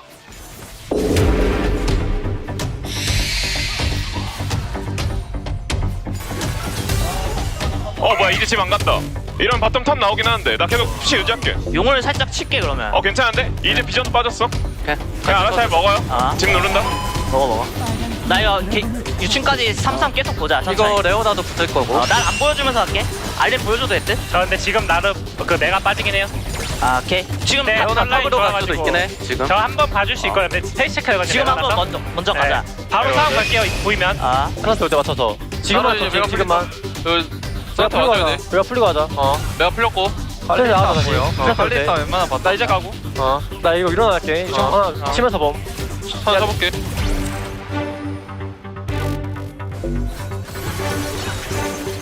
일단 치긴 하는 중. 먼저 갈 수 있어요. 싸우면. 딱 열리면. 오케이. 일단 안 열렸고. 우리 계속 유지력 싸움 해야 될 듯?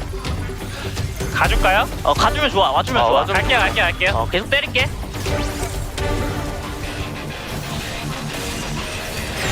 네. 자, 그러면서 총공세로 데려왔어요. 네. 곧 있으면 내가 나서 그런데 아래쪽에서 나르가 2명을 드리블하면서 지금 구도 자체를 좋게 만들었어요. 리치 선수의 움직임이 BNK를 좀 흔들리게 하고 있습니다. 그렇죠. 메가대로 핑퐁이 됐고 반대쪽에서 드로가 아까 전멸이 빠졌었기 때문에 살아가기 쉽지 않았죠. 와, 이래서 임대 완다 리치 제대로 증명하는 첫 번째 유충 교전이었습니다. 릴리아 6. 얘네 탑 한번 풀어주려 할긴 할 듯. 템이 너무 잘 나와서. 천천히 해야 될 것 같아. 미드는 나 안 빠져도 되지? 안 빠져도 돼요. 그냥 반반이야 지금 계속.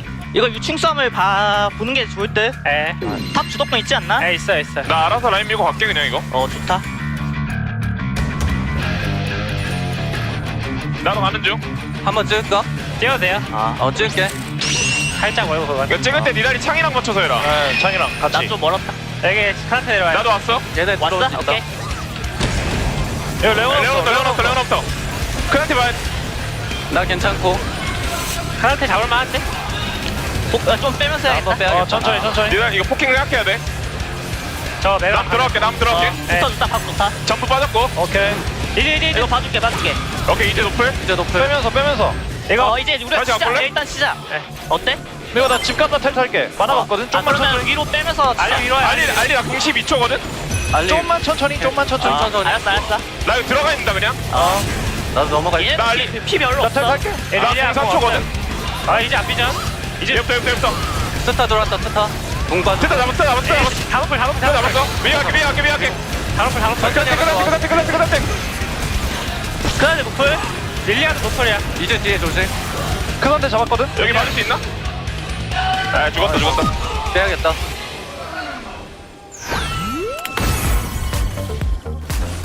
여기서 BNK 유스도 판단을 되게 빨리 잘했던 게 코르키가 집에 갔다 오면은 본인들이 질 걸 아니까 그 전에 미리 걸어가지고 진영을 깨버렸어요. 그렇죠. 그리고 크산테도 피관리가 안 된 장면이 있었지만 결국 총공세를 키면서 나름 오래 버텼었고요. 서로 3대3 교환이 나온 거지만 사실 투자값으로 보면은 은퇴는 조금 더 있었다고 보는 게 맞을 것 같거든요. 결국에는 유충을 4개 먹은 BNK 유스 입장에서 나중에 트타의 사이드 압박 이런 구도도 만들어줄 수 있을 것 같고요. 그리고 나르에게 유충을 많이 주지 않았다는 게 중요하겠죠. 맞습니다. 그럼에도 불구하고 어쨌든 킬 포인트도 같고 글로벌 골드도 지금 비슷한 상황에서 드래곤을 일방적으로 가져가는 쪽은 은퇴양난이에요. 우리 전령 싸움도 다시 생각해야 돼. 안 내주는 게 좋을 듯. 우리가 전령 먼저 칠 생각도 해야겠는데 나를 올라오는 거면. 스타 텔 있나? 없는 거 아니야? 없어. 썼어. 전령 그냥 칠 생각하죠 이거. 그러면 바로 치자. 바로 쳐요. 나올래? 저 이거 우리 용 안 쓸 거고 전령 볼 거다.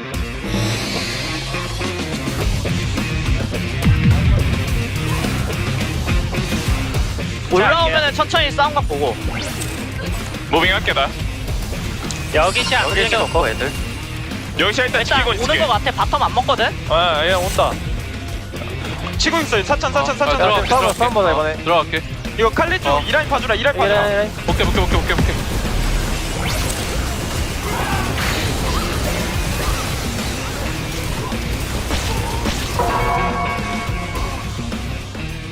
미드 타워 지키긴 해야 돼요 저희. 아야 탑에 빨리 쓰자 그냥.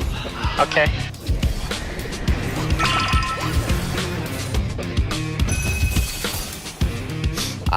이러면은 전령이라는 게 타워를 먼저 미는 거에 의미를 두는데 미드가 먼저 밀렸기 때문에 이건 손해를 좀 많이 봤습니다. 그렇죠. 그리고 전략적으로 사이드 타워보다 미드 타워의 가치가 더 높을 수 있는 거잖아요. 그렇죠. 그런 부분도 확실히 부담으로 작용할 수 있을 것 같고요. 우리 이제 아래 할 거야 미드 바텀. 18번. 싸움 많이 세고. 나도 이거긴 하다. 바로 이쪽 힘주자. 들어가서 미드 밀고. 바로 셀 쓸게 바텀에. 빨간 팀의 포탑이 파괴되었습니다. 그냥 우리 레드 쪽 시야 이번에 지키는 식으로 해야 되긴 하거든. 우리 레드 18초. 이번에 일단 레오나 노플이긴 하고. 우리 칼부 지키자. 여기서는 쌍각 봐도 돼. 레드 싸움은 해야 돼. 싸움 하자. 레오나 찍을게요. 나오면. 여기 살짝 걸래.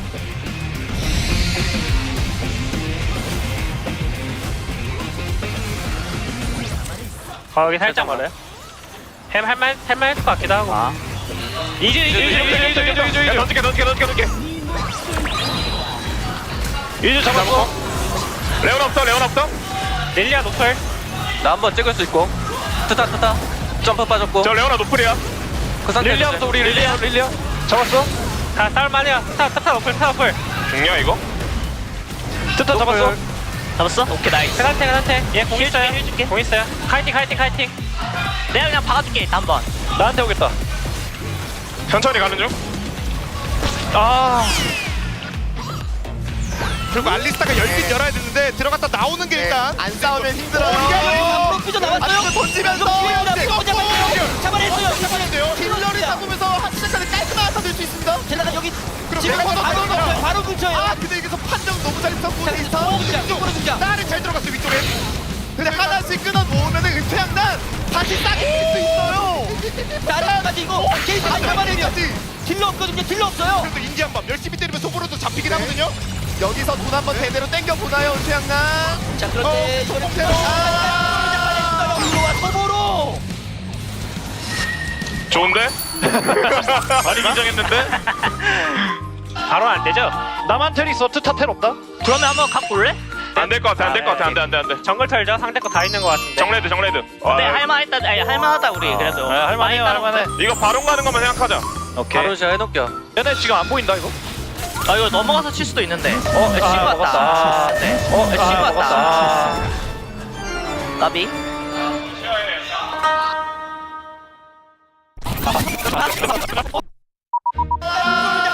이거와 소보로. 많이 긴장했는데? 미드 타워 잘 밀리면 바로 한번 쳐보자. 이거 시작 한번. 회사한테 올라온 김에. 잡을게 바로. 여찬 뭐 만드네 이거? 나 보라마 뒀어. 얘네 지금 안 보인다 이거. 저 시야에 약간 방심했네. 그러게. 에이씨. 조금 꽁으로 주긴 했네. 싸움에서 어차피 바론으로 얘네 밀게 탑2차밖에 없을 것 같거든. 드타를 노릴 생각해야겠다 우리. 이거 그냥 미드를 코르키 먹을 생각하고 칼리알리가 같이 드타 노리는 게 어때? 오케이. 그런 느낌으로. 생각은 해볼게. 지금 가는 중. 나는 봐줄게 계속. 이거 각 좋긴 하다. 알리 던질 생각도 할게 이거. 이거. 알리 던질게. 잡고 오겠다. 이제 없어 지금. 까비. 공각만 주지 말고.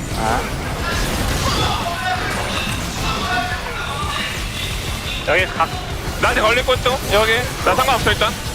좀 세다. 아이고. 나 죽었어. 빼야 될 거 같은데. 나도 죽었다. 잘 있어. 잘 가. 바로 2분. 바론에서 쌈 나겠다. 이거 근데 지금 칠 수도 있거든. 지금 치고 있거든. 나가야 돼. 새로 나가자. 위쪽으로. 스마트 상강은 내줘야 돼. 실각인데 이거? 치고 있나 보다. 맞아. 아 바로 먹었네. 쌍 걷다 이러면. 나를 터졌다. 캐릭이 안 되게. 해야겠네. 살려줘. 공대요? 아 없구나. 없어. 죽었다. 살려주실 분. 아 들켰다. 저희가 오케이. 스타 코르키 다 없는 구도자 이즈리얼. 이즈도 빠졌다. 세상티도 없자. 시원하게 갔네. 아쉽긴 하다. 이길만 또 유축 3에서 너무 망한 거 같은데. 근데 킹만 해. 네, 킹만 한 거 같아요. 바로 너무 꽁으로 줬다 처음 걸. 가자 우리 이러고 곧 저기로 가면 되는 거 아니야? 맞아. 일단 들어가요.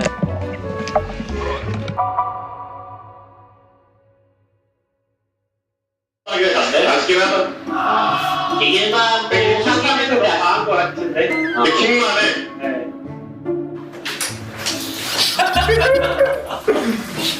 재밌긴 하네 근데 이거. 시원하게 줬는데? 아쉽긴 하네. 근데 유충에서 저희가 좀 더 이겼어야 했어. 맞아 유충. 그러니까 이게 요 싸움이 거의 사실상 이 게임에서 가장 큰 핵심이었단 말이야. 재원이가 이거 한번 이제 노려봤던 거 좋은 플레이긴 했는데 얘가 어리네. 내가 반응을 너무 잘해가지고 여기서 이제 콜은 됐단 말이야. 서영이가 집 갔다 오겠다고. 이거를 기다렸어요. 이걸 기다리면 얘가 거의 풀 컨디션인 상태로 돌아오는 데다가 우리가 니달리라 유지 싸움에서 그렇게 안 불리하거든. 우리가 시간 끌다가 드랍되고 이어갔으면 훨씬 좋아. 그래서 이 싸움에서 우리가 지고 나서 상태가 2킬을 먹어버리니까 그냥 무적이 돼버렸어 이 딜은. 아 그리고 너네가 계속 느꼈겠지만 이 중반에 사실 이 정도 차이로 끝난 게임이어야 되는데 파란팀이 드래곤을 처치했습니다. 그래 내가 시작하기 전에 얘기했지만 이런 구도로 간다니까 자기네가 유리하다고 당연하고 그래서 이제 우리가 딱 날만 서 있으면 이런 거 무조건 잡아먹을 수 있어. 뭐 다른 피드백은 뭐 피드백 자체를 할 게 없어. 그냥 축 너무 아쉽긴 하다. 저희 그러면 블루예요. 우리는 블루. 저희 팬 뭐예요? 우리 입장에서 카이사는 진으로 대처되고 제리 정도가 가장 변했을 때 좋은 포인트가 될 것 같고 카노 정도. 탈리아는 팬이에요. 탈리아는 선픽하거나 팬. 근데 이게 나는 두 번째 판은 르블랑 하고 싶어. 2-3에 르블랑을 뽑는 구도가 나와요. 그 정도인 것 같은데 지금 MG챔도 좀 빠졌잖아. 스타크로키도 빠졌고 이제 썼고 스사한테 빠졌고 이런 거 다 생각하면 충분히 이길 수 있다 이 생각을 하면 좋을 것 같고. 아 근데 킹만 해 진짜. 가자! 몰라.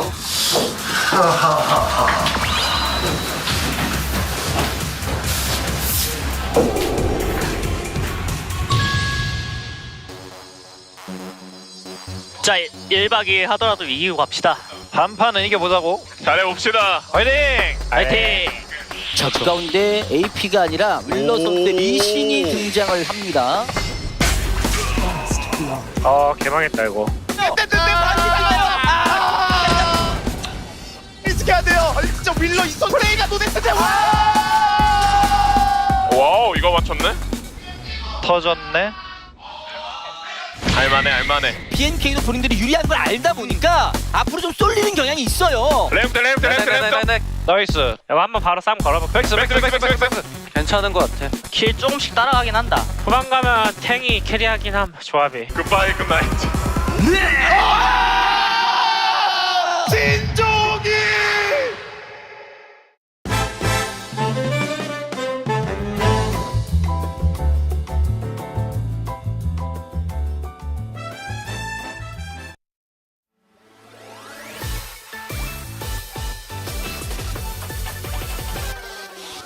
자자 여기 주목해봐요. 소라는 거기까지. 화가 나 만두를 녹이는 귀여움을 한 방울. 모두 다 wanna be our squad. 준비해 애니마 우리 부른다고. 이것 봐 혹시란 꼬리팝 내게로 출발했어 출동 move. 뚜루뚜뚜뚜뚜 애니마 파워. 따따따따따 애니마 스쿼드. 뚜루뚜뚜뚜뚜 애니마 파워. 따따따따따 애니마 스쿼드.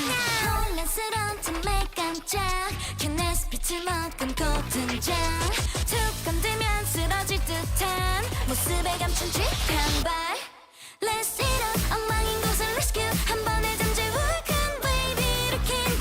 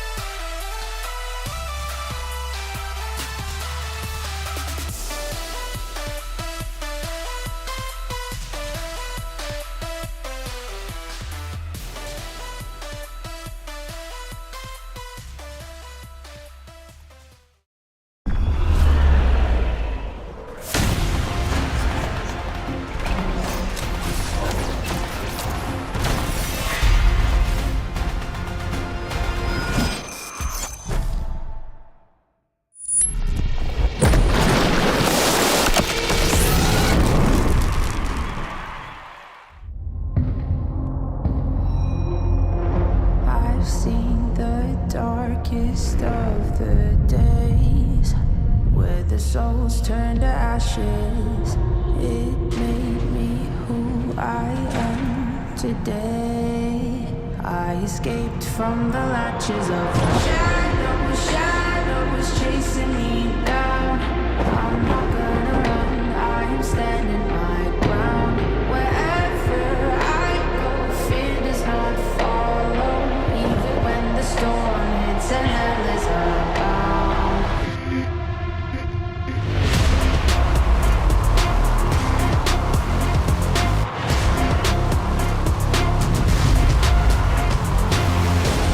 I'm never running, I'm never hiding, I'll never be a prisoner, I won't stop fighting.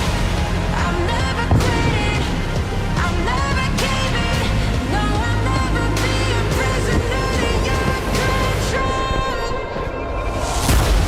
I'm never running, I'm never hiding, I'll never be a prisoner, I won't stop fighting.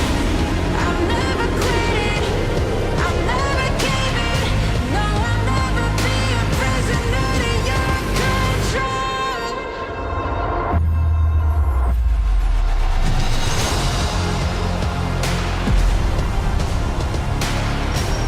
I'll never be a prisoner, I won't stop fighting. I'm never quitting, I'm never caving, no, I'll never be a prisoner to your control.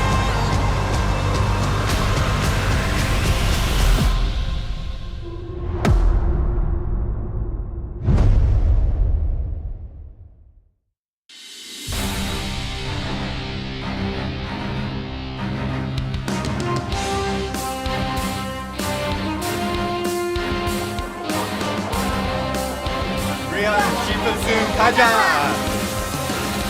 드디어 첫승 가자. 레드포스 파이팅!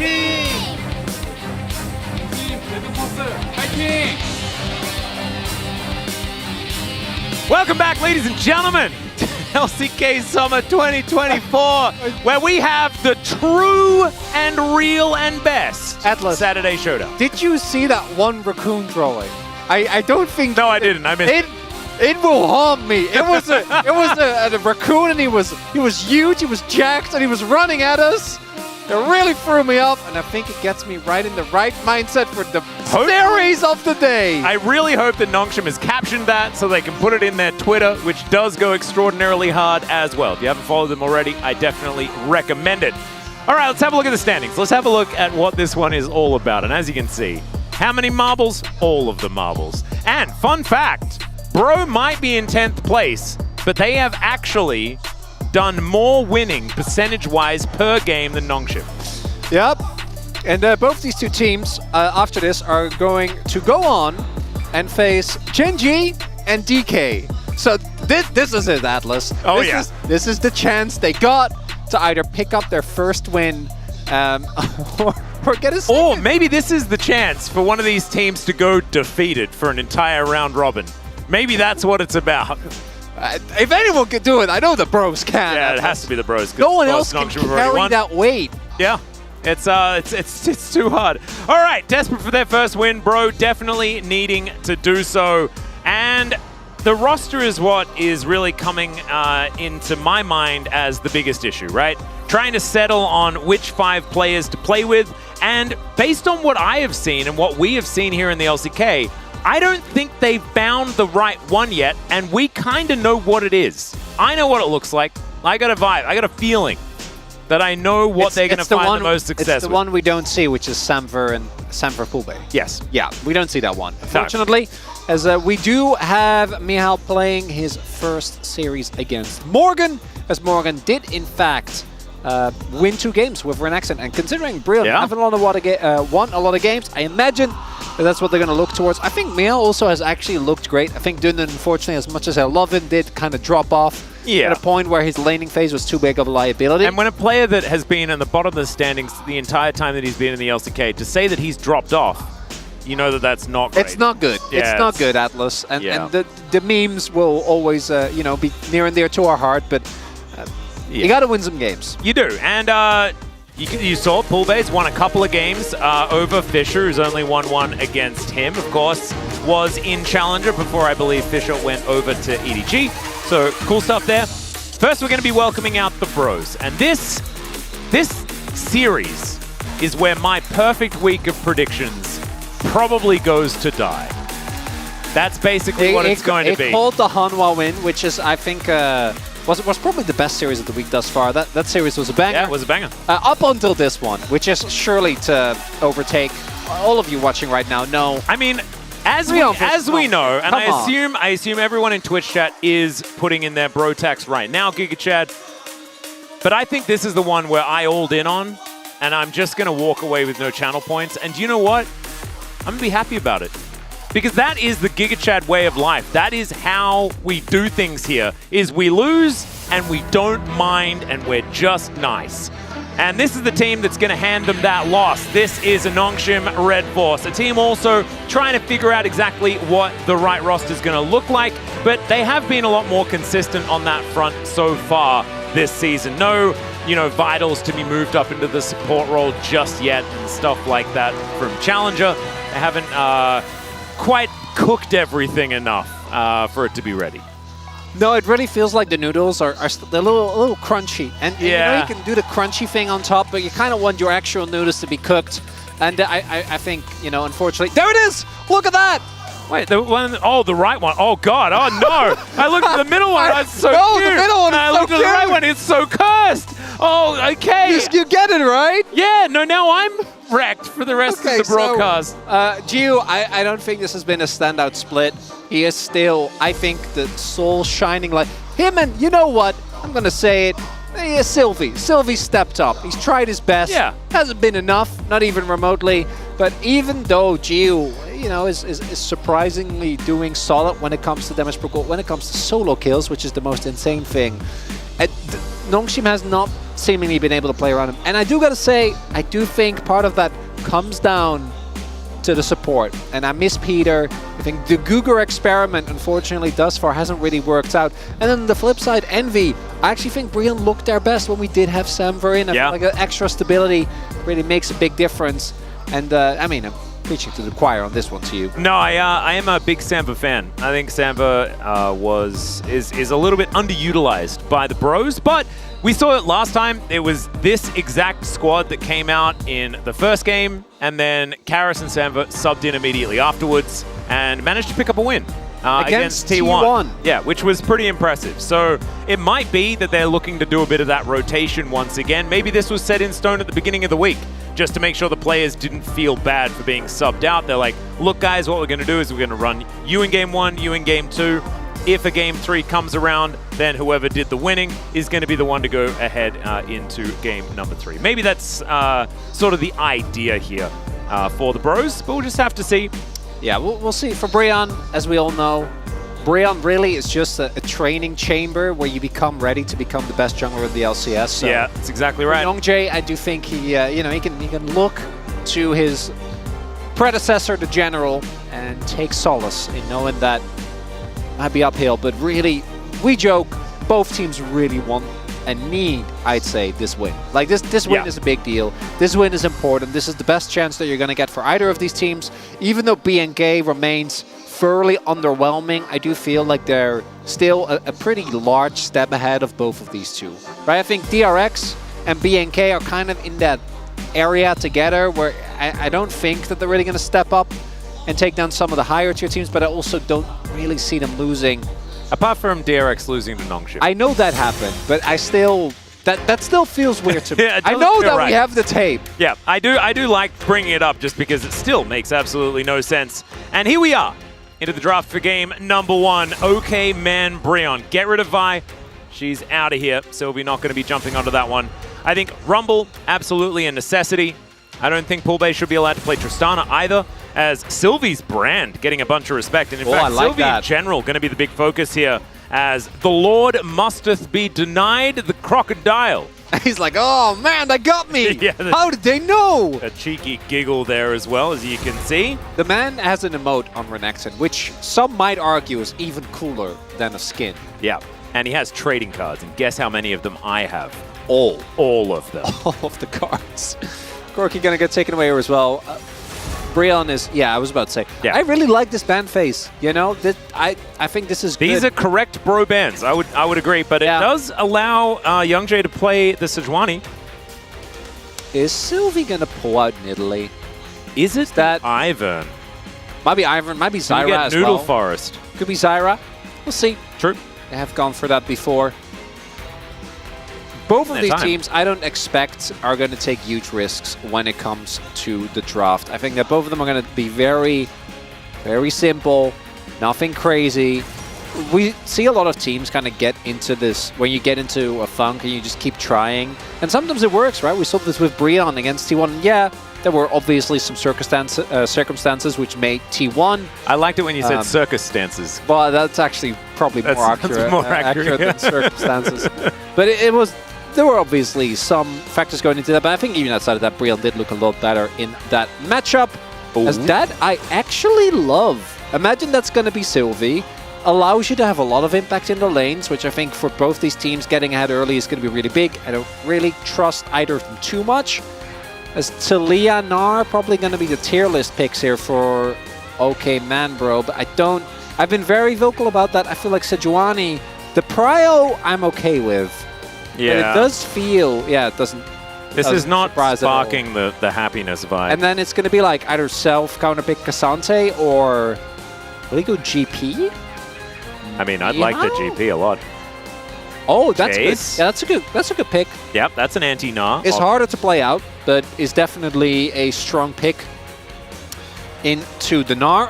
Is very execution better. This is a lot more stable, but also I think a lot worse when it comes to the matchup. I think you're really going to suffer a lot more. The Jace, to me, I do get though. I think Jace is the type of champion where if you make one or two mistakes, unless you're Zeus, you are out of the game. Yep, Zeus and Keen, I think, have the Jace cards. Yeah, I think Jace authenticated. Keen doesn't lose. So like with Keen, he doesn't even... Yeah, and even if Keen does lose, Canyon's there to stop him from losing, and then if Canyon's not There's quite Lehens, enough, then Lehens yeah. is there to stop him. And for Zeus, we all know that his KDAs are but distractions as he picks up his gold and then kind of takes over the game. So I think the comfort for Meow is understandable. I think he's looked really good on Aatrox. Yeah, in Challenger he was fantastic on it. Yeah, even in the LCK, I think he's actually been pretty successful individually. It just hasn't mattered at all. And that is going to be the big testing point for both these two teams here today, is how is the decision-making going to look? Because that is my biggest issue with both of them. Like, now that Call Me is gone, for example, I think Call Me had a lot of laning phases that were just not acceptable. That should make a big difference here for Nongshim. Where's Calyx, though? He's just Also, in Challenger, still, no. Yeah, well, sometimes. It's hard to keep track. Nongshim is doing a whole lot of hot seeding. You have Oddeye, you have Lucy, you have... we shouldn't get into it, but there's a lot. We can get into it on Monday. Yes. When we resume Challenger. It's going to be back once again, so a little bit of a heads up for that one. But now let's focus on this final ban. Another 80 carry, just ban Zeri, ban Ezreal, ban Alistar. Ban Alistar? Yes. Chiyu is very obviously going to play Ezreal here. I mean, I would just pick Leona. Seems like an... yeah. I think the upside of Ezreal is that he does feel like he's a cut above. You could also go Zeri, and then if you would go Zeri, you just go Leona, and then you get Zeri. If you pick the Leona, then Envy picks Ezreal, has a great laning phase, and does nothing in teamfights. Like we saw last time he played Ezreal. Yeah, that does actually make sense. That could be genius. Oh, Instead, it's just going to be Senna. I'm not the biggest, so... And now I'm looking like, is it like Poppy Senna?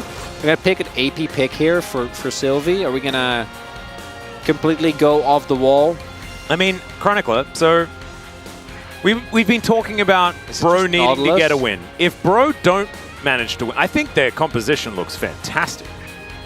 It's pretty tier listy on the top side, but Ezreal Leona to round this out, okay, it's pretty impressive. Yeah, I'm not... yeah, the On has been the favorite. The Nautilus was up. Yeah, no, I mentioned that. It's... So, I don't think Guger's Nautilus has been great. We'll see how Guger's Ornn is going to look. The one cute interaction I do love is that Ornn can break the Talia wall. I always think that's funny. Yep. So that's something. But when with both of these drafts, there's a lot of stuff that you look at and you go, Yeah. So, on one hand, I think the lane matchups for Brion are looking amazing. Mid is obviously pretty neutral, but you're winning top, you're winning bot pretty hard, and you have a jungler that is not as good as Poppy, but decent when it comes to setting up aggressive plays and dives. Then, on the flip side, I think the top half of BNK is a little bit weak. Like, we saw it actually in the DK series before that. I think getting value out of your Sejuani is quite hard with this. And Nongshim, in a match where you don't trust either team to win the game quickly, the Nongshim comp feels great, right? You have Senna, you have Azir, you have Ornn. Is that enough? Yeah. I don't know. This is all the thing. It's the Saturday Showdown as well. We got a Saturday Showdown as well. They know. Absolutely. And I would go a step further and say this is the real Saturday Showdown. Well, after how the last one was a 2-0 unceremonious shutout. That's not what we want. What we want is slow-paced, okay? Methodical. One kill. Chess-like. Per 30 minutes. Yes. 3 games. And home at 3 a.m. That's what we are getting here today. Let's dive onto the rift for game 1.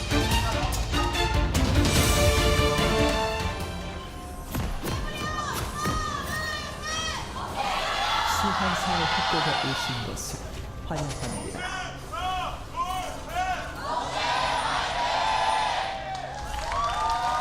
And here we are, making our way onto the rift, where we will reside for quite some time. That's what I'm feeling. Of course, Nongshim, they have a composition that very much wants to ruminate. You know, they want to marinate for as long as they possibly can before they really start heading towards that dinner table. And bro, they're a team of players and coaching staff that also wants to do as little as possible for as long as possible. And so we have a clash of styles here between these two squads. That doesn't help me at all. What do you mean by the bro description? Give me something. I just mean that the Like the composition noodle. is irrelevant. With the noodles, I get it. It's like, oh, it's noodles. Let's do food analogies. I wasn't actually doing a food analogy. I just said marinate Yes, you because I were. like the word. Yes, you were. Oh, well, I mean, I did it accidentally. Trust me. I know you. I know you're lying, Atlas. So maybe I'm lying mainly to myself. You know, I think we have plenty of time to dive into that in this. We could have a full therapy session if you wanted to. So we can dive as deep or as shallow as you would like, but don't dive shallow. That's very dangerous. Okay, just look for the signs. There's no diving. Atlas, at some point during this class, I'm gonna drop the "How does that make you feel?" and I can't wait. Yeah, it's gonna be good. It's gonna be good stuff. So looking at the early laning phases, expectation is that, especially in the side lanes, Brion really should have an edge in the isolated 1v1s. I do think that the Poppy specifically is a pick that has so much agency in all of these lanes. There is setup in every lane. Obviously for Fisher it's only post 6, but Mihal, Guger, Chiyu can all help with setting up ganks for Sylvie. The downside is that your clear is substantially slower than the Sejuani. Sejuani has, especially for a tank, actually a really good clear. We'll see if any dives can be found. As Hollow and Envy could have played this, early game a bit more aggressive, but they're there we go. Well, there we go. Some aggressive as Guger is going to press the Bellows Breath and sacrifices half of his health bar. He did, not get CC'd, so that's good. The health trade is not so great. Yeah, subpar. That's all right. Envy and Apollo just going to take control of the wave and push that one in. No harm, no foul there, really, as, of course, the Piercing Darkness is going to help out. Good seismic shove here from Poolbay. And this was one of his champions as well, back in Challenger. I think Poolbay had a very eclectic champion pool. I think we all think about Poolbay's Swain, his Akali, and his Azir and things like that as sort of the key ones, but also had a few great Taliyah games. Knowing that Lucid is a Vi guy does make some sense that he would have played some Taliyah. Really does. Nice cancel there. It's not going to be as value as it could otherwise be because Envy obviously has to teleport when that to match, because Guger is going to have it as well. So Jiu on Senna, I think Jiu has not had the greatest split. I'd argue Jiu hasn't had the greatest year. I think even in spring he didn't have nearly as many of the highs that he did He generally last needs a time around. kneeler game to get him in the zone, and he hasn't had a kneeler game so far. Yeah, the most standout game that we've had recently was Trap here. Proactive. Oh dear, Polo making his way in. There's a steadfast presence, but the permafrost is going to go down. Ooh, the Ignite's ticking, but they're not actually able to get on over. I think that was a flash auto away from almost being able to lock that one down, as the potion was ticking alongside. But still, not going to invest really anything at all. They'll be able to take a Raptor camp as well and send Sylvie home. We'll see if Nongshim can get anything going, but the early shove and even the fret on plates of this combination, this 2v2 is not really high. If this was, you know, a Felios or Zeri, there would actually be an angle. But yeah, as I was saying, I really am not the biggest fan of Jiu. Senna, as strong as she is, I do think is more of a facilitative pick. Much more, like, and eventually you become a big carry, but even then, you're not a hyper carry, right? Yeah. You're more of a nuisance that scales into a very viable damage threat, but it doesn't really compare to things like the Zeri. It doesn't really compare to, like, the Aphelios, the things that we've seen Jiu have a really high level of impact in. There's not a lot of main character energy coming from Senna. She literally is, even as an AD carry, in her own lane, not the main character. Yeah. And Jiwoo, he is. That is him. He is the guy that Nongshim leans on. He is him. And yeah, we'll just have to see whether maybe he can prove us wrong. Maybe Senna can be the main character. And we just haven't seen the Jiwoo interpretation of how that one is supposed to go. As Guga moving up and down in the lane, just trying to keep at least his eye on some of the experience that is coming his way. This wave is starting to stack up though, so he will be able to get some of that. Haven't really had a look at the top side of the map, as the Aatrox versus Nara is something that we have seen so many times throughout the years. 2022 comes to mind, and in fact, so many more of them before that, but that one's sort of the one that sticks out.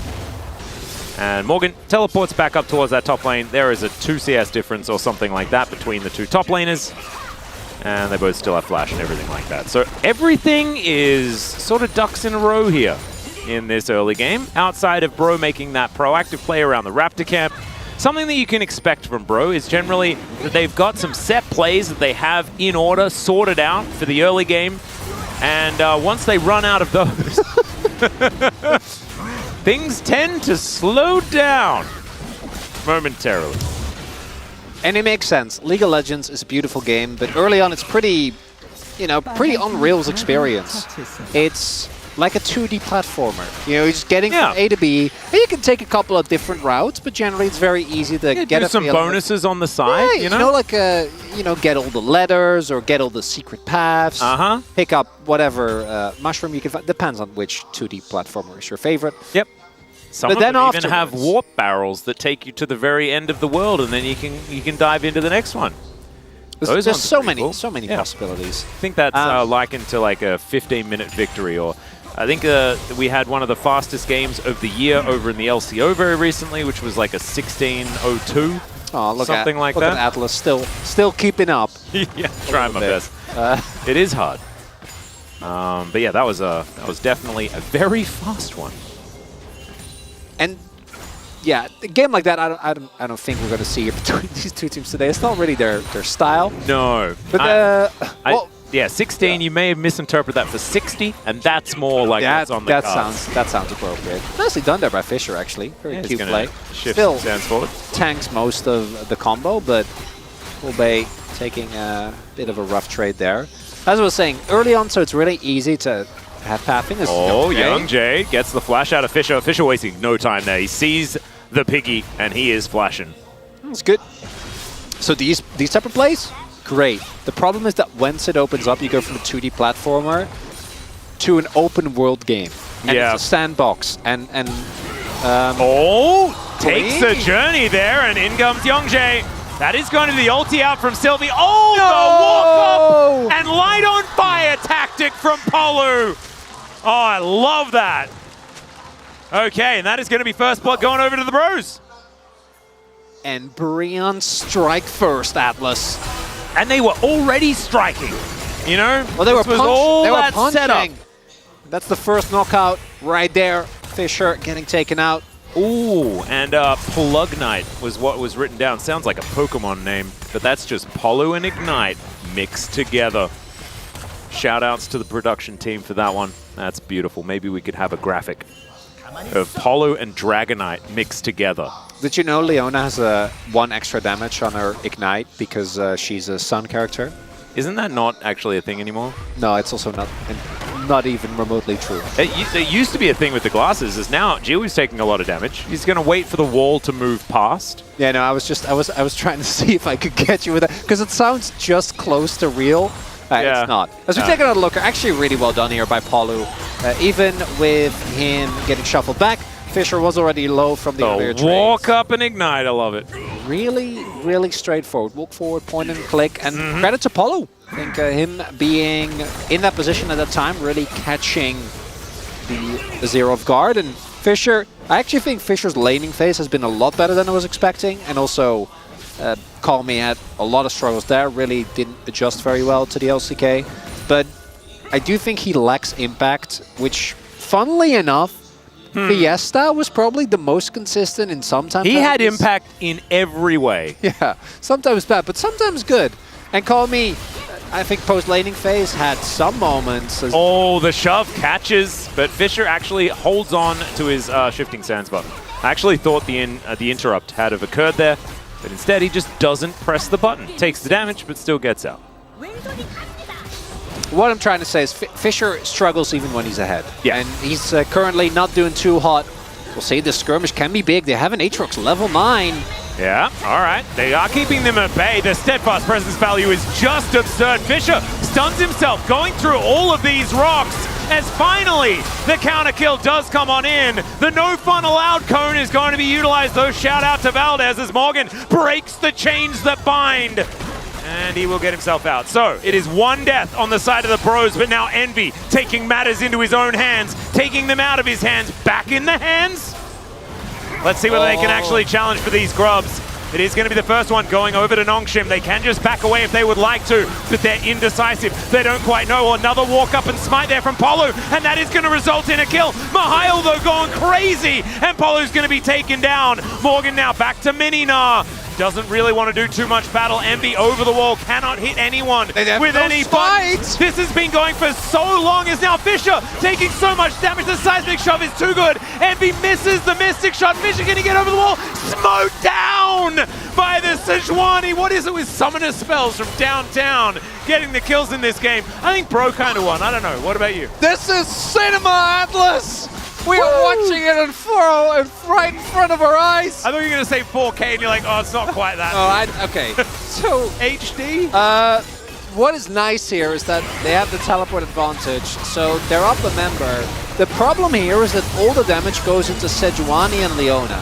So all the engage tools get used. They don't actually get Palu, they don't actually get Morgan, but Nongshim obviously able to take down one of the members, and their health bars are still looking fine. So I'm not opposed to them then going for this. Then Brion, I think, have the right idea in trying to contest. The problem is that they need to be very respectful, because if they do get on top of you and there's a teleport here coming in from Fisher, this should have been a disaster for Brion. But it somehow isn't, and I think a lot of that has to do with the fact that Nongshim just over-chases. Morgan is able to just get out.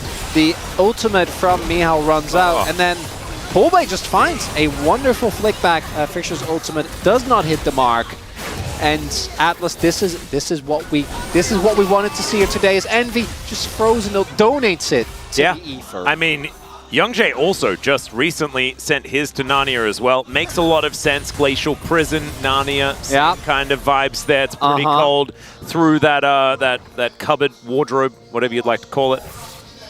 And Nongshim, I think, just gathering themselves to look to start up this dragon. That will be their second of the game. We'll have to have a look at what our soul is going to be. Likely, it's a Chemtech soul.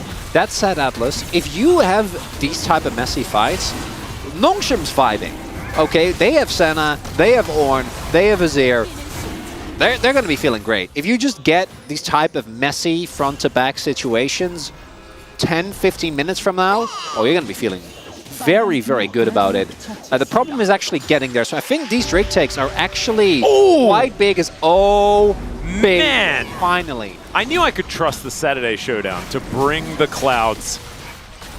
Everyone going to be moving so much faster, but the main thing is just feeling so much better. It's a Vibes Dragon, and it feels great.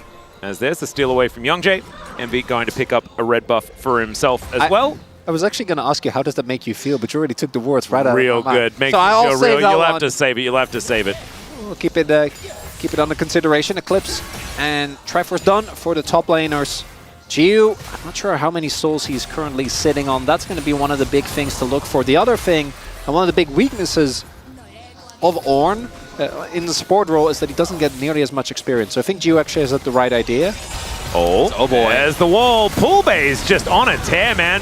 He's going to look for the center here. She does go into the mist, but the seismic shove is still going to come on through. The pesky minion is very annoying, but they're still going to be able to get another one off the back end. Guga goes down, and Sylvie and Jiu can actually defend here. The turret is very healthy, so it looks like that should be possible. And all right, rocks flying in, mystic shots flying past. Not too much more to be found here by the bros. Still, message received. And they'll look for the Rift Herald. Actually, this is a bit risky from Breon. Nongshim isn't going to actually contest this, but they actually had 2 waves crash inside. Yeah, no, I think they should. So they had 2 waves crash inside, and Gugur has TP. And this is a really big objective. Nongshim would really like to get this one. Yeah, they're going to say thanks for the leash here as Morgan does have teleport available. And okay, now you want to take this, and then as soon as possible to clear the not contesting. Yeah, Meow is looking for the TP. And there you go, will TP towards the bot side, make sure that the turret does not fall. Still, big beating, but I think a win for Nongshim nonetheless. Yep, not too bad. Going to be able to walk on over and secure it. They did sacrifice Gugur, but not the end of the ball. Could have been worse, because they could have just lost the Rift Herald as well, and then that would have been very tragic. As yet, not a lot of battle cooldowns. Of course, a lot of them were utilized in this moment. Gugur. So you can, as I mentioned earlier, you can actually break the Talia wall by Eing into it. But eat the actual wall. That one didn't break, unsurprisingly. So didn't end up working out. Ornn's going to need a buff. We're going to need him to be able to break down all of the walls. That'd be so dope. Yeah. And you just break down the wall in the alcove and just fall off. Wow. Finally get rid of some of the and then the dragon parts. catches you, because you know the dragon like flies past all the time. Yeah. And then you can do compositions that, you know, don't actually have any dashes over walls. Okay, hear me out. Hear me out. This would be a cool feature, right? On each alcove, right? You can, if you have a champion that can break walls, you can then jump out of the wall and the dragon catches you, and it sort of teleports you to the dragon pit. And the dragon sort of does its animation as it comes in with you on its back. So and then you're in the dragon pit. It's a Mordor Eagle situation. Yeah, I mean, it's basically Hexgate, but from the alcove. But from the alcoves. You can do either of them. The dragon just comes, picks you up. Yeah, I love it. I think we're gonna have to get that in the game. I'll have a chat to Matt later on. We'll figure it out. Surely adding more Hex Gates to the game won't backfire, right? Yeah, but this way, the Hex Gates are not reliant on a Dragon Soul. They're in every single game. But also, they are reliant on you having like an Ornn or someone with terrain destruction. Oh, because you need to actually break to break down the back of the alcove. Okay, but isn't it... Like, how many terrain destructors are there? I mean, there's one other, I think, but I can't remember it off the top of my head. Because I know Poppy uses terrain, but she doesn't destroy it. Yeah, there's a few. Hey, maybe if Poppy slams someone into the wall, well, like breaks as well. This is what you've got to do, though, because now as we release more and more champions, okay, we're going to be distracted by the video game once again, as now Poolbay could be in trouble. There's the flash ulti from Sylvie to hold him in position. Heroic Charge is still going to be there. He does have the Seraphs. He's going to flash. Dawning Shadow misses. He's fine. Why did we ever think that he was going to go down? It was always going to be okay. There's a flash Solar Flare. Polu is a madman today and will be the one to pick up the kill on Amiha. Battle Leona. Private Polu reporting for duty, shows up in the side lane, and Breon win the play. Miao ends up going down, and on the other end, they're not able to actually take down Poolbay. You think you can flank him? The man who invented flanking. He was flanking Challenger? you the whole time. And the way. back's going to get stopped there, of course. On award, not going to feel great. Top of the morning. Atlas right now, Breon. Wait. Currently. He just got hit by a stray boomerang and slowed down. It's a 5,000 gold lead, Atlas. Only Atlas and Dagon believe in the bros. I know. And right now, in this first game at least, it's looking good as we do see Mihal. I mean, the 1v1, you'd probably survive. I don't think you win against Maganar, but the moment Polu shows up, nicely done there. Good CC chain. And because we also see a small rotation over from Guger, it doesn't actually end up working out, which is more mid lane.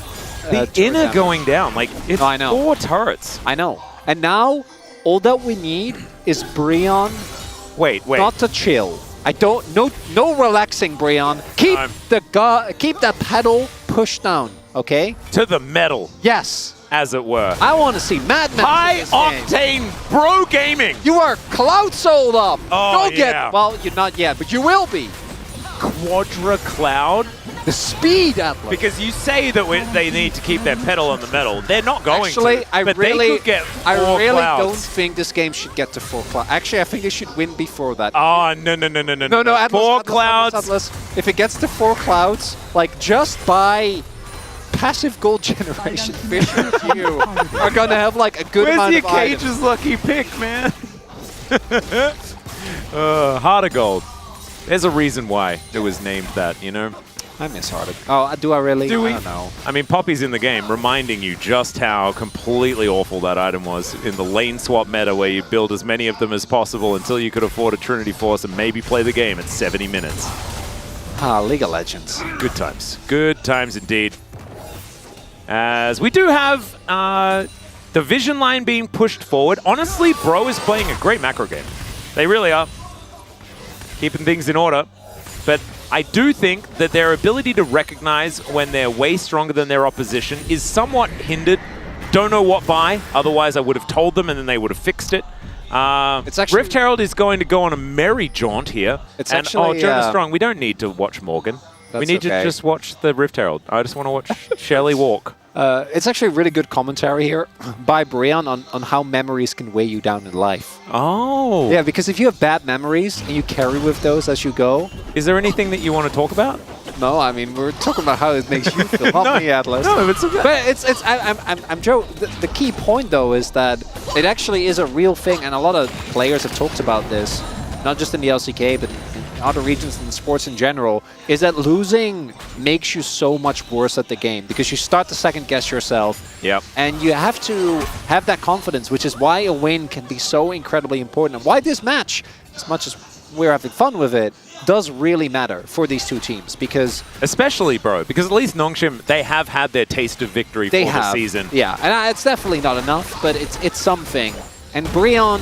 It's come close, but no cigar. It's interesting because we were talking about the fact that Bro were able to take the game off T1, and I think that that has probably given them a whole lot of extra confidence moving into this game because it's not even necessarily you have to win a series. Even just winning a game is going to be helping out, and especially when you can justify it by saying it's a win against T1 as well, which would be even more important.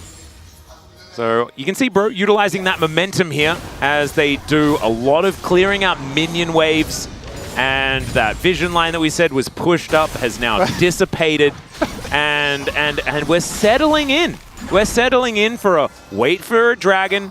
The Baron's up, but Baron, don't need. It does a lot of damage. I don't think we need to consider the Baron until 58 minutes and 12 seconds. Baron is scary, Atlas. Yeah, no, very scary. Especially now with all the extra hands and stuff. It's just it's real weird. So don't go near there. We'll just wait for these nice drakes as Sylvie's going to deny that. Wall is put up. That is a nope wall, everyone. That wall says nope, no fighting. There we go, Guger hitting level 13. Will now actually start giving out upgrades. This is a good trap here by Breon. The problem is that Nongshim is not falling for it. So what they're looking, they've completely choked out the vision here. And I'm pretty sure the ward in the pit is also being cancelled by the pink. So they don't have anything. Morgan finds a boulder and then walks away. That's my boy. I don't know about Guger going Koenig Rooker. I think you'd much rather just go Warmogs. Like, I know you get extra resistances as Ornn, but I feel like Warmogs in its current state is really strong. And it also allows you to take the poke better than the shield from Koenig does. It's a bit weird.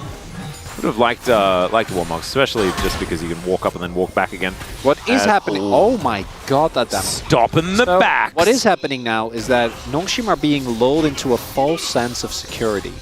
Or a false sense of where scaling. When they are. What you don't understand is the Bro there you of the go. team that is scaling. See that? That Yeah. right there, that's nerves. Yeah, They don't know. They have zero vision. Baron's also scary.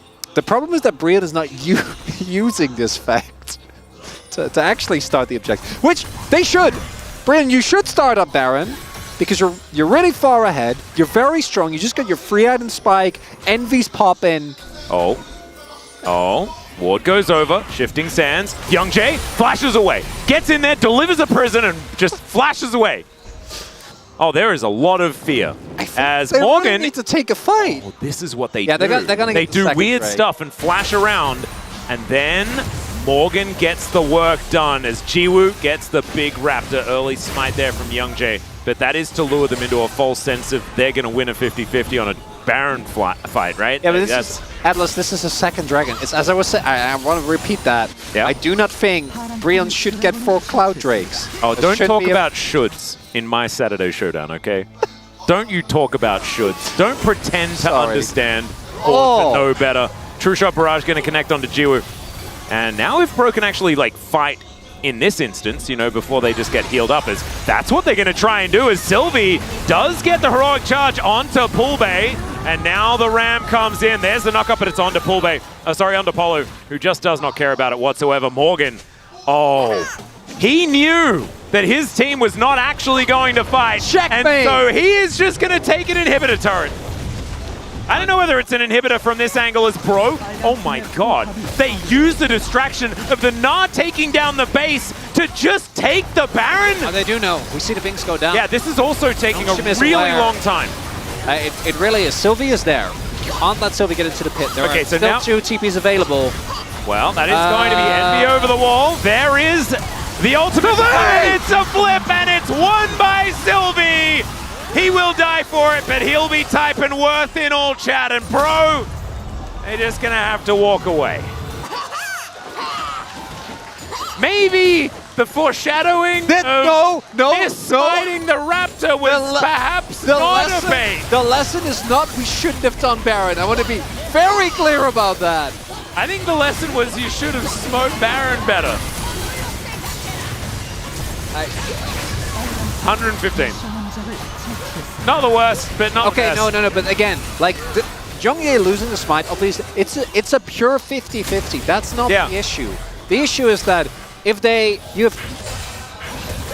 let's watch out. What about this solar flare for the slow Jiwoo? Is the Shield of Daybreak going to come in? The answer is, ooh, nice cleanse. That's the answer. Seismic Shove going to push Guga back. Polo's very, very low, and now the Ram has been called, and he will be fine. Doesn't need to go back to the shop whatsoever, as Envy's going to have to flash to get out of the way. Another Seismic Shove is good onto Guga, who's pretty tanky. And Bro haven't really taken that much damage. Nongshim taken some damage, but otherwise the Phalanx hasn't really been dented too much. Oh, the problem here for Brion is that they have so much standing gold. And the moment these turrets fall, the gold is basically going to be even between the two. Oh, yeah. Jiwoo, he is actually at 81 souls right now. Oh, there's the Glacial Prison, though. Jiwoo looking for that backline. Fisher can't get in. And there goes Sylvie. True Shot Barrage would have hit. We'll give him benefit of the doubt for that one, as Morgan's flashing over the Shuriman walls, and it is all crumbling down. Fisher just having to get out of there, but he has to dodge the house. Okay. As it turns out, you can dodge if you can dodge a house, you can dodge going to the death chamber. There was a dodgeball reference there. I didn't quite get there. As Bro are going to turn the tides on the stolen Baron. They'll take the inner turret down in this mid lane. Bottom outer does fall, but if that's all they're going to get, then it's not looking like a positive Red Bull Baron power play. And in fact, it is negative 90 gold. Which is going to extend. It stalls the game, and that's really all it had to do.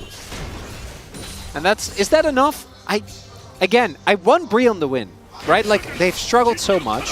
Yeah. It's a very important match. And I mean, fights really, like these, we just want the best League of Legends out of these two teams possible, right? Ultimately, that's what it is. Oh, well, yeah, Gio trying his best, but probably if he just leaves, I don't think he actually lives, but maybe he gets an extra summoner out of it. Without Gugur there, Noshim needs to be very respectful because they get engaged on. Again, everyone on Brion is very fed, so the moment that anyone comes in, you will just die in a very short amount of time. There's Cleaver, there's just a lot of burst available. Poolbay has his Leandries as well, so it's a tough ask for anyone on Nongshim that isn't Gugur to take all that and be okay. Do you know whether Fisher really wanted his Void Staff upgraded?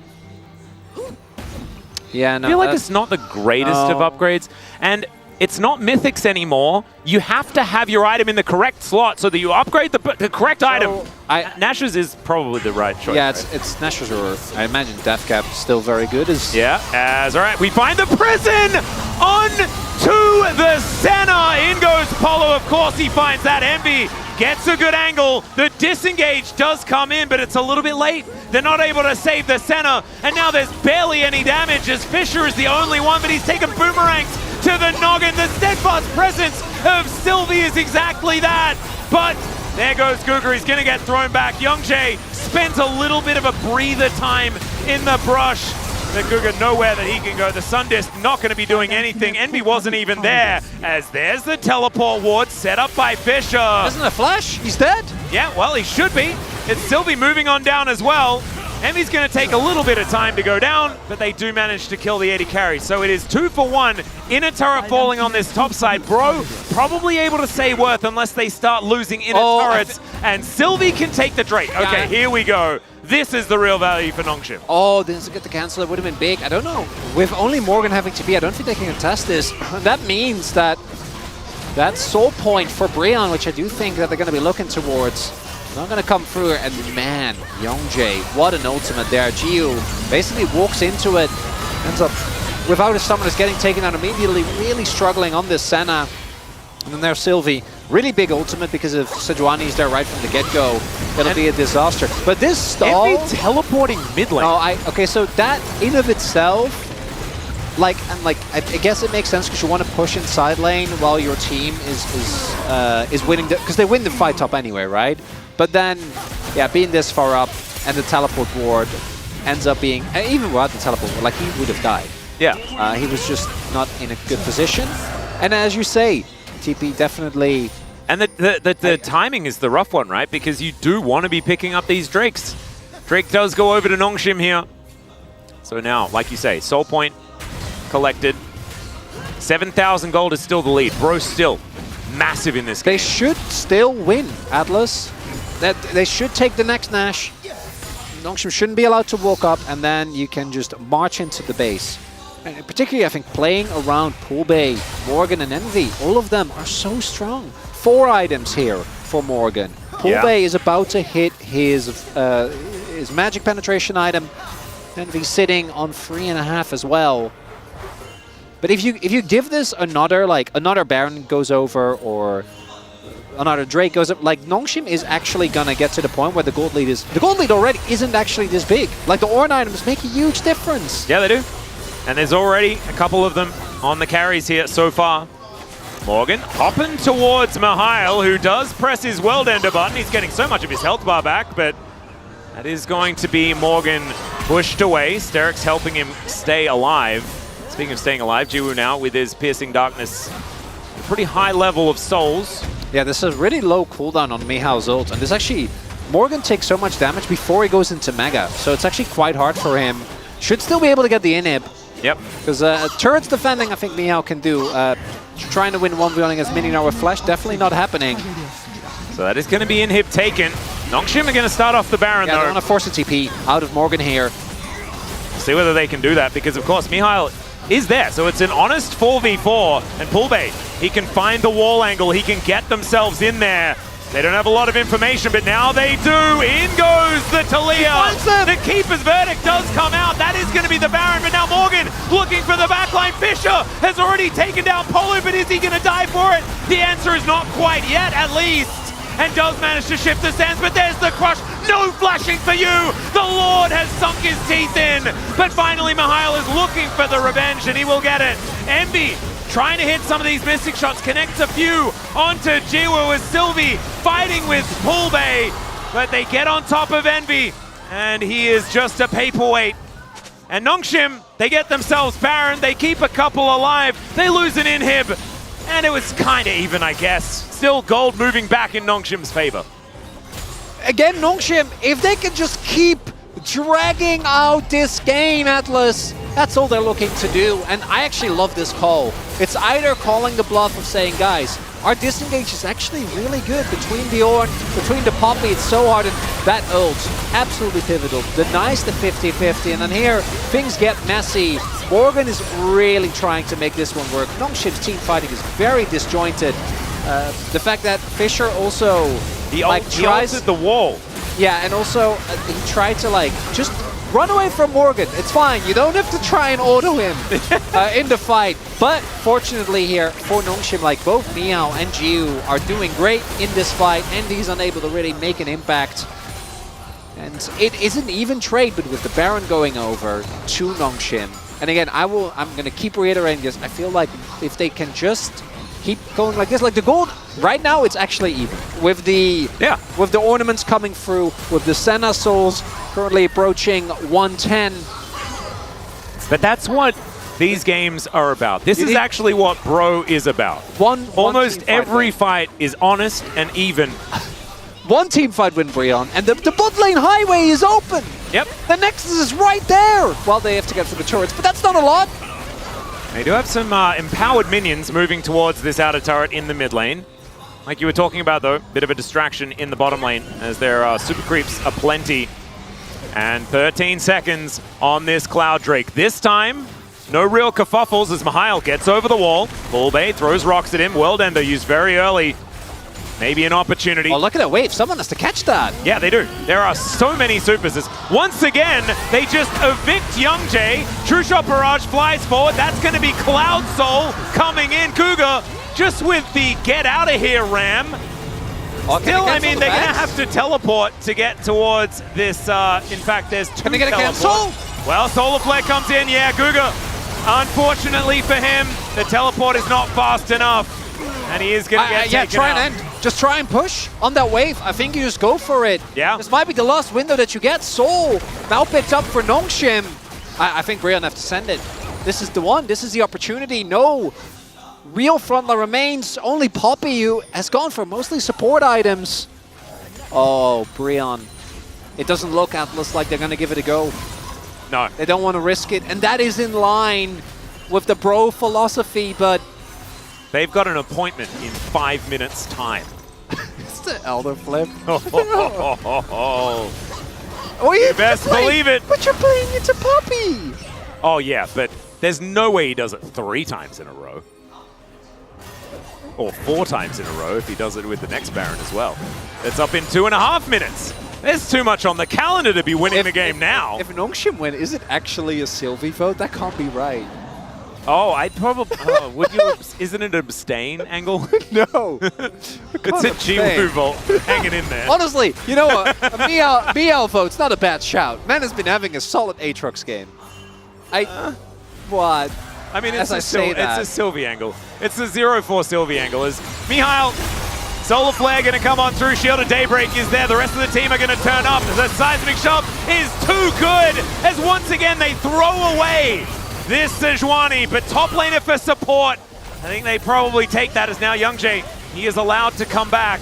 That's a big win, because that's going to line up nicely. The downside for Breon is that Mihail does have his teleport available, so Baron just a little bit too late to the party. Yeah, I mean, it was just fun to press the buttons. I don't think they really wanted to do anything, like I said, 4 minutes on the clock. Oh. You know how in the last series had a bit of false advertising. We were going in saying, guys, it's going to be amazing Saturday Showdown. Yeah. It's going to be a free game. It was a quick 2-0. Yeah. But this series, Atlas, this is what it says on the tin. This is Fast and Furious. This is Transformers. Yeah. This is Michael Bay. Absolutely. And it's... Look at the explosions! I know, there's so many explosions. This is peak League of Legends. And I don't think anyone really wants to believe it. You might not like it. No. But this is what it looks like. And it's beautiful. And I think if you have the correct appreciation, it really is just beautiful. Just like Michael Bay films. The man has a very specific point of view of artistry. We're 38 minutes in, and Nongshim have one turret, Atlas. One. And the Weaver's Wall comes on through. Oh, yeah, Guga figured it out. And I think knew it the whole time, just didn't quite manage to get it to work in that last fight where we called him out for it. And all right, Fisher does a damage to Polu, who presses W and ignores damage. Guga's walking really fast. As we know, Cloud Soul, very valuable. Allows you to walk very fast. They are walking in circles, which is not allowing them to traverse a lot of distance at this point. But that's fine. Morgan looking for the flank angle. And he's stacking up the Naba. They just let him walk in. It's like they barely even noticed. True Shot Barrage is going to hit almost the poke is good, Atlas. Kind of is. Sylvie looking for an angle here. As the battle for the crab is continuing. Morgan distracted by a minion wave. Mihail does have a bigger health bar than the Gnar. Let's see what actually happens here as the Wallop is actually going to connect. Trying to cast on multiple angles is getting a little bit confusing here as Envy flashing out of the way of the Ram. They're doing a lot of damage to Polo, and now Mihail gets the angle. Envy over the wall, gets out of the way, but he's still going to be dead. And now the Nongshim hammer has fallen on top of the Bros. They just needed you to wait another minute and a half. But instead, the Noodle Boys, they're going to push through a large amount of structural stuff and just, I think, win this game now. No turret, no problem. They were just leaving them stand because they knew that there would be no opposition as late into the game. Nongshim get to the 40-minute mark. That was Pulbe's first death. Yeah, I don't think Pulbe was the problem with this one, Atlas. No, I don't think so either. I think it's unfortunately a sense of dread within Breon. Well, let's see. There is one Nexus turret and perhaps a dream, but maybe it's a nightmare unless Morgan could be the hero. Fisher says no, finds an Emperor's Divide that's really good here at the very end, and the Nexus will be taken. The Noodles will reign supreme. And Bro, once again, not quite able to get there. That's a heartbreaker, Atlas. Yeah. I gotta say. And I love the Noodle Boys. I'm happy to see them win. That's probably the least KDA vote that I've ever thrown out in my entire life. I was gonna put it out there. If Miao ends up getting it, I'd be more than happy to as well. I think he did have a solid performance. I mean, there is no wrong vote because there's no real right vote. This to me. This is kind of... This is a team losing a game, not a team winning a game. We're laughing. Unfortunately. We're laughing because it hurts. Yeah. Because Breon was in a prime position. Like, Pulbe played a great individual game. Youngjae was everywhere where he needed to be. Polu's early game was impeccable. Yeah, it was amazing. Look at this. And look at the amount of damage Envy did. Oh, but in every team fight, did basically nothing. He died first. Yeah. So it's like... You can have all of these things that look good on the graphs, and then you're looking at the graphs and you're like, but what went wrong? And it's in these fights, it's being on the same page and playing together that the Bros really weren't managing to do. But we'll see whether they can fix that moving into game number 2. It is break time now, then the space is going to break down that magnificent game. We'll see you for game 2.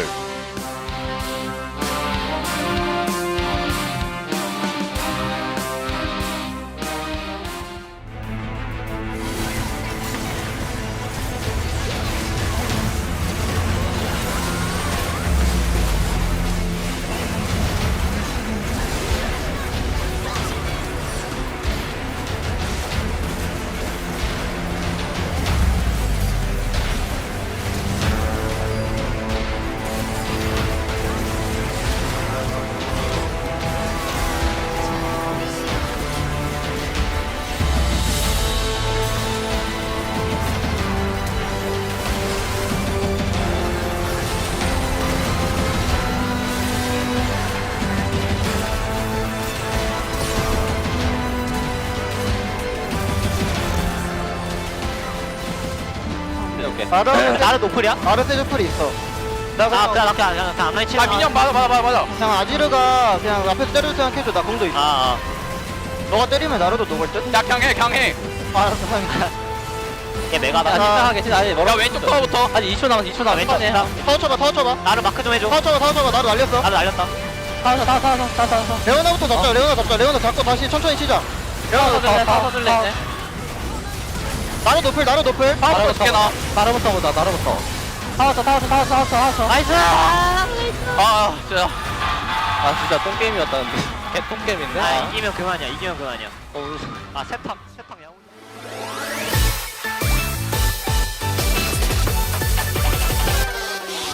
자자 여기 주목해봐요. 소라는 거기까지. 화가 나 만두를 녹이는 귀여움을 한 방울. 모두 다 wanna be our squad. 준비해 애니마 우릴 부른다고. 이것 봐 혹시랑 꼬리팍 내게로 출발했어 출동무. 뚜루뚜뚜뚜뚜 애니마 파.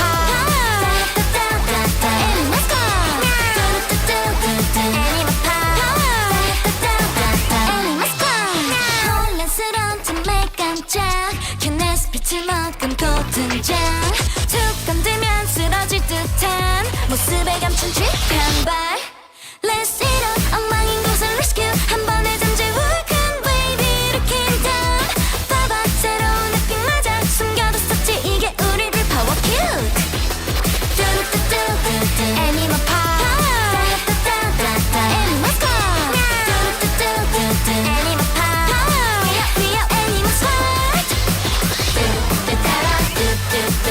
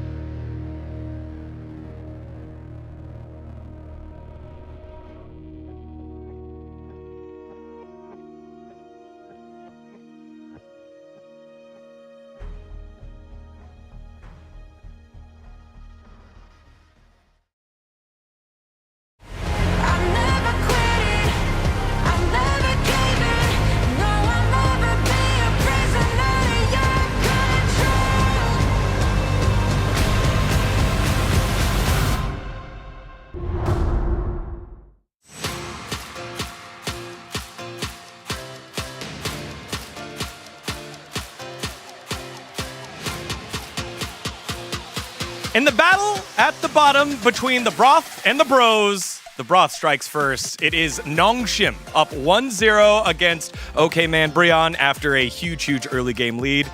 And the predictor of that bro win is not mad at all. Digon here alongside Valdez and Wolf in the space to break down the true game of the week here on Saturday Showdown. Put the right names up there. Trying to pull a fast one on us from you. Wait, really?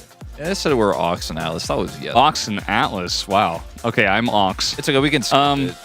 Ox was very disappointed with that game. He really did not think that either team played particularly well. I think Bro was in the lead. They should have won this 15 minutes before they eventually lost, and Nongshim were able to claw it back. I just want to. I want to rip everything apart, but you picked Sejuani. You kind of like copied D+'s homework from when they lost earlier, where you're like, oh, I got Sejuani, Gnar, and Talia, which seems to be this new scrim read. You could have gotten Ashe, because that was left open. You could have had Ashe Sejuani. You could have played the simple. You could have picked Gnar later. You need to pick it here. You could have had Sejuani, Ashe, Talia. Easy pick comp. You got the Leona later. Would have been really sick, but no.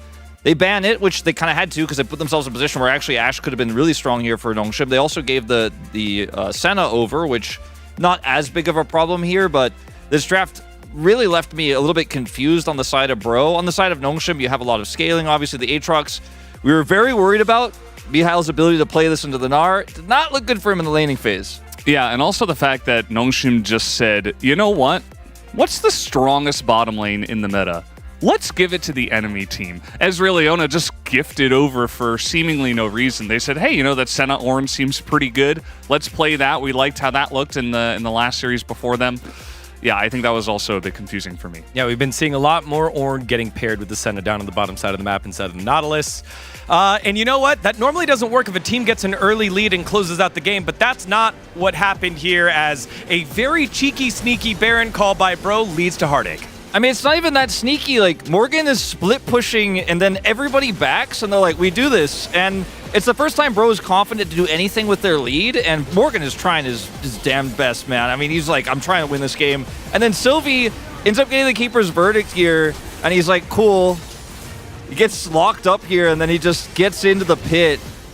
And it's a way early smite from Youngjae, and Sylvie is just like, oh, I'm gifted it. It's not even a steal.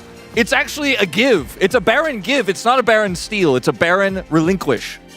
Yeah. Kept them in the game. They tried. They tried really hard to keep him out. Props to Sylvie. He did a great job. That was a good steal. Yep. Bro's just making the game interesting because they were that far ahead. Even after that steal, 5,000 gold lead for the Bros. But then it leads us to another fight watch at the top side. Unfortunately, you have to watch Envy in this fight. And I know it's rough, and like the tension that's between these two teams, obviously given he doesn't hit any of them, and then walks. How about that one? Landed that one. For me, it's not even the mechanics. I think the positioning of Envy in this game was really rough. Like, he got caught mid the one time. He gets isolated by Aatrox, which I feel like it's not. It's a bit of his own issue, but also it's just a team issue. Like, the game was just so messy. The team was all over the place. They're like sprinting away from Nongshim, and like Envy's just kind of like, I'm gonna go over the wall, and it's just free for Aatrox to just chase. They're kiting towards the enemy base as well, where the rest of the team has control. My big picture here for Bro losing in this comeback when we saw is just nerves, right? They're winless this season. Neither of these teams want to say, man, I am the first. Like, no team will say, I'm the first team that lost to Bro. Almost happened to T1. You don't want to say, oh, we couldn't beat Nongshim. I guess it's doomed. We're never going to get a win, right? So, like, there's a lot of tension. I think these players are not playing at their very best because even though it's at the bottom of the standings, the stakes for both of these teams are incredibly high. Yes, Wolf. I know. We'll have some time after we figure out who the Pog is to talk about how you feel. Sylvie, all right, ends up getting it. One of those things where you got to pick someone, but Sylvie had the clutch steals here. For me, it took a little bit. You know, we had to think a while because this game was so wacky and fun, let's say. But Sylvie definitely was the guy, right? Like, everybody was kind of making mistakes. He was solid the entire time. Multiple fantastic Keeper's Verdicts, right? Just always on point, hitting his target. Obviously, the steal is a big part of this as well. He gets the steal, keeps the team in the game, allows the comeback to happen. And, you know, just every time, just fantastic mechanics. And, you know, We thought about some of the other guys, but it just wasn't anybody but Sylvie. Senna was scaling. That's an interesting pick. I kind of thought Mihail would have been all right because he killed Envy a lot and punished Envy that one time when he was a mid and baited them a lot. Killed him the other time. Well, the subs have come on through for the bros as the Young Bay experience is over. Now it's Young Karis. As Commander Karis comes on into the mid lane, and Samber coming on in for Envy as, yeah, I mean, we highlighted Both that subs Baron fight there. Completely warranted, I think. Pulbay's Weaver's Walls left a lot to be desired, and he just looks very nervous. Yeah, as they you were both. saying, Yeah, Wolf. it's tense. So, guys, we got to do it. Come on, bros. Will they be able to bounce back here in the Battle of the Bottom, or will it end now? Let's find out as we send it on over to Atlas and Chronicler. Thank you so much, gentlemen, for getting through that for our Saturday Bro Down. And we'll see whether it is going to be Bro Down or whether they can Bro Up in Game 2. What do you even say in the coaching booth after that one? You know, guys, the early game, great. Couple of proactive plays. I think Youngjae again looks good, but there just comes a point where this team is seemingly unable to keep it together, and I think the Samver swap makes a lot of sense, and I think that they come as a duo. I think actually, so I was talking about this in our group chat beforehand, and I think that in order to preserve the player's mental, this is all pre-planned. We saw this in the T1 series already, the fact that both Pulbay and Envy both get subbed out for Samber and Karis moving into Game 2. I think for this week, Bro have just said, we're going to do this for this game, and that is just what it's going to be. And so that it doesn't mean like, oh, you've had a bad performance, we're going to sub you out now, and because that feels really, really bad. Instead, you go in knowing what's going to happen, and it's not going to be a shock or anything like that to the players. So that's what they've decided to do. Because honestly, if I was to base it on performance, I would have left Pulbay in. I know like Wolf was a bit critical about the walls, but I think that his shoves were brilliant. His positioning was fantastic, and the way that him and Polo played together was really good to see. Yeah, obviously preaching to the choir to me when it comes to singing Pulbay's praises. But I'm with you. I think that this was a premeditated set because that makes the most sense. Although Envy obviously after that game should definitely, even for his own sake, be subbed. And Karis did have a wonderful performance last time out when he was subbed in against T1. The drafts not looking too different just yet. And that Sejuani prior was something that teams believe so strongly in. I think Sejuani's good, but I don't know if it really warrants that level. So the Renekton was banned in game number 1, and it is... Yeah. So they just moved the order of Tristana and Renekton, so it's not a salty run back entirely. Although this is almost definitely Sejuani. I think Youngjae was still fine even if his smite button didn't work, but smite is the same no matter which champion you play. And so that is not going to be fixed. And he was great. Like, had a couple of great ganks, a lot of early impact. The Karis adjustment. There we go. I almost wrote in Karis instead of Azir. Because it's just Karis. We are so back on the Gnar train, huh? Uh-huh. I know that this is the current flavor. I'm not a Gnar Sejuani believer, Atlas. I feel like the Gnar... Any Lord Pirates? That's Twist of Fate. That would be interesting. Youngjae, I do really like the Xin Zhao angle. Oh, same. Yeah, I just think that the bros play around Xin really well. See if it comes through. A lot of displacement here for OK Membro already. And the... Let's go, like... Yeah. You can't really go Cassante just because the power of the Gnar. But GP's problem is just I like that the he is... GP. No, I do as well, but I think GP's problem is just that he is inherently a very volatile character that's also hard to get the most out of. And Brion might not want to take the risk. Yeah, the yodel off! Yeah, I like this a lot more. Even though Cannon did obviously get hit on this patch, I do think that it is a matchup that you've always been able to rely on. Celestial Dragonfisher? With how that last game played out, going for Aesol I think makes complete sense. I also think that going for Yone or something that can do something with Sejuani would be... Oh, this works. It does do something with Sejuani. That's... there we go. That's called listening to the stream. Love to see it. Yone going to be locked in here for Fisher. And honestly, normally you're basically relying on getting Ziggs for your comp to work, but Brion isn't actually going to have a tank. So I don't think you're as worried about going full AD as you would be otherwise. Because normally what happens is if you try to play this into like Cassante, I don't know, Cassante Maokai, Cassante Sejuani, and you go full AD, they're going to build armor and you're never ever going to kill them. Yeah, but that's not going to be the case this time around. They should ban Ziggs though, because Ziggs, like add Ziggs to this composition and oh my god. Well, it's not. I don't want to rain on your parade or anything like that. The Zig's obviously going to be banned away, but I reckon it's Polu Cannon. You wait for it. It's Callista on locked in. The old Gorilla special Cannon support going to be coming through, and then they get that full tank, and then they're like, "Ha, you're full AD." Checkmate. We'll leave in the middle who is checkmated by that statement. As, we do get the ban on the MF. Actually really like this. MF ban, we saw Samver have a really good game on it. You already have a lot of setup for the big Wombo Combo Ultimate. Okay, so you ban Kaisa, so they assume that he's probably going to play Zeri then? Yeah, the Kaisa just because it's another AP bot lane champion. Yeah, I guess, but then he can go either Ezreal or Zeri. See what and then Gugar can last pick. Yeah, I think Ezreal makes complete sense. Ezreal's fine here. I would go Leona though. Yeah, I don't know why you wouldn't just pick away the Leona. Of course, Polu very happy to play that one once again. I think he had a good performance on the champion as well. Sampa. Zeri Leona. Jumping on the Zeri. Zeri Rakan, okay. I'm okay with it. Makes sense. Unless Gugar pulls out the Poppy support, I do think that is going to be just... Like, Leona's fine.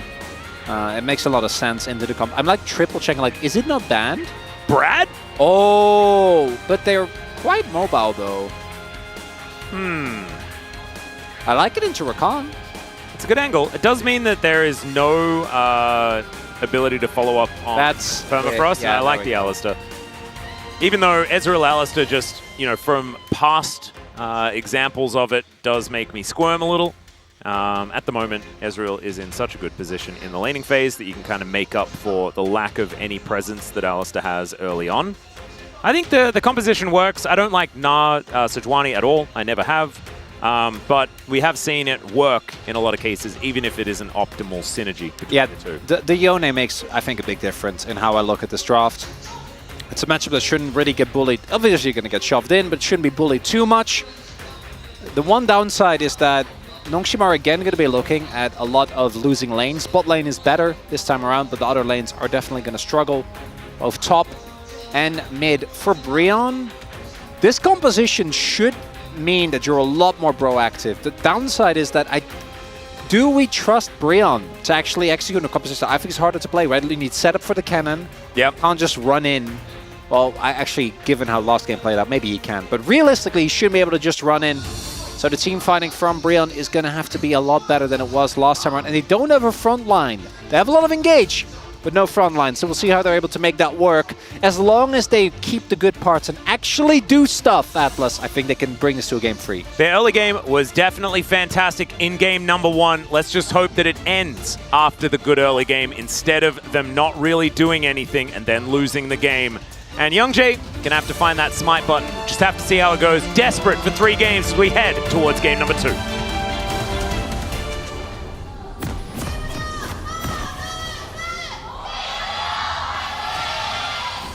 소환사의 협곡에 오신 것을 환영합니다.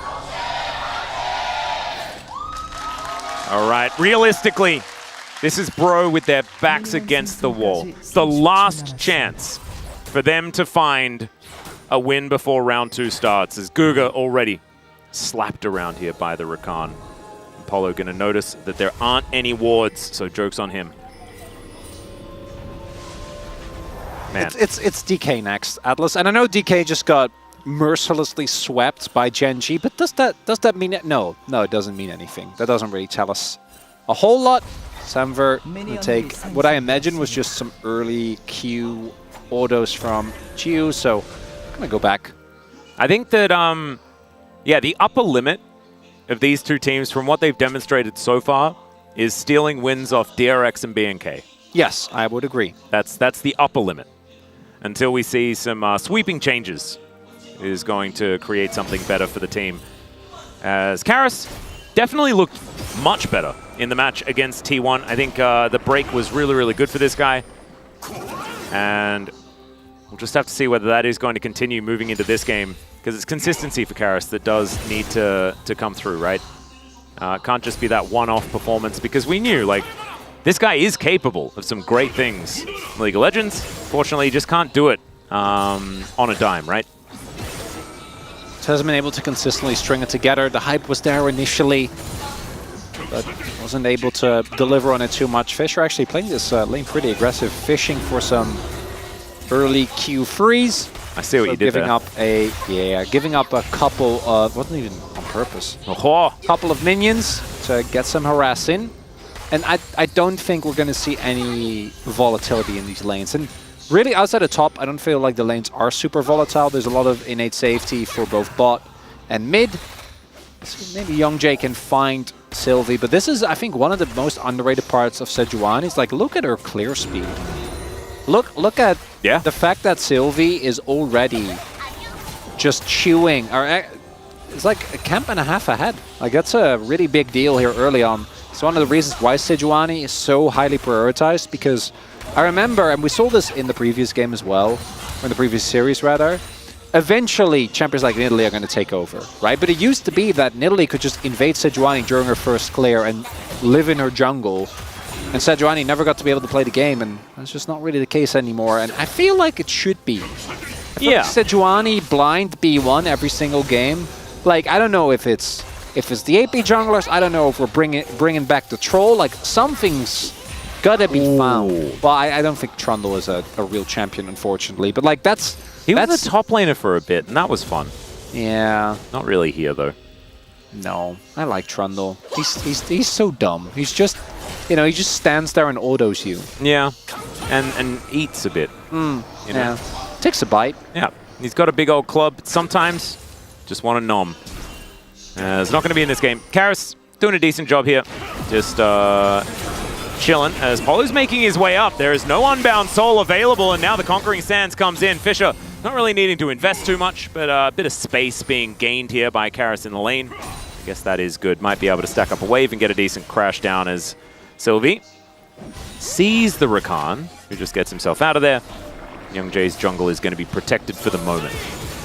Sylvie already got a back in. Not the case for Youngjae.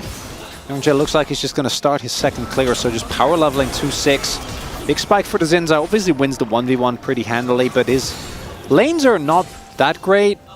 A lot of CC, but damage early on is going to be a little bit lacking. Yeah.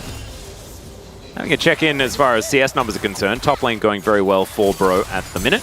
Kennen, not necessarily the best of the counter picks for the Gnar, but has certainly been one that's been employed in the past. This one is going to be the AP variety we've seen. I believe on-hit Kennen actually have the best win rate. Yeah, we did. That was fun. I think it was Zeus that picked that. Yep. I liked seeing it. It was fun. I won PTA and the whole deal. It's not as much longevity, you could say, in the game. You know, I think Turbine is a great item. In the 1v1, you're always going to be feeling great. In any other situation, definitely not the case. Does mean that we do see a sizable CS advantage here. As Inferior like this from Sylvie, you want to play towards your Yone. Karis does have flash, might have to use it here. Yeah. Shifts the sands. Oh, very nice drifting there from the man. Gets himself out. As Gnar back underneath the turret here for Morgan, who will be able to get the lightning rush and avoids the boomerang. So good trade for Mihail. Yeah, if that boomerang hits him, that would have been a real disaster. If that shuriken hits him, then it might have been a big disaster. It's just two Yordles with low health. I'm just going to give both of them credit for good sidestepping. Yeah, there we go. That's what we'll do. For everything that you say isn't good, there is something good being done on the other side. As Hepa Pulverize does come in. Great from Guga. As Polu getting out with the Battle Dance. Also great from him. Yeah, if he gets stunned before he actually gets his W out, I think he just dies pretty straight up. Did have to heal, though, so that is a big win. So we have an early fight here But as you're oohing, Samver actually did rotate over, and I think Nongshim are reading it here. Does mean they should be able to get plates, but I don't think they can actually contest these grubs.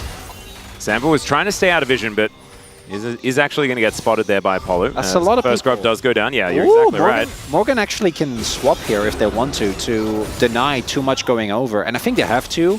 Yeah, because otherwise you're missing a lot. Yeah, TP angle towards the bottom side. It is going to be a plate going down here, and it's not a cannon wave, so he does miss a few of the melees. Oh, I like this.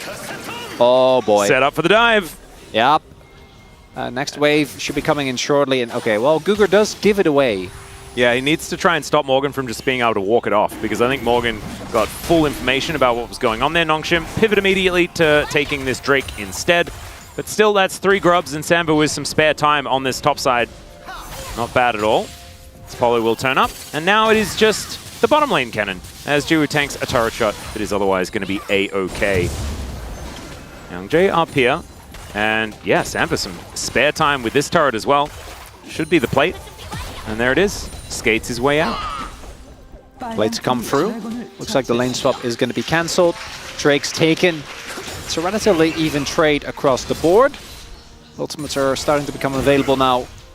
This game, it feels a lot more deliberate than last game, Atlas. We're building up. Yeah. The suspense is being built right in front of our eyes. That's the knock-up from Fisher, but not really going to be able to find too much there as Conquering Sands moves the minions forward. And they disappear very quickly underneath the turret, as is the way with the good old Azir. So, yeah, 200 gold in it, something like that. Drake advantage there for Nongshim, like you were talking about. And it's not the very clear-cut Ornn and Senna do scale good into late game, and then you can do win. This is a lot more of an honest game of League of Legends, outside of the fact that Azir and the Zeri, I feel, are going to be very strong late, but a very, I guess, solid composition also does well. You know, like front to back in general, like you've got a big old tank, you've got Jiwoo there for the consistent damage, and the Na for the follow-up. Yeah. And it does make some sense here. So it's really big that they swapped out Envy, because I feel like one of the big issues was that Envy in fights wasn't able to consistently get high damage output. I would favor Nongshim, not because of the champions, because of the context of the games. And as you're saying, like, I think the team fight comp, when you have teams like this, is so important. Yeah. Well, if this was T1 on the side of Brian, I'd be like, oh man, they are vibing, right? Because these type of comps, I think, do take a lot of finesse. The raw power of Azir when he gets like his third item, right? When he gets up to like Death Cap Void Staff levels of itemization, Samver obviously is going to become capable of doing so much more and damage so much quicker than the Ezreal does. But is that enough to offset the fact that Nongshim's comp is someone goes in, everyone else stands in front of the carries, and then like Jiwoo can just fire away, Fisher can dive with the rest of them. They have a lot of team fighting wombo combo as well. So we are looking for a play as soon as this Mega times out. Yeah, there is the Na from Mihail. Throws some houses around, and he's just wanting to clear this. Not having Get it. out. Yep. Not taking any risks. And look at that, Polo was also on a roam. So yeah. Good read there by the young challenger player. Spidey senses were indeed tingling, and tingling correctly. As Fisher just throws his sword around a little bit here, waving it, you could say. And the rest of Nongshim do just turn up, make sure that everything is actually okay. And it's not the fastest. It's a thinkings man. It's a thinking man gamings. Yeah. Yes. It's a smart game. Big brain game. That's the cope, right? It's like this game is very yeah, I was about to say with the soul bound, it's really hard to actually punish him. But yeah, it's the type of game that if other people don't get it, you're like, man, these Zoomers with their, you know, their TikTok attention span. Yeah. But the reality is there's just not a whole lot happening in this game. And it's not like a Gen G situation where nothing is happening and they're building a 2K gold lead. They're just... There just isn't a whole lot going on. Maybe this is dopamine detox. That's what we're doing here. TP angle for Mihal, obviously not available for Samver, and they're just going to let the grubs go. So perfectly even spread of grubs. And did you just say dopamine detox? I love that. It's the dopamine detox. detox. League of Legends equivalent of like going for a nice walk. Yeah. And it's not like it's a bad thing. It's just not overly stimulating. Yeah. Should You we know? adjust as well? No. Because it's late for a lot of our viewers and they would actually pass out. That's the way to guarantee continued viewership, though. You know, because Oh, they'll they pass can't out turn off the without stream. turning it off. Yeah. Yeah. Unless your roommate comes in because you're obviously like you're snoring too loud or something like that, and they're like, "What are you?" Actually, I don't think you could snore watching it. I think you would be lulled into a very deep and calming sense of sleep. Yeah, it'd in be like which there is straight no- to REM. Yeah. Straight like No you'd snoring. not like me this morning. I had a dream about my teeth falling Oh, out. that's the worst. Oh, just not good. And then apparently there's like a thing in Korea where they're like, that's like a really bad sign. Oh, and it means that like my brother's gonna break his arm or something like that if I had a brother and he had arms. Cool. As all right, Polu going to look for a knockup on the Fisher, doesn't find it. Rebinds the soul. Spent a lot of time out there as Guga just wanted to give him some minions. That's going to be effective. The Fisher's actually been laning very effectively. Didn't mean to say effective twice, but it's fine. And It's just an effective use of limited vocabulary atlas to keep it Precisely. very clear and precise what we're talking about. Not because I have a tendency to go a little bit flowery in my language, you know, be a bit too much. So which ones, like rhododendrons? I'm not actually very well versed in English names of flowers because why would I have ever learned those? Wouldn't they be kind of similar in some ways, or no? Sometimes, yeah, but sometimes not. What So about if I say- Daphnes? if Do you know Daphnes? No idea. If I say Zonnebloem, what do you think that is? That sounds like a dance exercise at the gym that your aunt could sign up for. It's sunflower. Ah, Yeah. okay, I know that one. Yeah, I mean, I'm not going to go for a difficult plant name. Okay, I appreciate that. It was still pretty difficult though. I'm not gonna lie. Which is a hard language. Yeah. So, are we going to collapse on the Jew here? That is Ezreal, so he should be completely fine. You see, They could have, but I mean, it's not about that at this stage. It's about trying to Sending get a position message? around this dragon. The funniest part is Gio and Guga are posturing, but Sylvie is topside. Oh, this is the latest First Blood. Of course. Of course it is. Yeah. Yeah. I am gobsmacked. Brion, Youngji is unaward. How late do you reckon we could go? Okay, 21 minutes. Are we doing this again? Are we involving everyone? Oh yeah, we should probably do the over-under. All right, I'm going to go first, 21. 21 minutes? 21. I'm going to go... It's probably less. It's probably like 16. Yeah, I think it's probably 16, 17, something about that. But I'm gonna lock in for fun. All right. I'm gonna go... I'm going to go 21. Max, G-Sun is 17. I'm gonna go optimistic. So I'm gonna go 32. 32. Oh my god. You're breaking records. I wanted to break records, man. I believe want a in pro these leave? guys. I want a pro leave. Today is my day of bro leave, okay? You did predict them, yeah. Yeah. Yeah, I'm just making sure that we get everyone's. Yeah, Yundo's at 19. Brandon Valdez, 17.25. Yundo's Okay. at 19. Digon is at 20.59. Wolf is 20.59. Wolf is he's gaming the system. He's Wolf gaming is hard. 16.45. All right. So chat, you can join as well. This is a fun little mini game that we're playing while this is ongoing. And perhaps we could even get a Gamba. You know, maybe it's not about the prediction of the outcome. I assume we have one for the actual game. Yeah, we do. But can't have two. No, we could just cancel that. just pay it out. I mean, bro just play. make everyone the winner. It doesn't matter for pro players. Yeah, They've everyone's already the winner. put it in anyway. Just give everyone the win, and like this is what we're playing the Gamba for, and we'll do it from there. I think that's the best way to do it. Maybe we could set up a poll to see whether you guys think that is the right thing to do. So I can't believe we've had this entire discussion and actually nothing has happened. No, it's great. No turrets have fallen. There's been some plate action, but nothing major. It is a 1,000 gold lead for Bro. And the Drake is still there, just chilling. Just hanging out as Fisher walks out of the brush. Oh no! Oh no! 15:45! Oh no, Fisher's fine. It's totally fine. Is Youngjae fine? Is Youngjae? No, yeah. Youngjae's fine. He's totally fine. Trisha Barrage, is that fine? Oh, really fine. This is big for the 17-minute predictors because this means that they're going to give up the Drake without going in. Oh, but what about 32-minute predictors? Well, I is it big for them?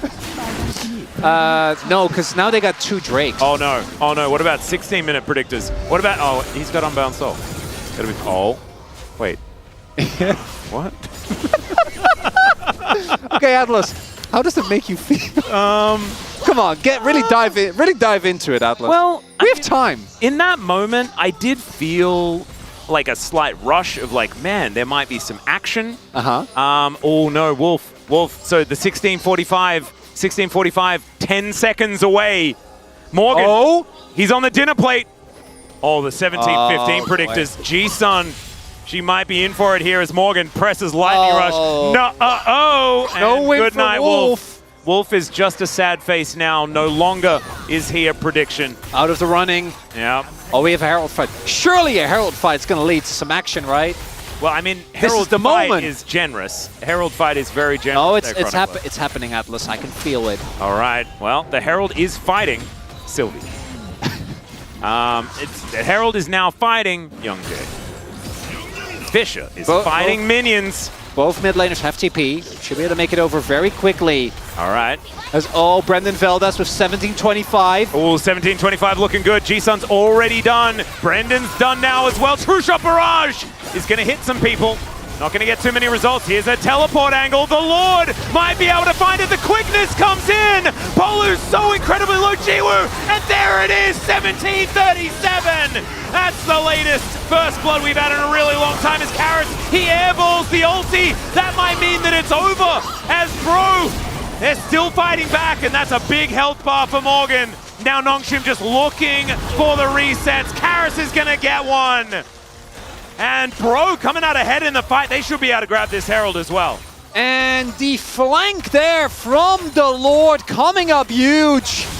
As Dagon, one of our two Bro levers here on the desk. And he gamed it. He gamed it as well. You are 1 second away from being closest, Chronicler. I mean, it's still Veldas. It was closest to 17. Oh, do you have to be like the close? I guess it would be. No, isn't it? If you go over, then you're ruined. Oh, well, then I won. It's like prices. Well, I guess Dagon won. So we're taking a look. Dagon won. Yeah. Genuinely really well Dagon done there Never mind. by Polu and Morgan. Right, Polu extends the play. Gio, it feels so safe, but he's not actually able to make it in time. And I think the fact that Fisher arrives to the fight this late is really rough. They should know this was going to happen, right? It's not a surprise that this fight is going to break out. Mihal Maganar arrives just a little bit too late. Exhaust has been picked up for Cannon, but wasn't used up until the point where the fight was already lost. Now, after last game, we know this doesn't mean anything, but it's still good to see Brion remain active in the face of undefeated in losing round robin. And so just to confirm, you are not the winner. Yundo was in fact the winner. If we're going to do the if it goes over, then you're definitely going to lose. I think we give Yundo the win. I think we give Yundo the win. I think he's earned a win. He was close without going over, I believe. So there we go. Yep, that's for real. It's a Yundo win. That's a Yundo win. And your prize will be in the mail. Haven't decided what that is yet, but it'll be in the mail, whatever it is. As now we're going to get the charge. That should be outer turret secured here for Bro. Not a lot of response. Nongshim do have 2 Drakes to work with. There's also a Hextech Soul on the map. Because of the exhilaration felt throughout all of Korea during that game number 1, Orcs was drawn out of the shadows to pay attention to this game, so we didn't get a Chemtech. The atmosphere is electric. It is. That's absolutely why Hextech electric. showed up. Jokes aside, if Nongshim win this next fight, if they just get the dragon, as long as they don't lose Nash for it, I'm still going to highly favor them in this game. That fight looked good. We saw the power. Once Morgan gets onto the enemy backline, can be absolutely pivotal. And I was a little bit worried because he went for the dash cannon vibe of the cannon. We haven't necessarily seen as much of that more recently. A lot more going for like flat damage, trying to get in there. Yeah, or he's going Shadow Flame second though. Like I'm feeling good about that. No, I like it. And go Deathcap third. Yeah. No takebacks. Yep. No stopwatch. And then Void Stuff fourth. You know, and then like maybe you build an arm guard. But only then do you think about it. Then goes Young Jay. Taking control, textbook play here. Big thing for Nongshim is gonna be the management of the Narbar. How much poke can Gio land? Oh, and also, what is Karis going to be able to buy? Because if it's an arm guard on this back, oh, nobody does it. The 2-item spike. Both mids sitting on that now. All right, that's there's the poke teleport though. In. But Hannah Burst control is there for Nongshim. Again, Brion, they really don't want to give this turret. Look at the flank angle from Morgan there. Does get spotted. Yeah, that's a really good trinket. And Mihail has a phenomenal Naba to start this fight off as well. Samba already at about 50%, takes a house to the face as well, and that's generally a bad thing. As Youngjae gets in there, let's see whether the smite's going to work out. He gets it! The ulti's going to drag him out of there as well as the Empress Divide sweeps up the Yone! And now Morgan couldn't find a target because they were all dead! What a problem to have for the Bros as they wipe them out! And Brion, they might even be able to turn that into a Baron if they want to run the risk. I don't know if they will. A risk? Chronicler? Never know with this team. Yes, you do. You always know with this team. What are you talking about? Well, okay, I guess they don't take the Baron. Yeah. No, that's my bad. Don't be a silly Billy. I am a silly Billy, Atlas. I want to take another look at that fight because Gio not able to have a big impact, but Fisher also going in so deep and it not working out. Meow. He actually pulled Youngjae out of the pit and kind of saved him as well, unfortunately. Yeah, as we take another look here. So the 50-50, that's not the end of the world, but the team fight needs to be won. So, yeah, as you're saying, kind of Youngjae doesn't really bother, and then Miha also tried to kill Palu but didn't, and Gio just died. Very unceremoniously. And the Ezreal struggle bus continues as Morgan might be in some trouble here. Speaking of struggling, he's very dead. Really big time dead. That's a big shutdown as well. A lot of money over to the Gnar. All right, and that was just after he completed those 2 items as well. Of course, doesn't really help him out when it's 2 versus 1 against some burly bodies. Karis though, man. Super sub coming in again. Oh, yep. Laying the fight out nicely. It's really big when you hit these spikes that you actually do the necessary damage, right? That you actually get a lot of DPS down. He did well in that fight. Samba as well, chasing down Sylvie here, as we can see. So a bit to look forward to here in this game, and that's what it's about. It's about looking forward to things that could be happening in the future, and we were rewarded for it with the First Blood. That last fight. It's not really much. No, especially looking at the amount of control that was available for Brion towards the top side. Can't be that far up pushing a wave, unfortunately, for Morgan. Imagine if it had have gotten to 32 minutes without a First Blood. Wouldn't it have been cool? Yeah, I would have loved it. Would have been a very remarkable thing to have happened. I would have remarked like a lot about it. A lot? Yeah, like lots of. I think in general you're a person that does a lot of. I do a fair bit of remarking. Yeah, it's one of your favorite things. It's interesting because I do a lot of remarking, but I'm not very remarkable. Because it's like it's not remarkable that I'm remarking. I think by definition that's definitely not true. You have a, you have a. Well, maybe no. So the fact that I'm remarking isn't remarkable. Oh no, that is your job. To be remarkable. No, because that's your job. Yeah. Yeah, your job is to remark on stuff happening. Yeah. Oh yeah, no, obviously. Did you see all of that time go by while we were having that conversation? We got rid of a lot of time then. Really, one could say that all we're doing is just biding our time, in life. True. And that's the beauty of it. And it just is what you do while biding that time that matters. And if, in our case, and in everyone that's watching right now, we are watching. And we're here watching it with you, and I feel like that's the most valuable part. It is. And absolutely. I mean everyone at home. I even mean Dagon. Why would you negatively say Dagon, man? What's with the hazing? I just needed to let him know that I also mean Dagon. I feel like I never got hazed that badly, but then I fought back. You arrived in COVID. Yeah.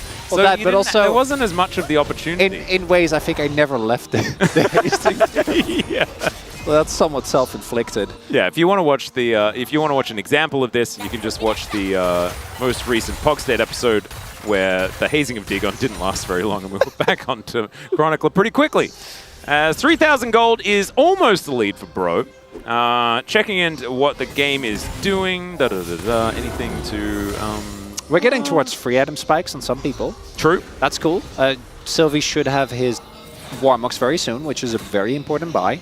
We're hitting wards that are on the map here. Gold, most of it is on the right champions. For Brion. Gio is a little bit starved. Yeah. Hasn't really had the best performance. Look, third item done now for Samford. That's big. LDR already available for him. Yeah. And this is again going to be a big fight. No soul point available. And Nongshim, they need an actual front to back. I think in the last fight we saw... There is no outer turret here as Extended Beam comes in. But they can't run the risk to go too far. Ow! Gee, that's what they need. They're going to have to find these chunks. This is actually quite big. Getting it onto the enemy jungler is a big win. Oh, I would love it if they just let Mihal do that. This is a bit of a gambit. I don't think they actually should. Yeah, I actually love this from Nongshim. Mihal just going to start this one off. That is going to be soul point. Never mind. No, he should get it. He should. I think we see the question mark ping because the rest of Nongshim is just keeping them busy. Oh, Sam's just skating in. He's going to get the flash out of Jiwoo, and Mihail is back towards this dragon. I don't know if he has the time. Oh, he's going to go mini. Is he in time? Yeah, he's going to take it. Well, I mean, if they ran over as soon as possible, they definitely could have stopped them. But your mind is working way too fast for this game.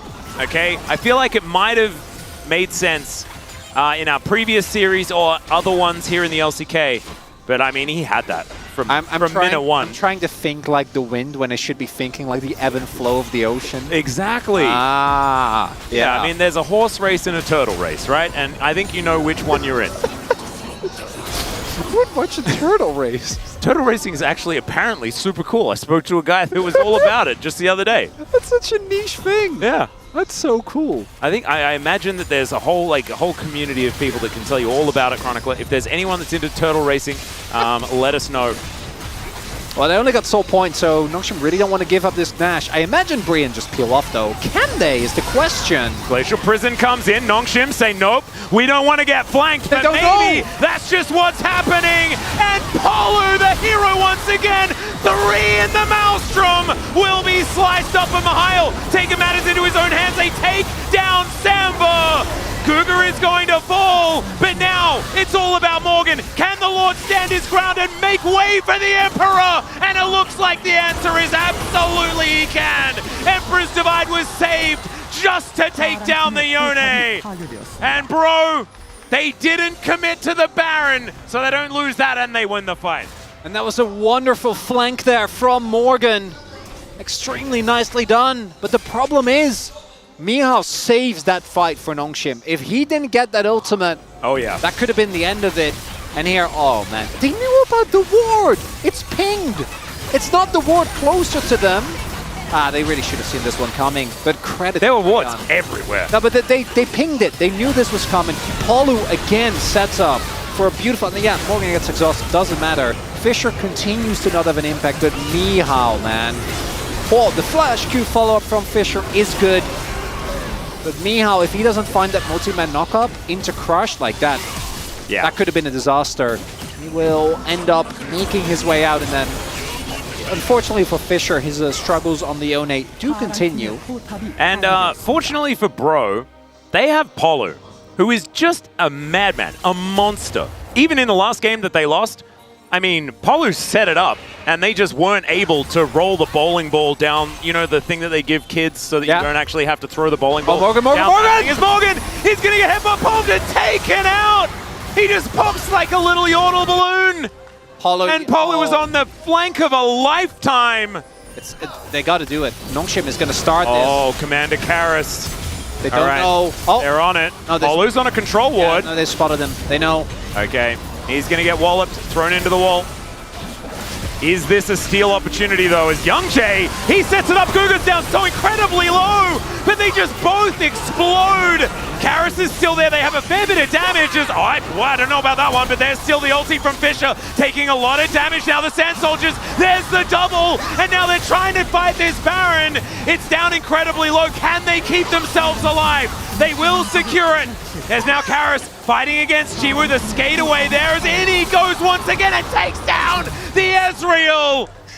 And Samba's still up. There's only 2 with Baron though at the end. This game is insane.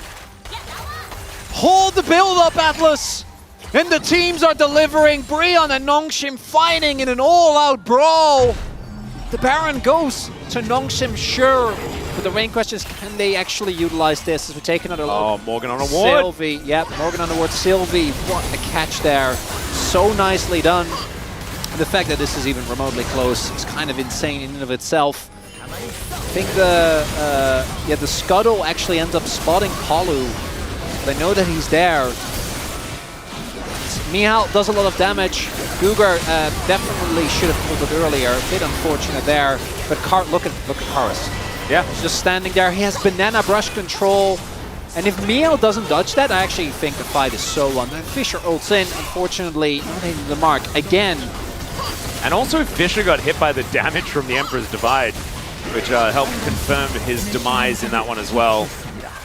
And then we take another look here. So, I know that he gets the kill. I don't know if that's actually the right call. I mean, getting rid of Baron sort of. Well, I know, but it's Ezreal, right? So I feel like Ezreal is always going to be with the team anyway. Yeah. But as you're saying, I think with the Baron, it probably is. And they didn't get mid lane turret. That's actually what I was worried about, that because of Karis dying, they will be able to get mid. Not the case. And this is the sole point fight. Nongshim, they have Baron buff. They could play for side lanes. They could play for mid lane turret. But guess what? That's not what they're about, Atlas. Oh, True Shot Barrage. That's what they're about the now. Poke! Yeah, Apollo gonna have to get out of there. Look at Mihail. He is gonna hit Mega. Not actually able to utilize it right now. Banana brush control well and truly there for Bro Polo. He can't engage. Just can't do it anymore. Gugar, yeah. And this is a very big look at that control. Oh, Nongshim. That was gorgeous. And Jiu, his KDA hasn't been great. He's been outflanked, outfought by Morgan in basically every major team fight.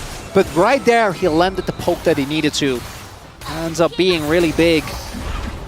And Nongshim still down in gold, but the Hextech Soul with Yone. Ezreal. Well, Ezreal is the big one when it comes to consistently getting those slow procs and getting the poke.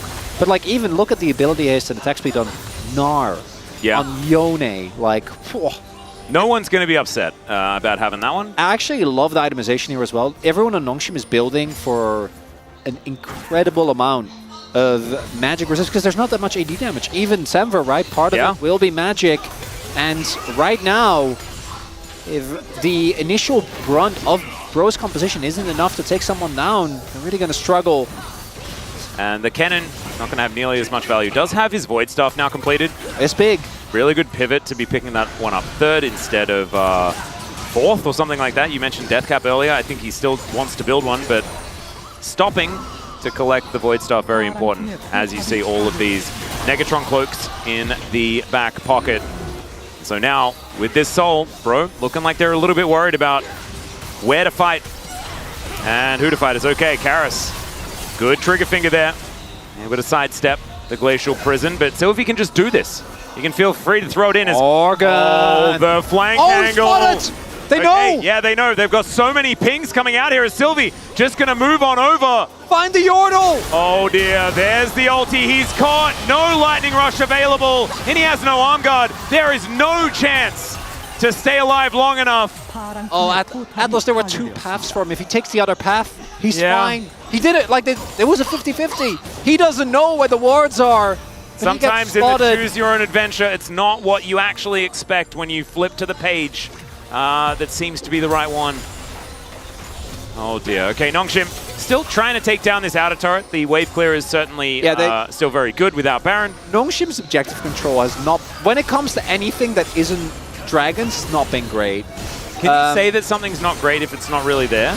As Fisher is now trying to get himself out of the way. Oh, this Hextech Soul is so annoying. The quickness does come in, and they will kill him. He is definitely very dead. Can they find more, though, is the question. Is Sylvie able to get a nice smite on the Raptor? That's going to help him get his eye in for the smites on Baron. And now the gold is evened out. Oh. But it's even gold, and there's a Hextech Soul on one side. Yeah, right here. If Morgan takes the lower path, that might be, honestly, a game-winning fight. If he gets a big ultimate, and they can just push mid, that could be enough, but does get spotted. He walked that little bit further. Yeah, if he takes the it's unfortunate. He doesn't know. As Fisher, this game has unfortunately for him not been ideal. I think the Yone is one of those characters where yes, you have a lot of escape tools if you are in a safe position to begin with, and he really hasn't been. Fortunately, I think Mihal stepping up again. Sylvie maintains composure. Brion, though, it's not done yet. If they can get a big enough wombo combo between Karis, between Morgan, there's still an angle here.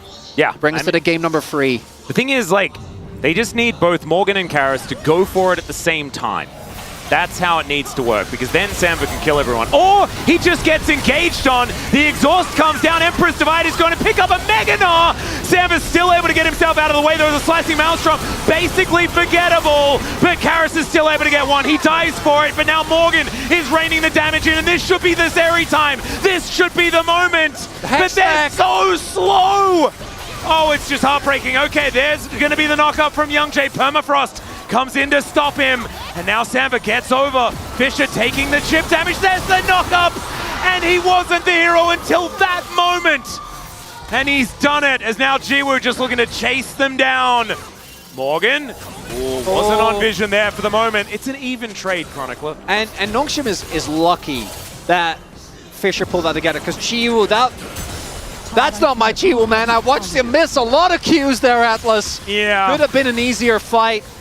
And I think it's, again, the engaged Paulo is really trying. The fact that Samba goes in like that is a little bit insane. I think you need a little bit of insanity at this point in the game. The problem is that all of that goes into a Mega Gnar, as you highlight. Yeah, you're going to chew for Mihal. Yes, you're going to chew for Gugar. But this still is a position where I think Nongshim should be fine if, again, Jiwoo gets more damage down. But he actually isn't able to meaningfully contribute, partially because of Morgan kind of zoning him away. And because of that, damage from Samver, this Zeri's 4 items so insanely strong, but then that double knockup salvages it.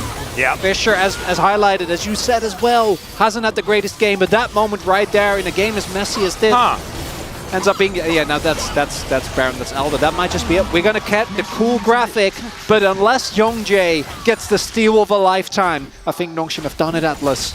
I think so too. However, 20 seconds. And Death Cap's done, Void Stuff's done.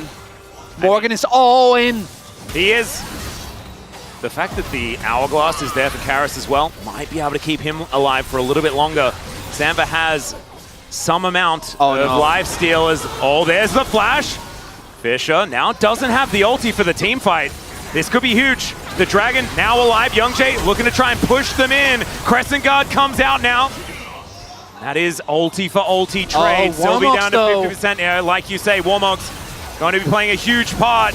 Bro's got to send it. We've been saying that Bro's got to send it the entire series. That's set in the wrong direction. Now the quickness comes in. The grand entrance is great. The Emperor's Divide to buy the space. And the Bros now stand together. The Dragon getting angry. Cooldowns one after the other are falling for both teams. No one's really getting ground though. LCPing. Is it just going to be a 50-50 is the question. Look at these health bars. They're going so low. The Hextech Soul. It's so powerful now. Fisher finding an angle. Gets himself out, rebinds the Soul True Shot Barrage, goes nowhere. As now the ulti's in. Samba gets one onto the jungle of Morgan. Morgan finding the angle, gets into the backline. Fisher going down so low, but the cannon is dead first. Samba goes down. And Nongshim, I don't know how it happened. It looked like it may not happen, but then it finally did. And Fisher's gonna dive on top of Youngjae. And I can't believe it's going to be a 2-0 for Nongshim when Bro were basically winning both games until they lost. And that team fight, Jiwoo not having the best time, but he makes it work there. So much damage done by the Ezreal. He was eating in aggressively, playing like a maniac. The Hextech Soul getting so much value. That ends up, I think, being the biggest difference maker. Man, this game for Brion. Yeah. It felt so attainable, but that makes it worse, Atlas. So really does. close, yet so far, as Nongshim gets a 2-0. Youngjae battling all the way until the end. And my goodness, I feel like that was maybe a best of 5, just with how much time there was, but it was a 2-0. And Nongshim are going to be the ones to take it. I thought that maybe this was the time that the Bros found their win. But I think perhaps a bit of experimentation has now been done for this week. I think a lot of us now know or have a bit more understanding as to maybe what Bro looks best at. And coming in after your team has just lost, is really difficult to do and have a good performance, right? So maybe next week you can see Karis and Sampa come in first. Maybe then they'll be able to get something done, not against D+ or Genji, whichever team that they're facing off against first, because that's just going to be a rough time. But outside of that, maybe that's going to be their opportunity to find a better foot forward. Nongshim getting a very important win here. The second one, they beat DRX earlier. Chiyu. Oh, that's the first time in a while we've seen that man smile. His Ezreal took a little bit of time to get going, but once it was going, oh yeah, oh boy, he found a few of those the crucial mystic shots when they were playing the K-Ram, and that has been a lot of where we see teams get windows with this. I think Viper showed us pretty immaculately yesterday just how much you can get done in the neutral with the Ezreal. Didn't really see it in game number 1, but here we definitely did. Don't sully the present by thinking about the past. This series stands alone. I don't need no comparisons to Viper's Ezreal. That's true. I mean, it was a very different day. It was a different time. It was probably a different patch. And I'm glad we get the little zoom in because I'm a big Dundun fan. We all know it. Half for memes, half because I think that he's had great moments. I mean, I think he's picking up a POG in this one. I hope so, because I think that if you only tune in for the final fight, then Chiyu is a great vote. But outside of that, I do think there were a couple of really big moments where we saw Mihal make it happen, where he kept it together so that the rest of his team was fine. Karis, though, again, comes in as a super sub. And that, to me, is the most heartbreaking point about this series, is that both those games for Brion were 100% winnable. And that makes it worse. It's not even winnable. They should have won. I think that's game 1, even worse. 100%. Yeah. No, it is. It's heartbreaking. Yeah. And you can see just the doubt seep in. Yeah, it's not. And it's kind of to be expected from teams that do find themselves in these positions, right? When it's the more losing you do, the harder it is to find the angles to win, to feel confident enough to go for those plays. And you can see it's really bearing down on the pros here. Mihailo, I do want to congratulate him on his Naba control in this series. It was absolutely, like around dragons especially, he'd just be walking around with the bright yellow bar over and over again at a moment's notice, ready to hit that mega when they needed it. Yeah. And they're just talking about how the last fight went. And you could see that Nongshim, they still had to work really hard. Guga here just fighting with Youngjae until the very end. Feels like a very tough 2-0. Oh, Meow. Yeah, Mihail's happy. Look at him go. Particularly not losing your mind, I think that's where the challenger's experience really comes in. And obviously Chiyu is going to be the top damage dealer. That shouldn't come as a surprise, but man, Nongshim, again, that gold graph, it's not as bad as the last game, but it's painful if you're a believer. Although, then again, Bro doesn't need wins. I do think that, so we talk about Bro fans and we talk about just how resilient they are. I'm feeling for Edgar, man. I'm just worried about how he's feeling because obviously they're drilling these early games over and over again and they're working and they're working and they're working. And then the getting to the Nexus to kill it thing is a problem. Perhaps we've got some gentlemen waiting alongside, though, that could give us some insight onto how they could kill a Nexus or two before the end of the round robin. Take it away, Spacers. Soup up as Nongshim Red Force take it 2-0 against the Bros.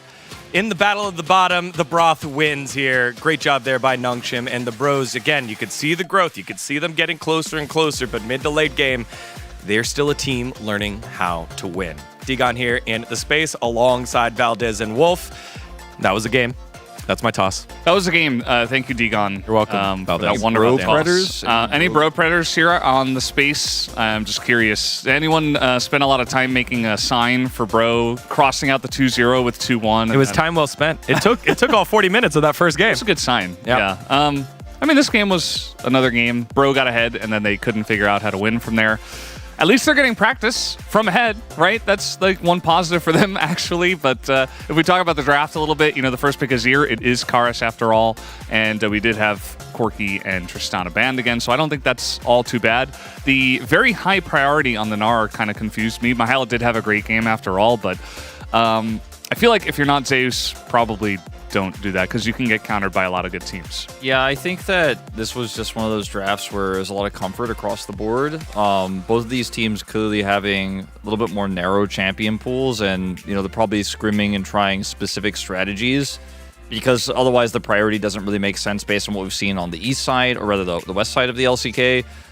The draft, not a big issue here. I think for the bro leavers out there and for Bro and for Edgar, you got to be disappointed with this performance. I think definitely had a chance to even 2-0 this series and just did not pull the players didn't pull the trigger at the right moments. No, they did not. As we did in game number 1, we pulled lots of highlights from things before 29 minutes. But here at 29 minutes, this was when we realized, okay, here's highlight 1, and it's around the Baron. It's the Baron fight.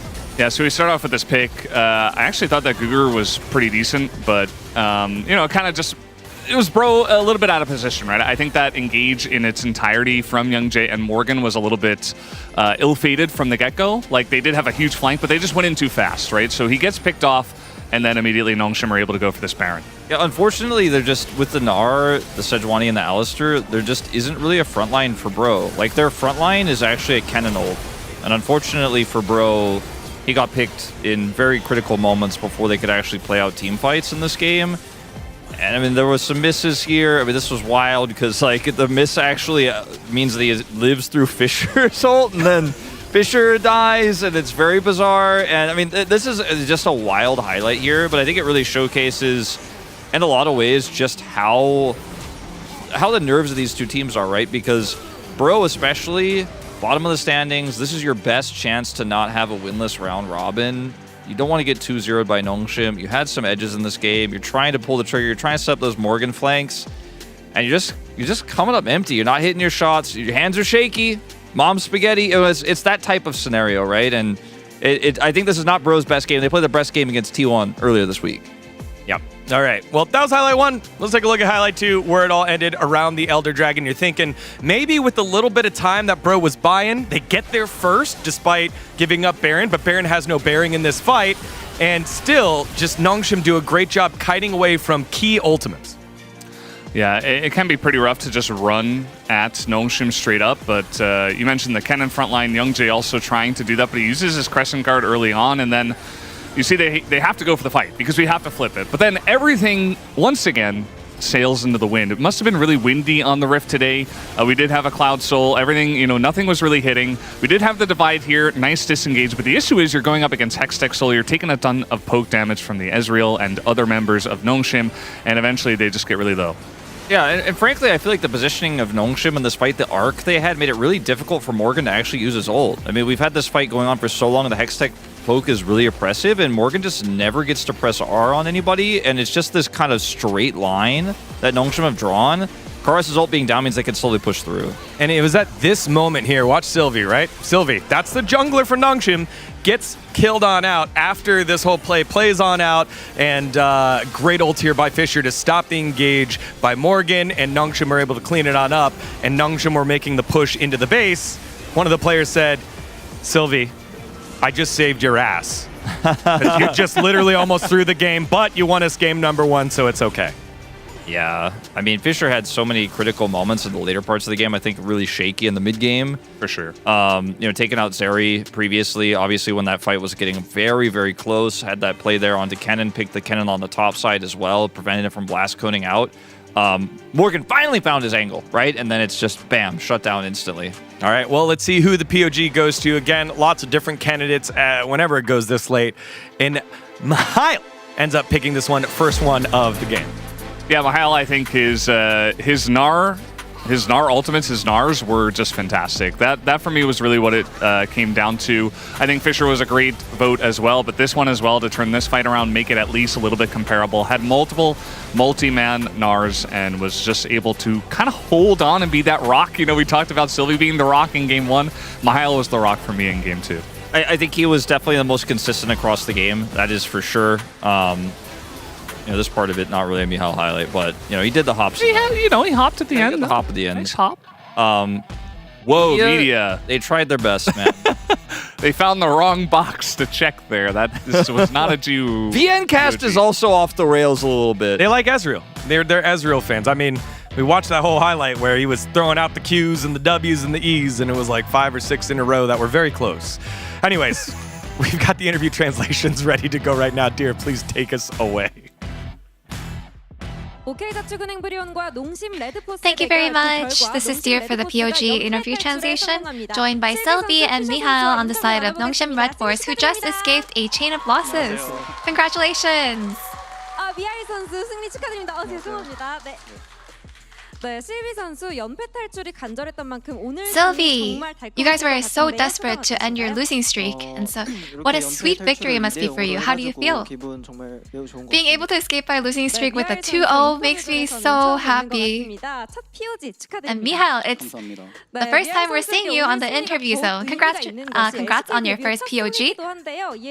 This must be such a meaningful win since this is your first victory after your LCK debut. How do you feel? After seeing my team win against DRX, I really wanted to feel and indulge in that moment of victory myself as well. And it feels so surreal that I'm actually right here feeling that right now. And Sylvie, what mindset did you come to stage with today? Since we had such good results with scrims, I think we came up thinking we're going to win no matter what. And in game 1, with your Poppy gameplay, you got your POG, and this was your first time picking Poppy this summer. So what strength were you looking for comp-wise? I think we had the Azir Poppy, and those have really good synergy, especially against Sejuani, so that's why we went with these picks. And Mihail, and as someone who prefers Aatrox, you have been playing him pretty often, and of course, we saw how solid your Aatrox was in Game 1. And that would be patch 14.13's first Aatrox win, so how is Aatrox in the current meta? I feel like it really depends on how you actually play Aatrox, the different play style, but I think being able to sort of maintain control in the laning phase actually paid off, and my teammates, of course, had a huge part in that too. And Sylvie, in Game 1, just from looking at the gold chart, the enemy had a huge lead and also control over the game, so how did you manage to turn it around? I felt like, just in terms of comps, we knew that we had better value, so being able to just play it out slow and stall the game actually helped a lot. And in a crucial moment, there was a super play by Sylvie. Let's take a look at this replay. And you stole this Baron. Did you expect that steal? Honestly, I told myself, even if it doesn't work, I have to commit to it. And I thought Sejuani was blown away. But she wasn't. But regardless, I kept my cool and I stayed calm, and then I was able to pull that steal off.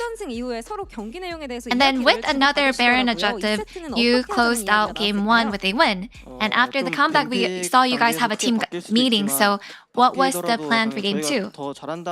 Now, we told ourselves that there might be a lot of changes in the drafting phase, but I think the mindset we went into the second game was that as long as we do what we normally do, we have the capability to win. So I think that's what really helped. And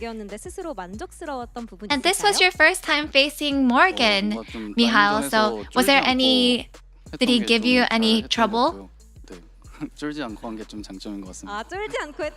Honestly, I just played without feeling timid or scared, and that actually worked really well for me. And in Game 2, we got our longest first blood. It took 17 minutes for the first blood, so what made you guys play out so slow? It felt like as long as one side gets the first blood, it would give that team so much momentum, so we were really careful in playing the game out in Game 2. And let's take a look at this this team fight replay. Can you walk us through what happened here? You know, it started out with me dying so meaninglessly, and I thought we would be losing. But I think we just kept our cool and we really just went step by step into killing the enemy one by one. So I think we did really well. And Michal, would you like to give your fans a shout out?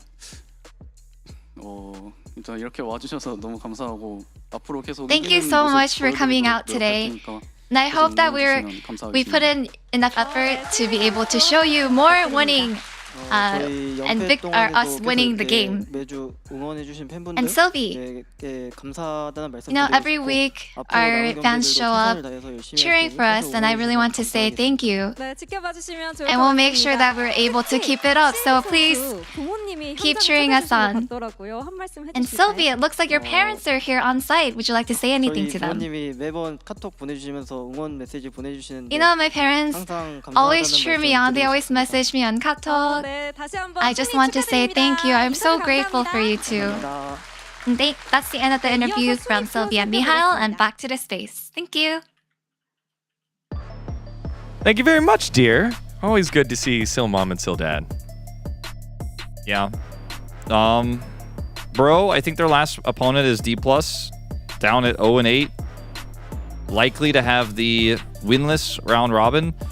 Not a great look here for the first round robin for Bro, unfortunately, and I don't know what changes they can really make at this point that are going to bring them to playoffs. Like, it seems doomed, and I hate to say these things, but it's unfortunately the reality that Bro's living in. I mean, what you said before is very true. Like, they looked better against T1. I think it's just entirely a pressure and, like, team coordination, communication issue. Like, I think the players themselves, individually, they can get stuff done. They can win early games, but when it comes down to pressure-filled situations, they just dropped the ball. You know, I think that Bro, as you mentioned before, easily could have 2-0 tonight, but it wasn't meant to be. Nongshim held it together. All right, well, to close out the week of action, we have the Kwangdong Freaks trying to bounce back from their loss up against DRX, and BNK versus Hanwha Life, who are coming off that huge win against T1. Y'all, it's been a great day, and it's okay. It's okay. We could always go 10-8. Well, I guess our next game is against D+, so we could always go 9-9. Y'all, it's been a great day of LCK action. Thank you so much for watching. We got one more day left in the week. We'll see you tomorrow.